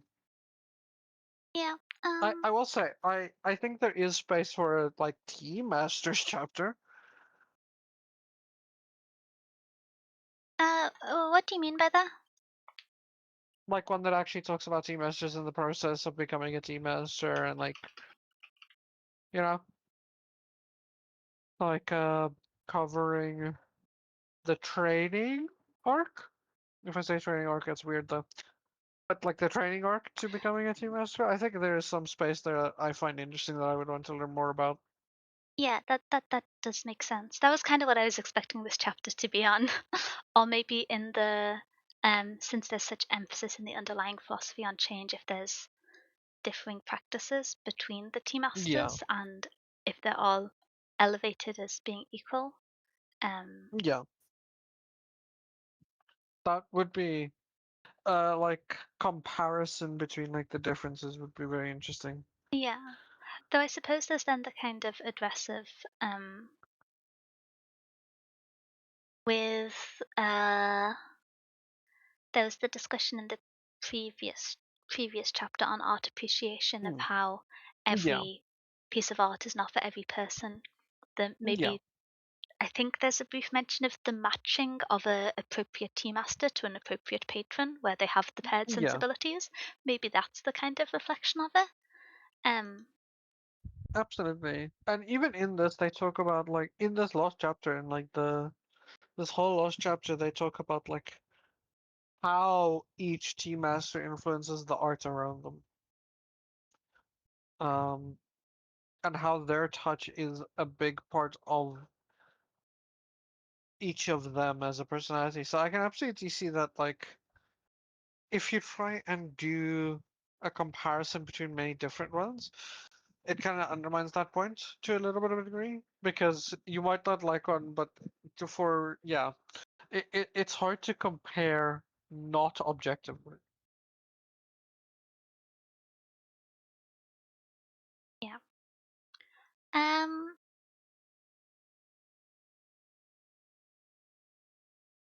ah, yeah. Sorry, my brain's Ma, struggling. are you No, a sheep now? Then you're a sheep.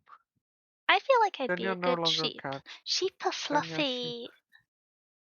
Sheep are fluffy. Oh, And you look like sweaters. Maybe you're I sheep aligned. do. Maybe I am a sheep. I'm not, but like I'm more of a sheep than a cat if we're doing an animal alignment tier Mm, list. mm, Um, cat top of the list. Sorry. okay. Do we have any final thoughts? Our traditional wrap up would be kind of, um, is it what I expected going in? Not Mm, entirely, but no. I think to its benefit. It was Yes. I was I was expecting a more polite teist as to kind of turn the author's own words. Um, Especially because of the time of publishing. I wasn't expecting for the audience that it was produced for to have such kind of open disregard and disapproval, and I'm very glad it does, and I think a lot of its strength is in that. Um, I also wasn't anticipating the kind of sudden visceral language in the flower chapter as mentioned earlier, but I am glad I read the book as a whole. I think honestly, if it Same. wasn't for my emotions about the flower chapter, this would have been a 5-star read for me. Um, Mm, I think I need to kind of reflect on that chapter more before I decide. mm, Um, I mean, I've decided this year I want to do star ratings of the books I read, just because I think it's beneficial to people as a shorthand since my storygraph is like yeah. perusable. But it's not something I've done much before, and I've never particularly resonated with because Yeah. don't know. It's a one-dimensional rating for a many-dimensional thing, and I struggle Yeah. to. It's kind of I think Blood Over Brighthaven is such an good example of I love that book, but it has flaws that I disagree with, and so if I give it a like 4.5 or 5-star rating, it was one of my favorite books last year, but there were things that I did not like about it, and I feel like a kind of simplistic rating doesn't represent that. Um, Yeah. and so it's something I struggle with a bit, but I really like this book. I think for the length of it and for how dense at times in the Taoist and Zenist chapter, but for how generally accessible and how many um Yeah. s- yeah how many ideas it introduces. I think it is an incredible book to pick up. It is also, I believe, a book that is past the thingamabob of distribution period. Yeah. Uh, Yeah, it is. Yeah, so copyright shenanigans, books over a certain age, um, can legally be found as It's like a shareable document rather than otherwise yep. found as a shareable document. Um, and so, although I value having a physical copy to read through, it's one that's really accessible in an additional way that quite a lot of the books we talk about on book club aren't, which is always a Yep. benefit in my eyes. Um, Agreed. it's one It's of. also nice and short. You can Mhm. slam this out in like an afternoon. I'm gonna be real. I did. I'm going to be honest, it took me like 2 weeks to read this for the first time. um, Fair. uh, Fair. Yeah. It is Uh, dense. It I is very dense with ideas. Um,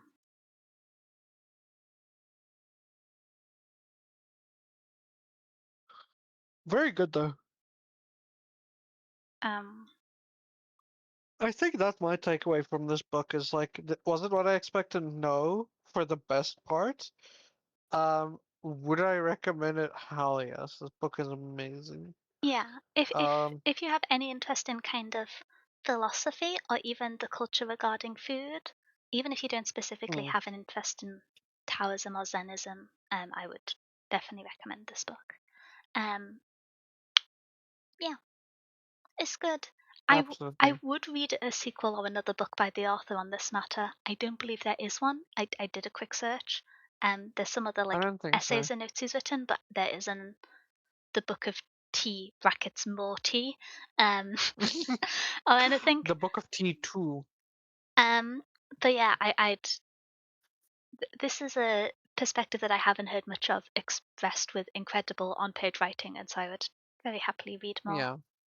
Um, I would read something similar to this, especially if the like quality of writing is very similar, mhm. because this book is so beautifully written.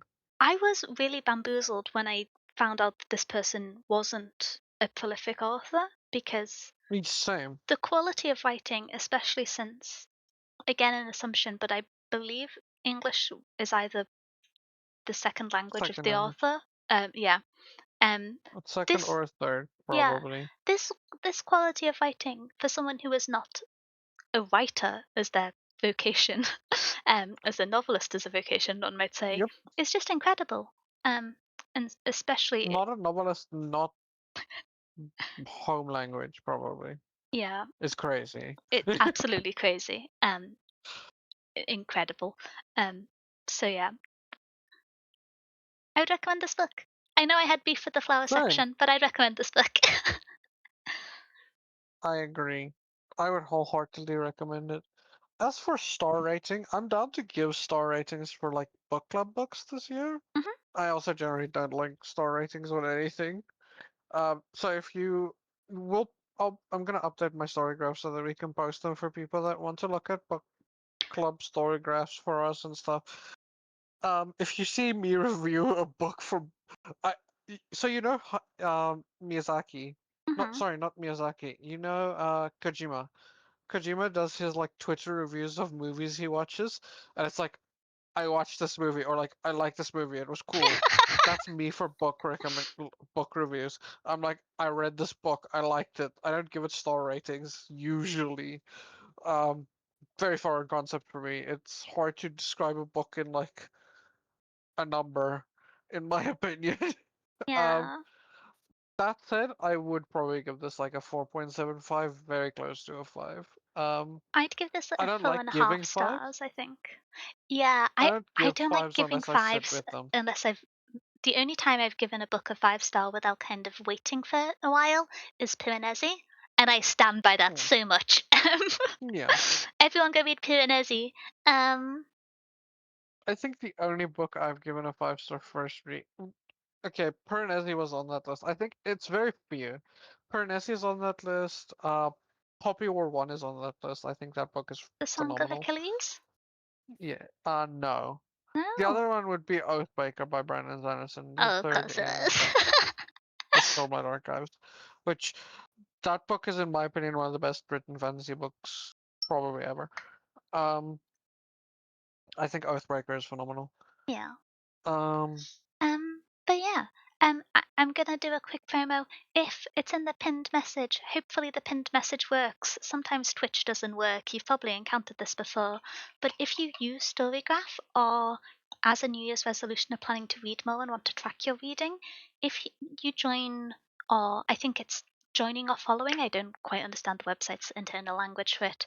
But there's a really cool feature on Storygraph where I've now set up the 2 book clubs on there, and if you join and follow the book club and give the book for that month a star rating, it makes a it'll leaderboard show of up. the books added over time with the average rating of all the members by star rating.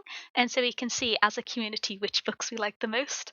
And so I realized that um, although I'm very appreciative that people want to come and listen to book club, and yep, not everyone reads the books or engages in book tracking in the way that I do, and Kai does to some extent. I've bullied them a little bit into using Storygraph. But if you would like to, or like news resolution about books, I think it's a fun tool, and I just love me some statistics. So yeah, Storygraph is a very cool website. Good alternative to Goodreads, which is Amazon owned and never adds new features. Um, but yeah, that's my little attempt at promotion Heck aside. I'm not yeah. very good at it.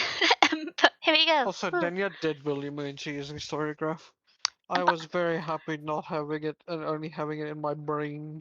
by bullying, they mean I told them about cool features and asked them if they wanted to be appointed as the co-host of the book club when people Bullying, joined it. bullying, Hmm. bullying, so much bullying, so much The pressure, cruelty and you would expect of a mouse librarian, no less. so cruel, Uh, so cruel, oh, hi, Bun. How are the you most doing? cruel. Someone with a flower-based name having problems with the flower section is on brand. Yeah, no wonder I was disturbed by the flower body horror. I'm named after Caledonian. Hmm, hmm, Okay, I don't know about this one. whilst Kai makes meowing noises, it is time, Dog on meow. drumroll, for our nominations. Woo! I'm gonna make Kai smaller so we can see the nominations. Ah! It is the time of the stream where you must shrink. Wah ha ha ha ha ha. Hmm. Wah ha ha ha ha ha. Okay, you didn't have to shrink this much that time, don't worry. Um, wait, let me see. I Can don't wanna shrink. you are hologram? It's okay. You can scale back up again. Yeah, that is true. That is true. That is my one superpower. Just think of it. Now you're higher resolution? Question mark. I don't know how holograms work. Um. Its lights resolution never goes down. Oh, Infinitely scalable. I It's would like a think vector file.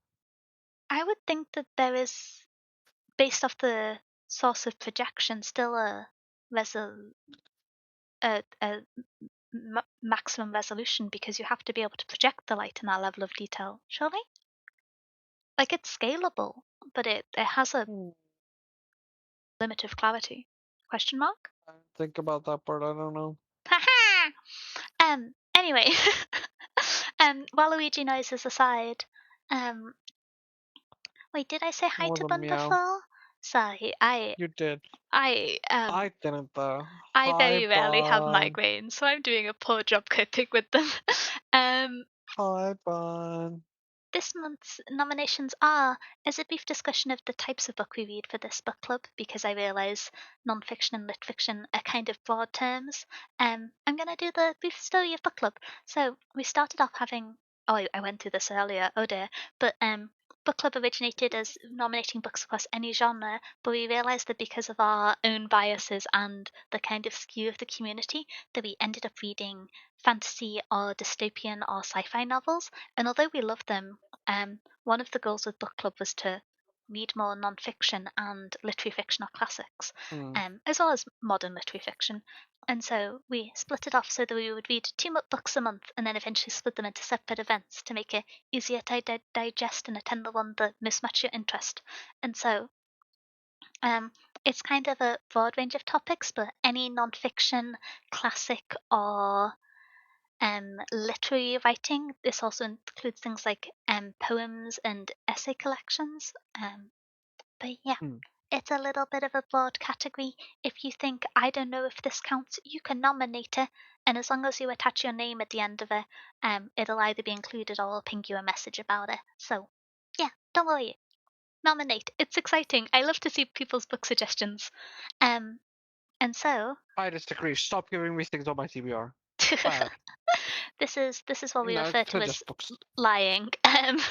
So I'm Yeah, give me gonna. book suggestions. I read too much. I need them. So as a kind of example of this, this category can include classics, but it doesn't very often because of the skew of the people who nominate. But we have one here first, which is one that I've been seeing getting talked about quite a bit online recently. Which I don't know if this is just Hmm. my circle of the internet being very Oscar Wilde enthusiast continuously, but the picture of Dorian Gray. Um, this is a classic from the 1890s and is still kind of used as a cultural touch point to some extent. I think most people know the mechanic behind the story of The Picture of Dorian Gray, which is a young man who sells his soul for eternal youth, and he in present does not age, but there is a picture, a portrait of Dorian Gray where the changes occur that are prevented from his form, and how this unnatural state shows kind of continued moral disintegration and scandal, and how the decline of the of Dorian Gray over the course of this unnatural lived experience. This is also an interesting book historically, given it's I believe it was only released shortly before the quite famous trials of Oscar Wilde, Yep. the author, um, and it's an example of kind of queer media at a time where openly queer media was not allowed, and so has additional Yeah. interesting historical layers from that. Um, yeah. Heck yeah. I'm gonna go through and read the content warnings now because there are quite a few. With the There is.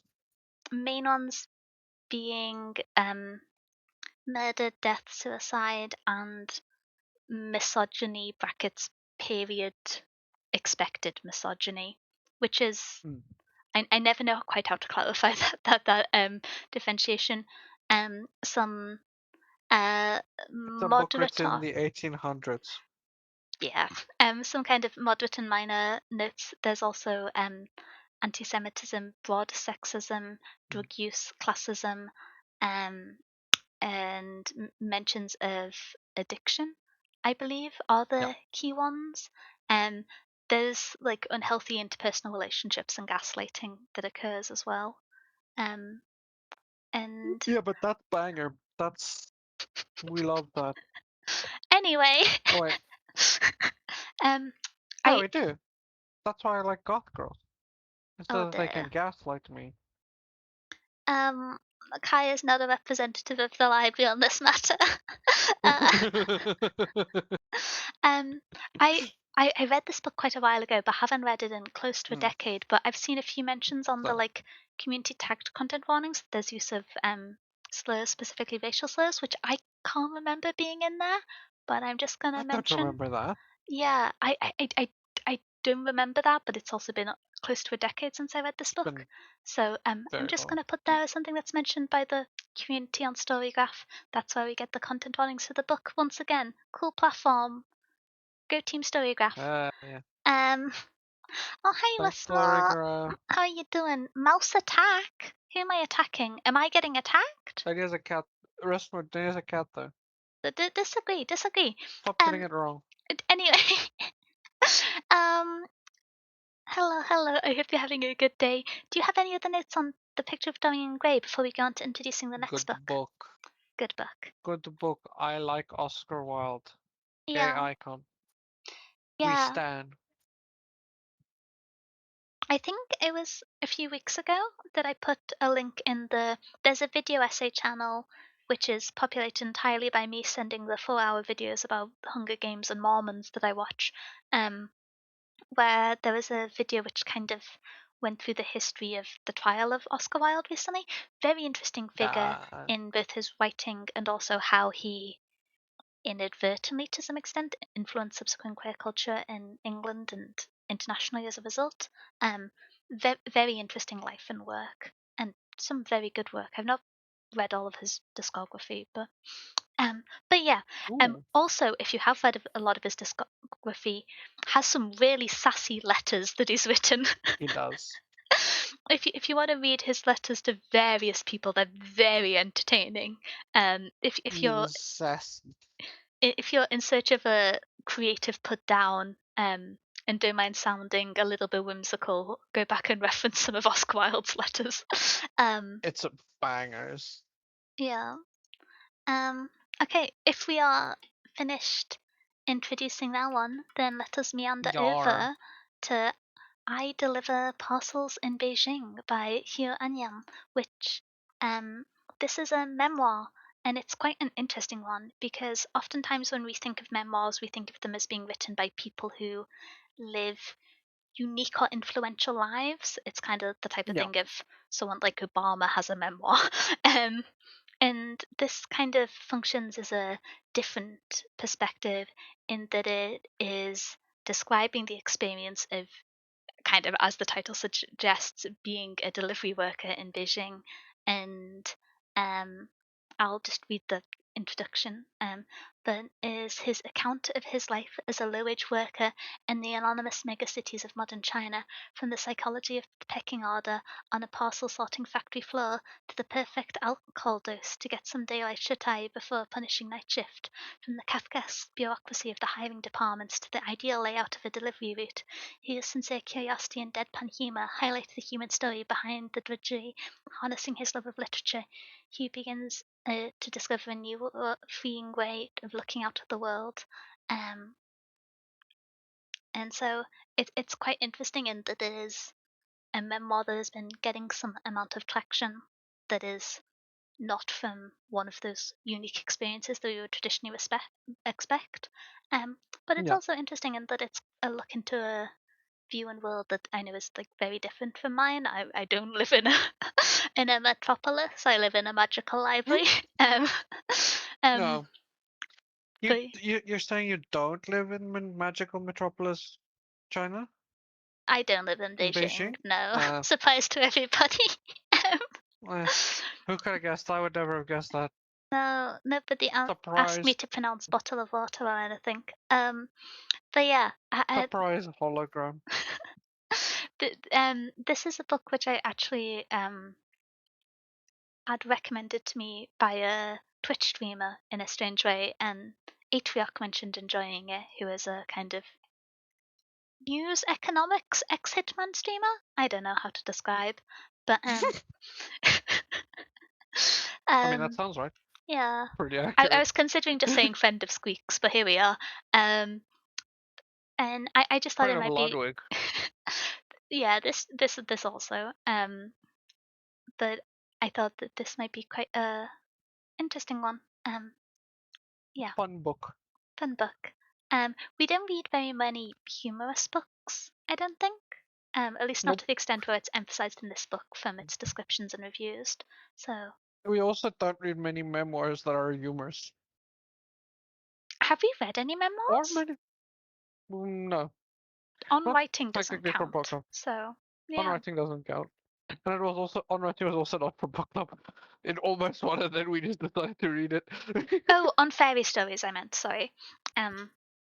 Yeah, that one does not count at all. On Razor Oh does no, not we count did at read a all. memoir. What I talk about when I What did talk we about read? running. We read the That Haruka was one of my Murakami favorite memoir. books of last year. I um. will be so for real, I forgot it was a memoir. That book was just fantastic. Yeah. I feel That like was just it's a good kind of book. sacrilegious that it's one of my favorite Murakami books. And That was just a good book.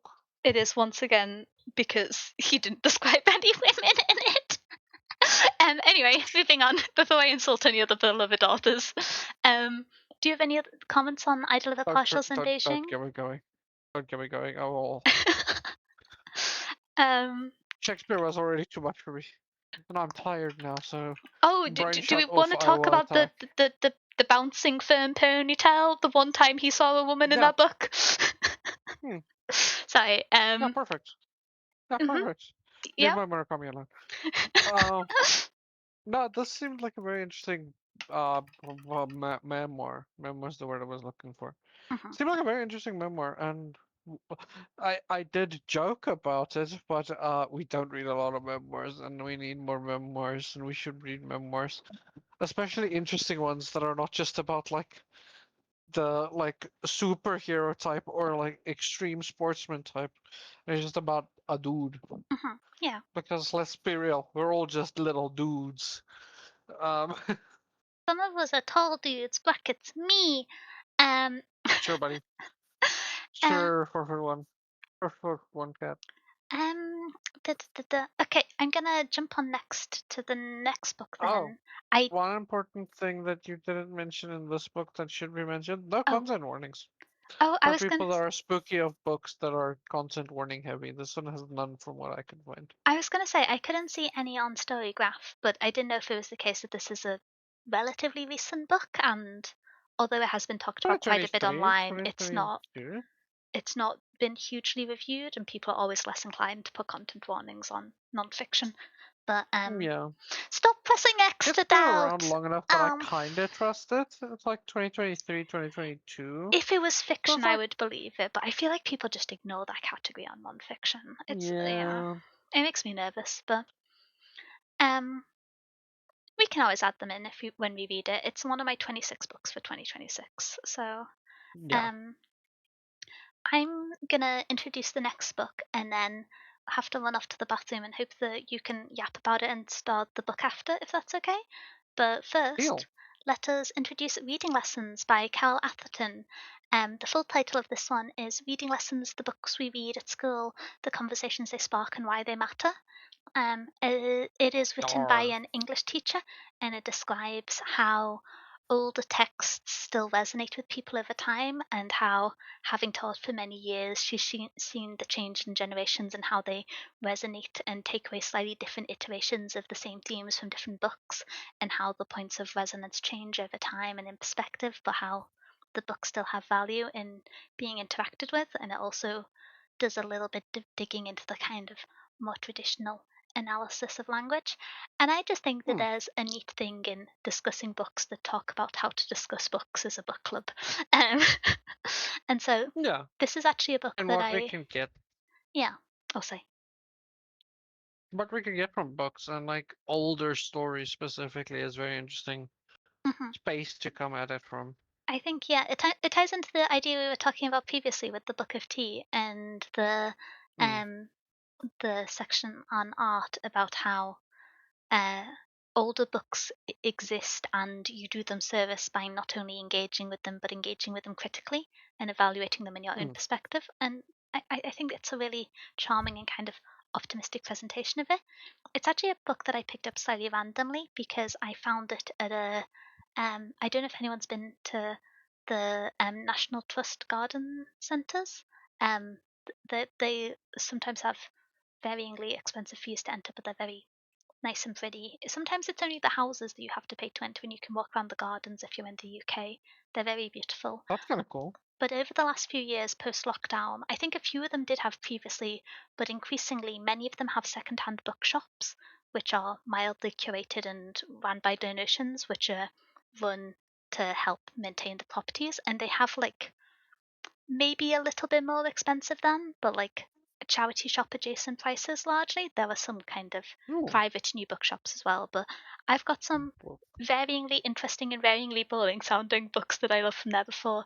And this is one of the books that was like featured on their shelves as like a recommended one. So that's how I picked it up. And that's how I ooh. came across this one because I nominated it.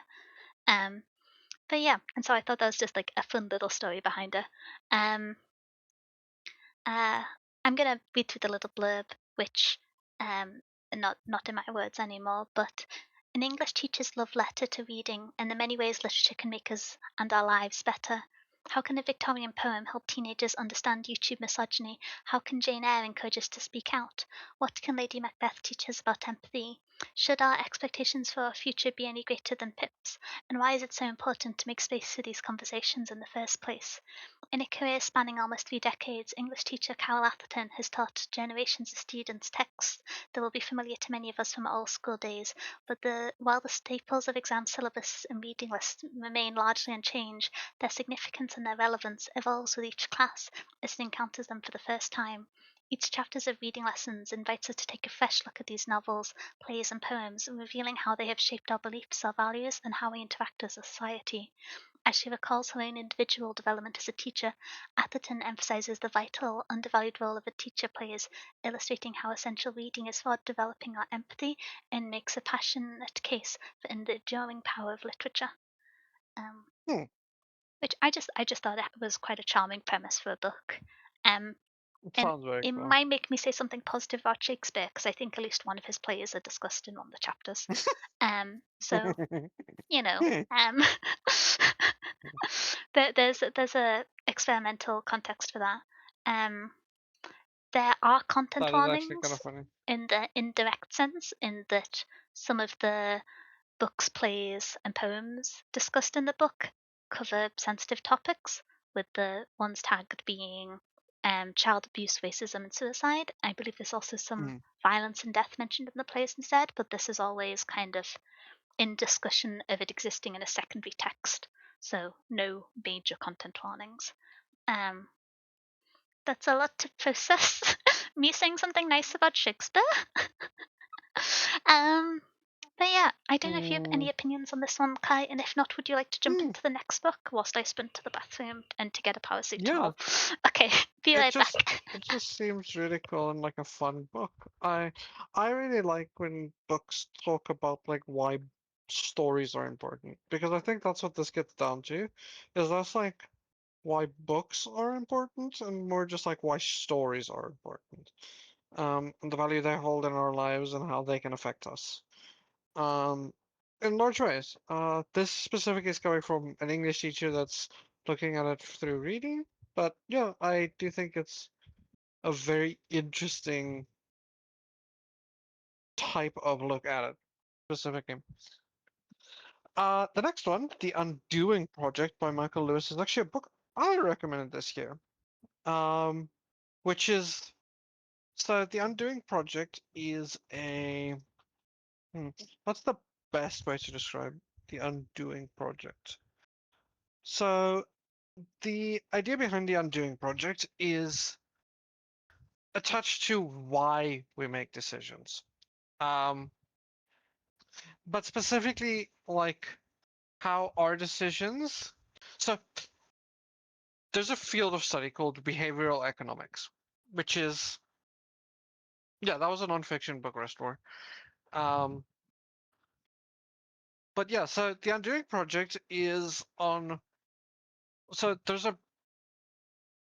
a field of science called behavioral economics, which is the idea of patterns in buying things and how these things can like you can like see patterns in it. And it affects a lot of different fields, medicine, and a bunch of other perception like places in our economic structures. And this follows Daniel Kahneman and Amos Tversky, who co-wrote a bunch of studies on the decision-making process and how we are systemically error based. Um, because we think we are logical, we are not. We are very illogical creatures when it comes to decision making a lot of the time, and judgments as well, specifically judgments in uncertain situations, um, which became the basis behind behavioral economics and the idea of like evidence-based medicine was a large part due to this, which also led to government regulation of medicine and how that developed. Um, a bunch of stuff around this idea of the mistrust of human intuition, the deferment to algorithms where algorithms don't work attached to it. Um, yeah, it's a very interesting read on like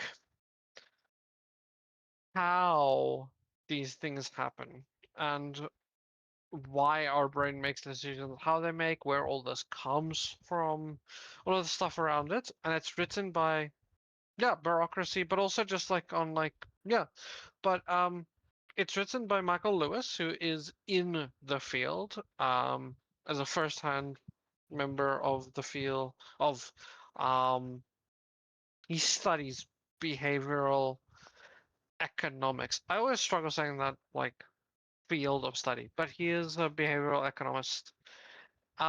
It's just interesting. Um, it's mostly an informative book on like how these systems developed and like how our mind works with these systems and against these systems oftentimes. But um, yeah, it's just I thought it would be an interesting read for like it's semi-psychology, but more like economics, Sounds quite biography interesting. It's nice to see someone that isn't me idea. recommending an economics paper. Um, Yeah. um, any other notes on this one? Or are you ready to hop No. over onto? Oh, no trigger warnings that I could find. But Okay. who knows? Yeah, it can be harder to tell with I some will of say this the one is from 2016, so a lot more time with it, but still, it is nonfiction. yeah um da, da, da, da, da.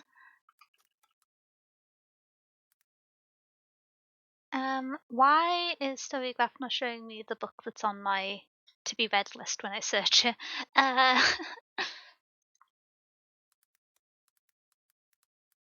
Da, da, da, da, da. Okay, up next is a shorter book, which is The Grasshopper Games, Life in Utopia by Bernard Suisse, with Thomas Herker, who does an introduction. Um, this is a slightly unusual book in that it is a philosophical text written with quite a bit of levity, um, which, if you've read any kind of significant philosophical papers before, generally not the case, or at least not intentionally. Um, so this book was written in response to an essay by Ludwig Wittgenstein, who asserted that games are indefinable and there's no common threads that link them. And it's generally written as a discussion and advocation for games in how they connect and how they entertain and add value. It's also not taught explained in a kind of uh, direct essay. It's written in kind of a humorous style. Is it's written with the presentation of the kind of like titular grasshopper and a conversation from them. So there's like a little bit of absurdism in the presentation. But Hmm. I'm gonna read a little introduction. This is a slightly longer one because this isn't a super duper common book, and so it doesn't have a blurb on Goodreads or Storygraph, which is how you know I've picked a kind of random philosophical text. But Yeah, that's. though not widely known, Bernard Sweet's The Grasshopper is one of the most remarkable philosophy books of the 20th century. It's an utterly unique book.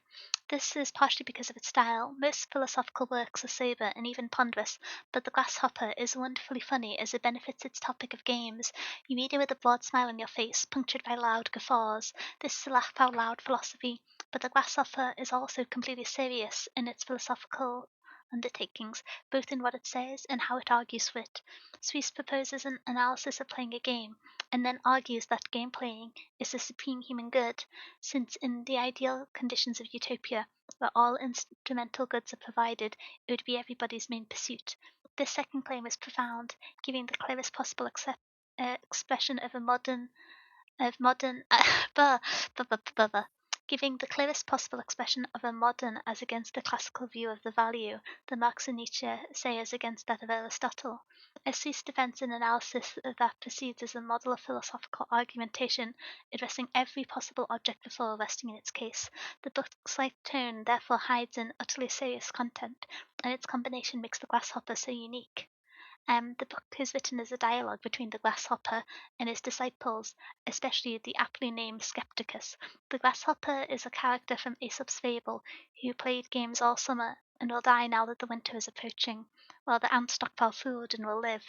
Bossuet reserves the traditional moral of the tale, where Aesop extols the value of work. Suisse's book contains the grasshopper's apologia or defense of his decision to play rather than to work. Um, and so I think this is kind of a cool premise for a book. Hmm. We've talked a little bit about finding philosophy interesting before. I am recommending another kind of. Part of me wondered if it was too similar to the Book of Tea in some strange abstract way, but I just thought its topic and subject matter being the value of games and their engagement was really fitting considering this is like a Twitch community stream. Um, and yeah, That's pretty fitting. It does sound very interesting.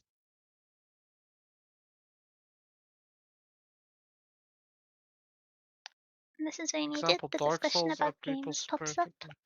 Yeah, I think it explores an Mm. idea which there's often a temptation, especially with the implementation in modern media, for people to be dismissive of games, especially the amount of time they take up. And so I Yeah. thought the serious text, although not arduous to read text that kind of advocates for them, might be interesting. Yeah, I stopped queuing Valorant perpetually, but I do think there was a lot of value in playing video games. um, Valorant, let's go, come on. but We yeah, queue. We queue at midnight. I don't believe We there are ready any to go. content warnings for this book. I've not been able to find any community added ones, but again, I couldn't even find a blurb on an official book site. So, although it's an older book, I'm not sure if that's a particularly strong indicator. If it gets picked, it's only 170 pages, so I'll read it over the course of the first week and add in any content warnings that I encounter, just in case anyone is cautious when reading of shenanigans. Um, Denya's deep connection with puzzle games. Yeah, I love puzzle and strategy games. They make my brain very happy. Valorant's a puzzle game. You should queue that with me. No, it's not. The puzzle is how you stay Yes, it sane is. after 2 games. The puzzle is the friends we made along the way. Huh. Okay. Let's. Aw, Daniel's never playing Valorant with me ever again. I hate it here. I like. Next I book. might play Valorant again. I wouldn't say it's on my Valorant. 2026 resolutions. I'm more likely to watch Valorant again. I'll watch a Fnatic match, and I'll be stressed the whole Play, time. play, play, play. Uh, up next is When Everybody Knows That Everybody Knows by um, Stephen Pinker. Sorry, the text. My extreme sepia filter was making it a little bit difficult to read my own text. Do you have an intro for this one, Kai? Or should I There find is one? lore behind Valorant, and yes, I do. I know the This is the lore book I behind recommend. Valorant. I used to be addicted to it. Sorry. This is the book I recommended, which is about an interesting topic. It's about common knowledge. And how common knowledge serves us and kind of how it develops, but also where it's kind of interesting and like how it kind of, I don't want to say control us, but it influences our behavior in a lot of ways. So like common knowledge is a very necessary thing in society. There's a lot of arbitrary common knowledge. We drive on the right side of the road. Controversial Currency thing is to say paper. to Americans. It is weird to Americans. But like you use paper currency that makes you buy things like food. Um there's like and then there's like more abstract versions of it. So a good example that they talk about is like we form relationships and friendships and romances. There's like ideas of authority. Um how all of these things are unspoken knowledge that we have that we kind of just pick up as we grow older, right? These are things we just learn as we go through life. But there's also a lot of unspoken common knowledge that we don't know what we know. Stuff like toilet paper is the first thing that gets brought up whenever a sign of emergency happens. Um, why is all of the Super Bowl ads every year filled with crypto and AI? A lot of things. That's attached to a lot of these things. Um, and what this is an idea to talk about like hidden logic of common knowledge and why common knowledge is a thing in our lives, and how it influences a lot of enigmas in our own life. But it also is a very good indicator for financial bubbles and crashes, revolutions that come out of nowhere, um, pretenses and the idea behind diplomacy, social media, cancel culture, why you're awkward on a first date, um, the idea of why humor works and how that plays on common knowledge, um, in everything. Um, there's references to novels, books, comics, cartoons, sitcoms, ideas we have. Um, and there's a bunch of things that he talks about. So an interesting idea, and one I'm actually curious about, and I know he answers it in this book, is when you look at like American presidential election, right? Mm-hmm. Citizens typically don't vote for a candidate that they prefer. They vote for a candidate that they think the most other people prefer so that they would be in the majority to win. Oh, wild. Why? Why? Why is that a thing? Terrifying. um, exactly. It's a weird part of just like why this happens. Um, so yeah, that's what this is. It's a look at the paradox of human behavior and how common knowledge and ideas we have and like blind spots in our own logic and knowledge lead to these things that we do, but we don't know why. We kind of don't get why this happens. Because it's subconscious. It's something we all just pick up and just kind of run with. Uh, a Yeah. good example, another question he answers is everybody kind of agrees to this to a certain level, but why do we agree?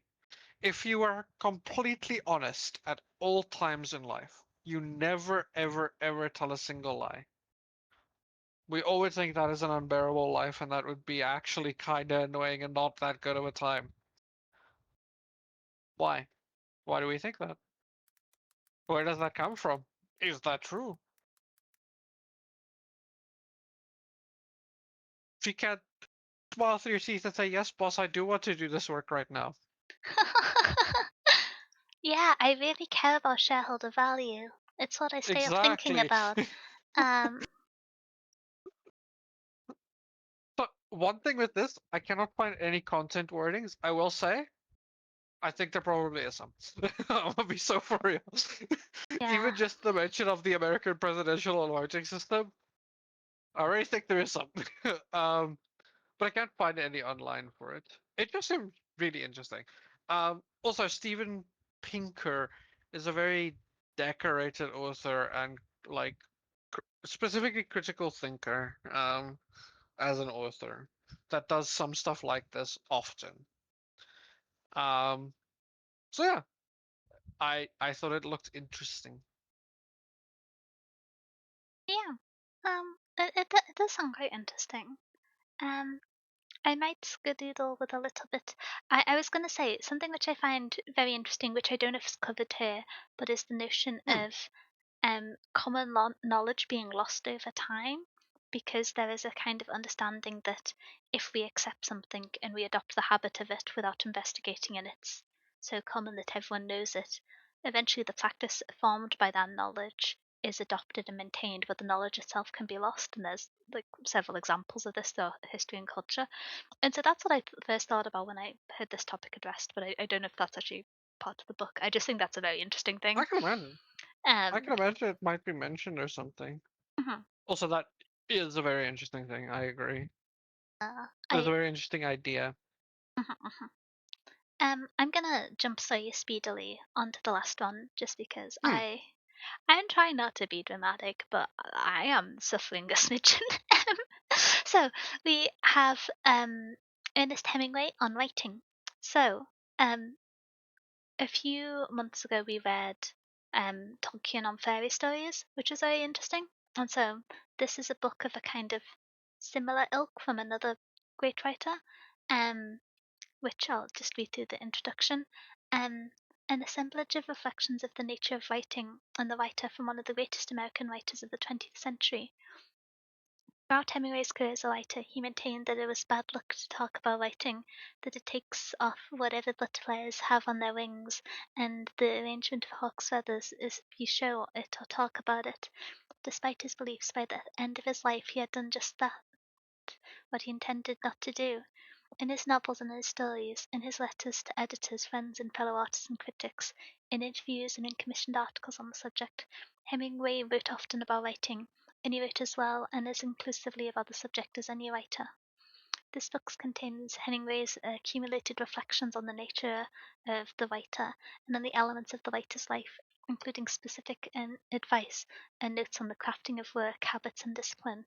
Hemingway personally comes through in general wisdom, wit, and humor, insights in his integrity of the writer and the profession itself. It's another shorter book at around 160 pages. But yeah, slightly different to some of the other books. It's always nice to see a book that's a kind of writer's notes on writing in this category.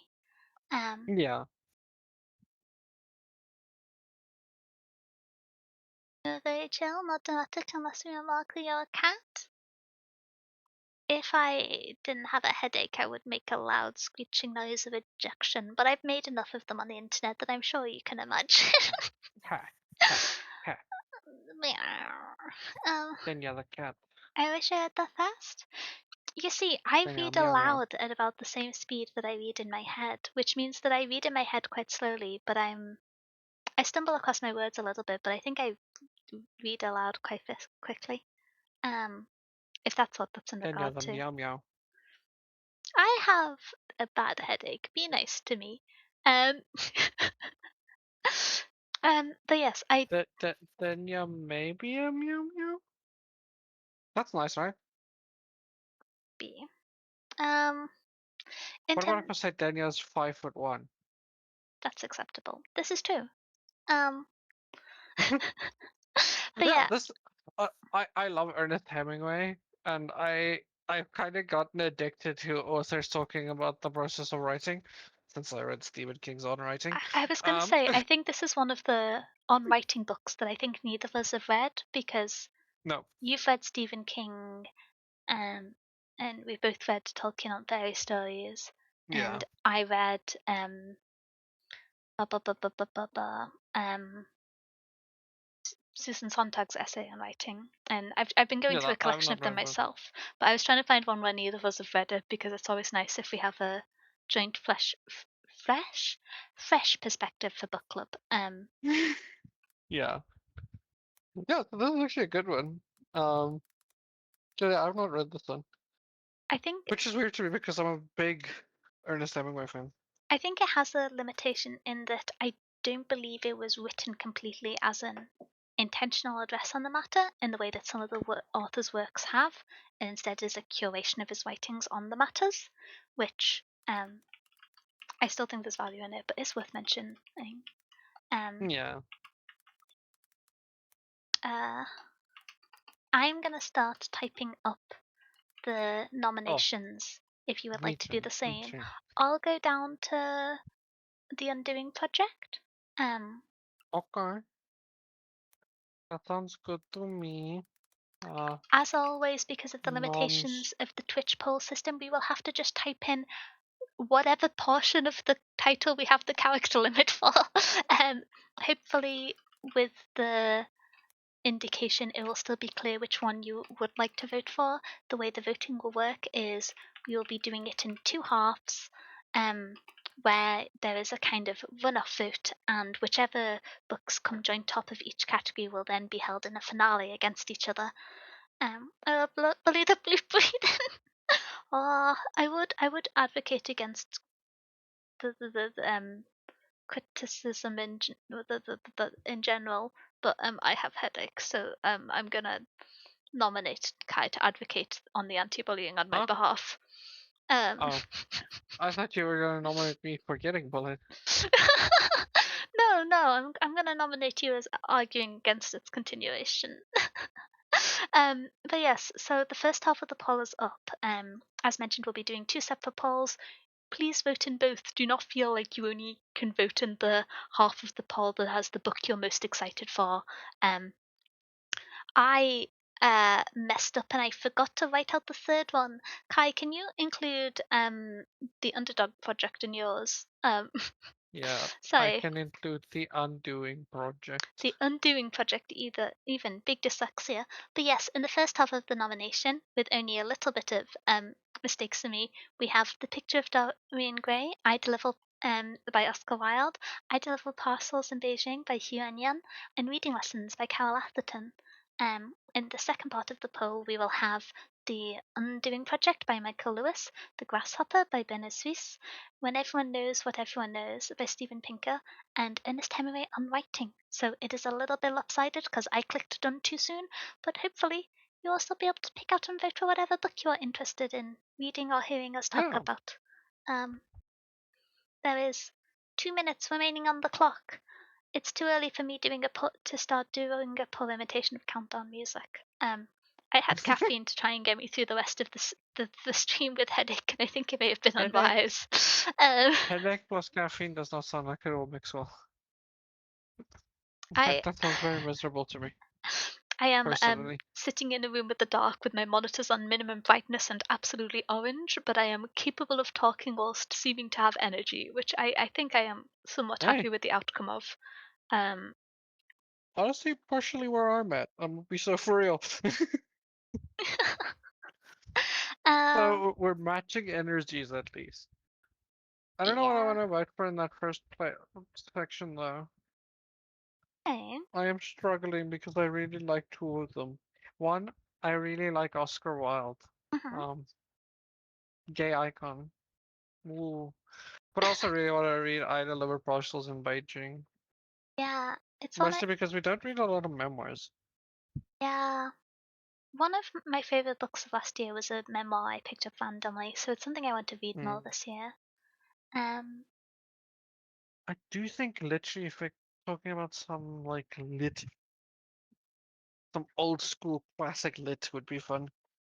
Especially in relation with like Oscar Wilde. yeah. Are you gonna vote? What are you leaning towards then? Is that Picture of Dorian I Gray? think I would probably vote for Picture of Dorian Gray, yeah. Okay, we have around 10 seconds left given the Twitch delay. Maybe it's more, it's hard to tell. Um, um, da da da da da da da da da da da da da da. Hopefully, one of those countdowns will have coincided with the ending of the poll. But we have winning the poll, Reading Lessons by Cal Atherton, but Picture of Dorian Gray actually draws with it with Kai's vote that couldn't Oh, be counted because of the if you have created a poll and have one open, you can't vote in the other one. So Reading yeah, Lessons I'm and not the allowed to Picture of vote. Dorian Gray will be carried through. And on the second half of our poll, we now have The Undoing Project by Michael Lewis, The Grasshopper Games, Life in Utopia by Bernard Suisse, When Everyone Knows What Everyone Knows by Steven Pinker, and Ernest Hemingway on writing. Once again, you can vote in both halves. Woo, voting. Um, yeah. What are you leaning towards in this one? It's my turn to put you on the spot. I'm gonna be Ooh. honest. I have already voted, and I voted for one of my own nominations, which I feel a bit silly for. But I'm just really interested in the Grasshopper, How dare and I you? feel like it overlaps really neatly with the interests of the how do I phrase this? The nonfiction books can sometimes be ones that are less enticing for people to read, especially if they're Hmm. not already someone who engages in their fantasy book club. But I think the topic of the grasshopper is one that will be interesting just for people who likely enjoy video games and therefore end up on Twitch. I feel like it kind of resonates quite a bit with the topic and theme. Um, Yeah, I, I I can see that. I do find some of the ideas of when everyone knows that everyone knows quite interesting. so that might be one that I look into. But yeah. What are you leaning towards? I'm putting you on the spot now, just a bit slower. Uh, Hmm. I don't know. I think the grasshopper is an interesting idea that might be fun to talk about. I think when everybody knows that everybody knows is a really interesting book to talk about for like a book club. But if I had to choose one to read myself, I would probably read The Grasshopper first. Interesting. Very fair, very fair. Okay, and Dax, how are you doing?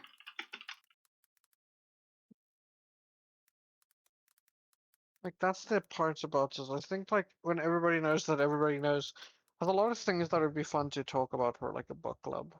Yeah. This is the issue. We do our book club nominations and then we want to read all of them. Yeah. Okay, we got about 1 minute It's left. it's wild that Ernest Hemingway on writing isn't winning this poll, but that's the issue. It's like we always come out with like 4 extra books we want to read now. Yeah. Did you know that Ernest Hemingway had a book on writing um before I've this? heard about it. I Okay. heard about it, yeah. I just never actually read it. Um, like I said, I don't read a lot of memoirs or like biographies or anything like that. Um, really at all. My first like actual read that I did of a book like that was Stephen King's like on writing. Oh, interesting. Okay, the grasshopper won the second half. Interesting. I'm just gonna add that in.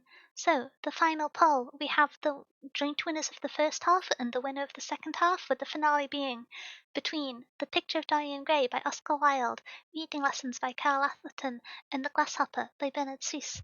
Starting now. Do, This one's do, hard. do, do, do, do. I'm also conflicted. Um, Part of me feels like Dorian Gray, The Picture of Dorian Gray is such a kind of culturally present piece of literature that has so many influences and references. It'd be a good one to read, especially because although being non-fiction, lit fiction, I don't think we've ever actually read any literary fiction in this Nope, category. um, we there's just not. we just read non-fiction, and so I think it'd be nice to get the chance to read that. Um, that being said, I already have a physical copy of Reading Lessons, which innately makes it tempting. But I think if I had to pick one that I wanted to read in isolation of kind of it being for book club and the notion of the benefit of variety, the book here that I'm most excited about is The Grasshopper, which is an incredibly unhelpful mixture of I want to read all of them. Um, what about you? I'm conflicted. I don't know. Brain no work. Do you know No, it? I want to read all three. I want to read all three realistically. Um, I think it's hard because like it is and lit fiction, and we don't read lit fiction yet. So it would be fun to talk about The Picture of Dorian Gray, and it's Oscar Wilde, and I like Oscar Wilde a lot. But then I'm also really curious about The Grasshopper, and I kind of do want to read it, and I think it's an interesting one. Yeah. But it's Oscar Wilde. And now the poll is tied, and now my job is even harder because Oh I don't. no. hmm. I don't know. I want to read Mm, both of them. I can't though, can I? hey, tied. Uh, uh, somebody untied so that I don't have to make decisions. Okay, well, you've got 50 seconds left, so you might not have to make a decision either way if you wait too long. Um, No, there can't be a tie. That doesn't function. would you like to have to decide after the tie? The Picture of Dorian Gray. I'm just gonna make my choice. We should Ooh, read some lit fiction, and I do like Oscar Wilde a lot. we do. I'm glad that I people are do. interested in the grasshopper. I'm I I am can't really interested in it. I can't be sad about the picture of Dorian Gray winning, but I am rooting for my little grasshopper that doesn't have a description on Storygraph. Like it's not too wild Yeah, if a that's crazy. book doesn't have a description on Storygraph, but to not have a description on Goodreads is logistically Yeah, that's impressive. kind of crazy. So yeah, hopefully there is appreciation for the grasshopper out there, and I plan on reading it in my own time. I But do too. Honestly, it's on my TBR now. ooh, okay. So Da da da da da. We have book clubbed. We have talked quite a lot, I think. Yes, it's been 6 hours about The Book of Tea by Kazuo. And we have decided our book for next month, which will be The Picture of Dorian Gray by Oscar Wilde. We'll be continuing the chaos of meeting on Friday, the 6th of February, which is a little different from usual. We normally meet on roughly the first Saturday of the month. Um, Regrettably, I am going to a concert that day, and so I will not be able to make it, but I am getting to see my favourite band live for the first time in 5 years. So I can't be too apologetic. Um, woo, music. Brenda hates you all. That's what she is. No, I'm joking. No, Music. no, Music. Jonathan No. White, emo Dunya. Yeah. I'm gonna be a little goth, and I'm gonna have a great time. Um. Oh, Oh wait, hi, that was Antox. fun. How you doing? But yes, we've had to Gotham. swap with the scheduling for Yeah. one time. So hopefully people can still make it. I appreciate the Fridays are often a lot busier than Saturdays, but if you can't, there will always be the VOD. Again, apologies for the inconvenience. In the meantime, we have our other ongoing book club for sci-fi and fantasy, which the current book is Legendborn Legend by Tracy Balls. Dunn, which we're catching up with on Saturday the 17th of January, and we're doing a slightly earlier start time to try and make it so that we don't keep finishing these things at 1 a.m. So we'll be starting at Yep. 6 p.m., so an hour earlier than usual, to see how it goes. So little heads up for the earlier start time. And yeah, that's our other book. And look, I remembered to swap to the slide before being sentimental. Once again, thank you for being here. I know this isn't kind of like the typical TM Twitch stream, and so I'm really glad that people stop by and want to participate in it. It makes me very happy, very grateful. And so I really appreciate the time spent here. And any inputs on the books are always delightful. So thank you so much for Yeah. being here. And yeah. Also, Woo! for anybody in the Discord server, book club doesn't end when we end here. If you ever want like recommendations, me and Denya likes talking about books too much. And if you have any recommendations for me or Denya, send them. I don't read enough books. Do you I be a don't read. stream member? Give me more books. Give But me more. yeah, there is a Discord. In the Discord, there is a book club channel where people just talk about what books they read in general. I know there's always like a little bit of yapping there. Suffle will be pointing out any misprints they found in old books, which I simply have too much dyslexia to even attempt, but it is always quite interesting to see. And yeah, I should really post in that channel more, but I just talk nonstop about books on stream instead. I have the power to do that. Wahahaha. Okay, evil mouse. But in the meantime, let us get ready to Headache rumble. mouse. And we're going to be raiding over to Vine, who is back from hiatus after a little while, I think. Run!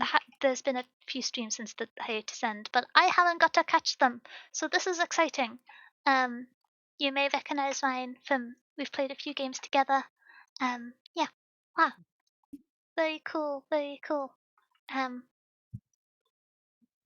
and I will see you all next week. I will be posting a schedule again for next week tomorrow. I'm doing my best to get back into the pattern of posting schedules. Sometimes I'll have to post a schedule on a Monday instead of a Sunday, just whilst waiting for confirmation on things. But I'm gonna try and keep up with them going forwards. So thank you for being here. I hope you enjoyed the discussion of books. I hope it has left you with motivation to read more. I would be delighted if that can be my impact on the day. So, I will see you all at some time next week, most likely on Monday. And with that, I bid you adieu. There is a non zero chance that either next week or the week after, you will have to see me playing League of Legends, so think fondly of the Wait, time really? where I get to play other games. Okay. What, there's a league streaming? It got redeemed. Who I don't have a choice. who do I talk to get in on that? I need in. I need in. Hello? I need in. So I'm I going to need to be be there. suffering, and in the meantime, let's go say hi to Lion. Bye bye bye bye bye bye bye. I need in.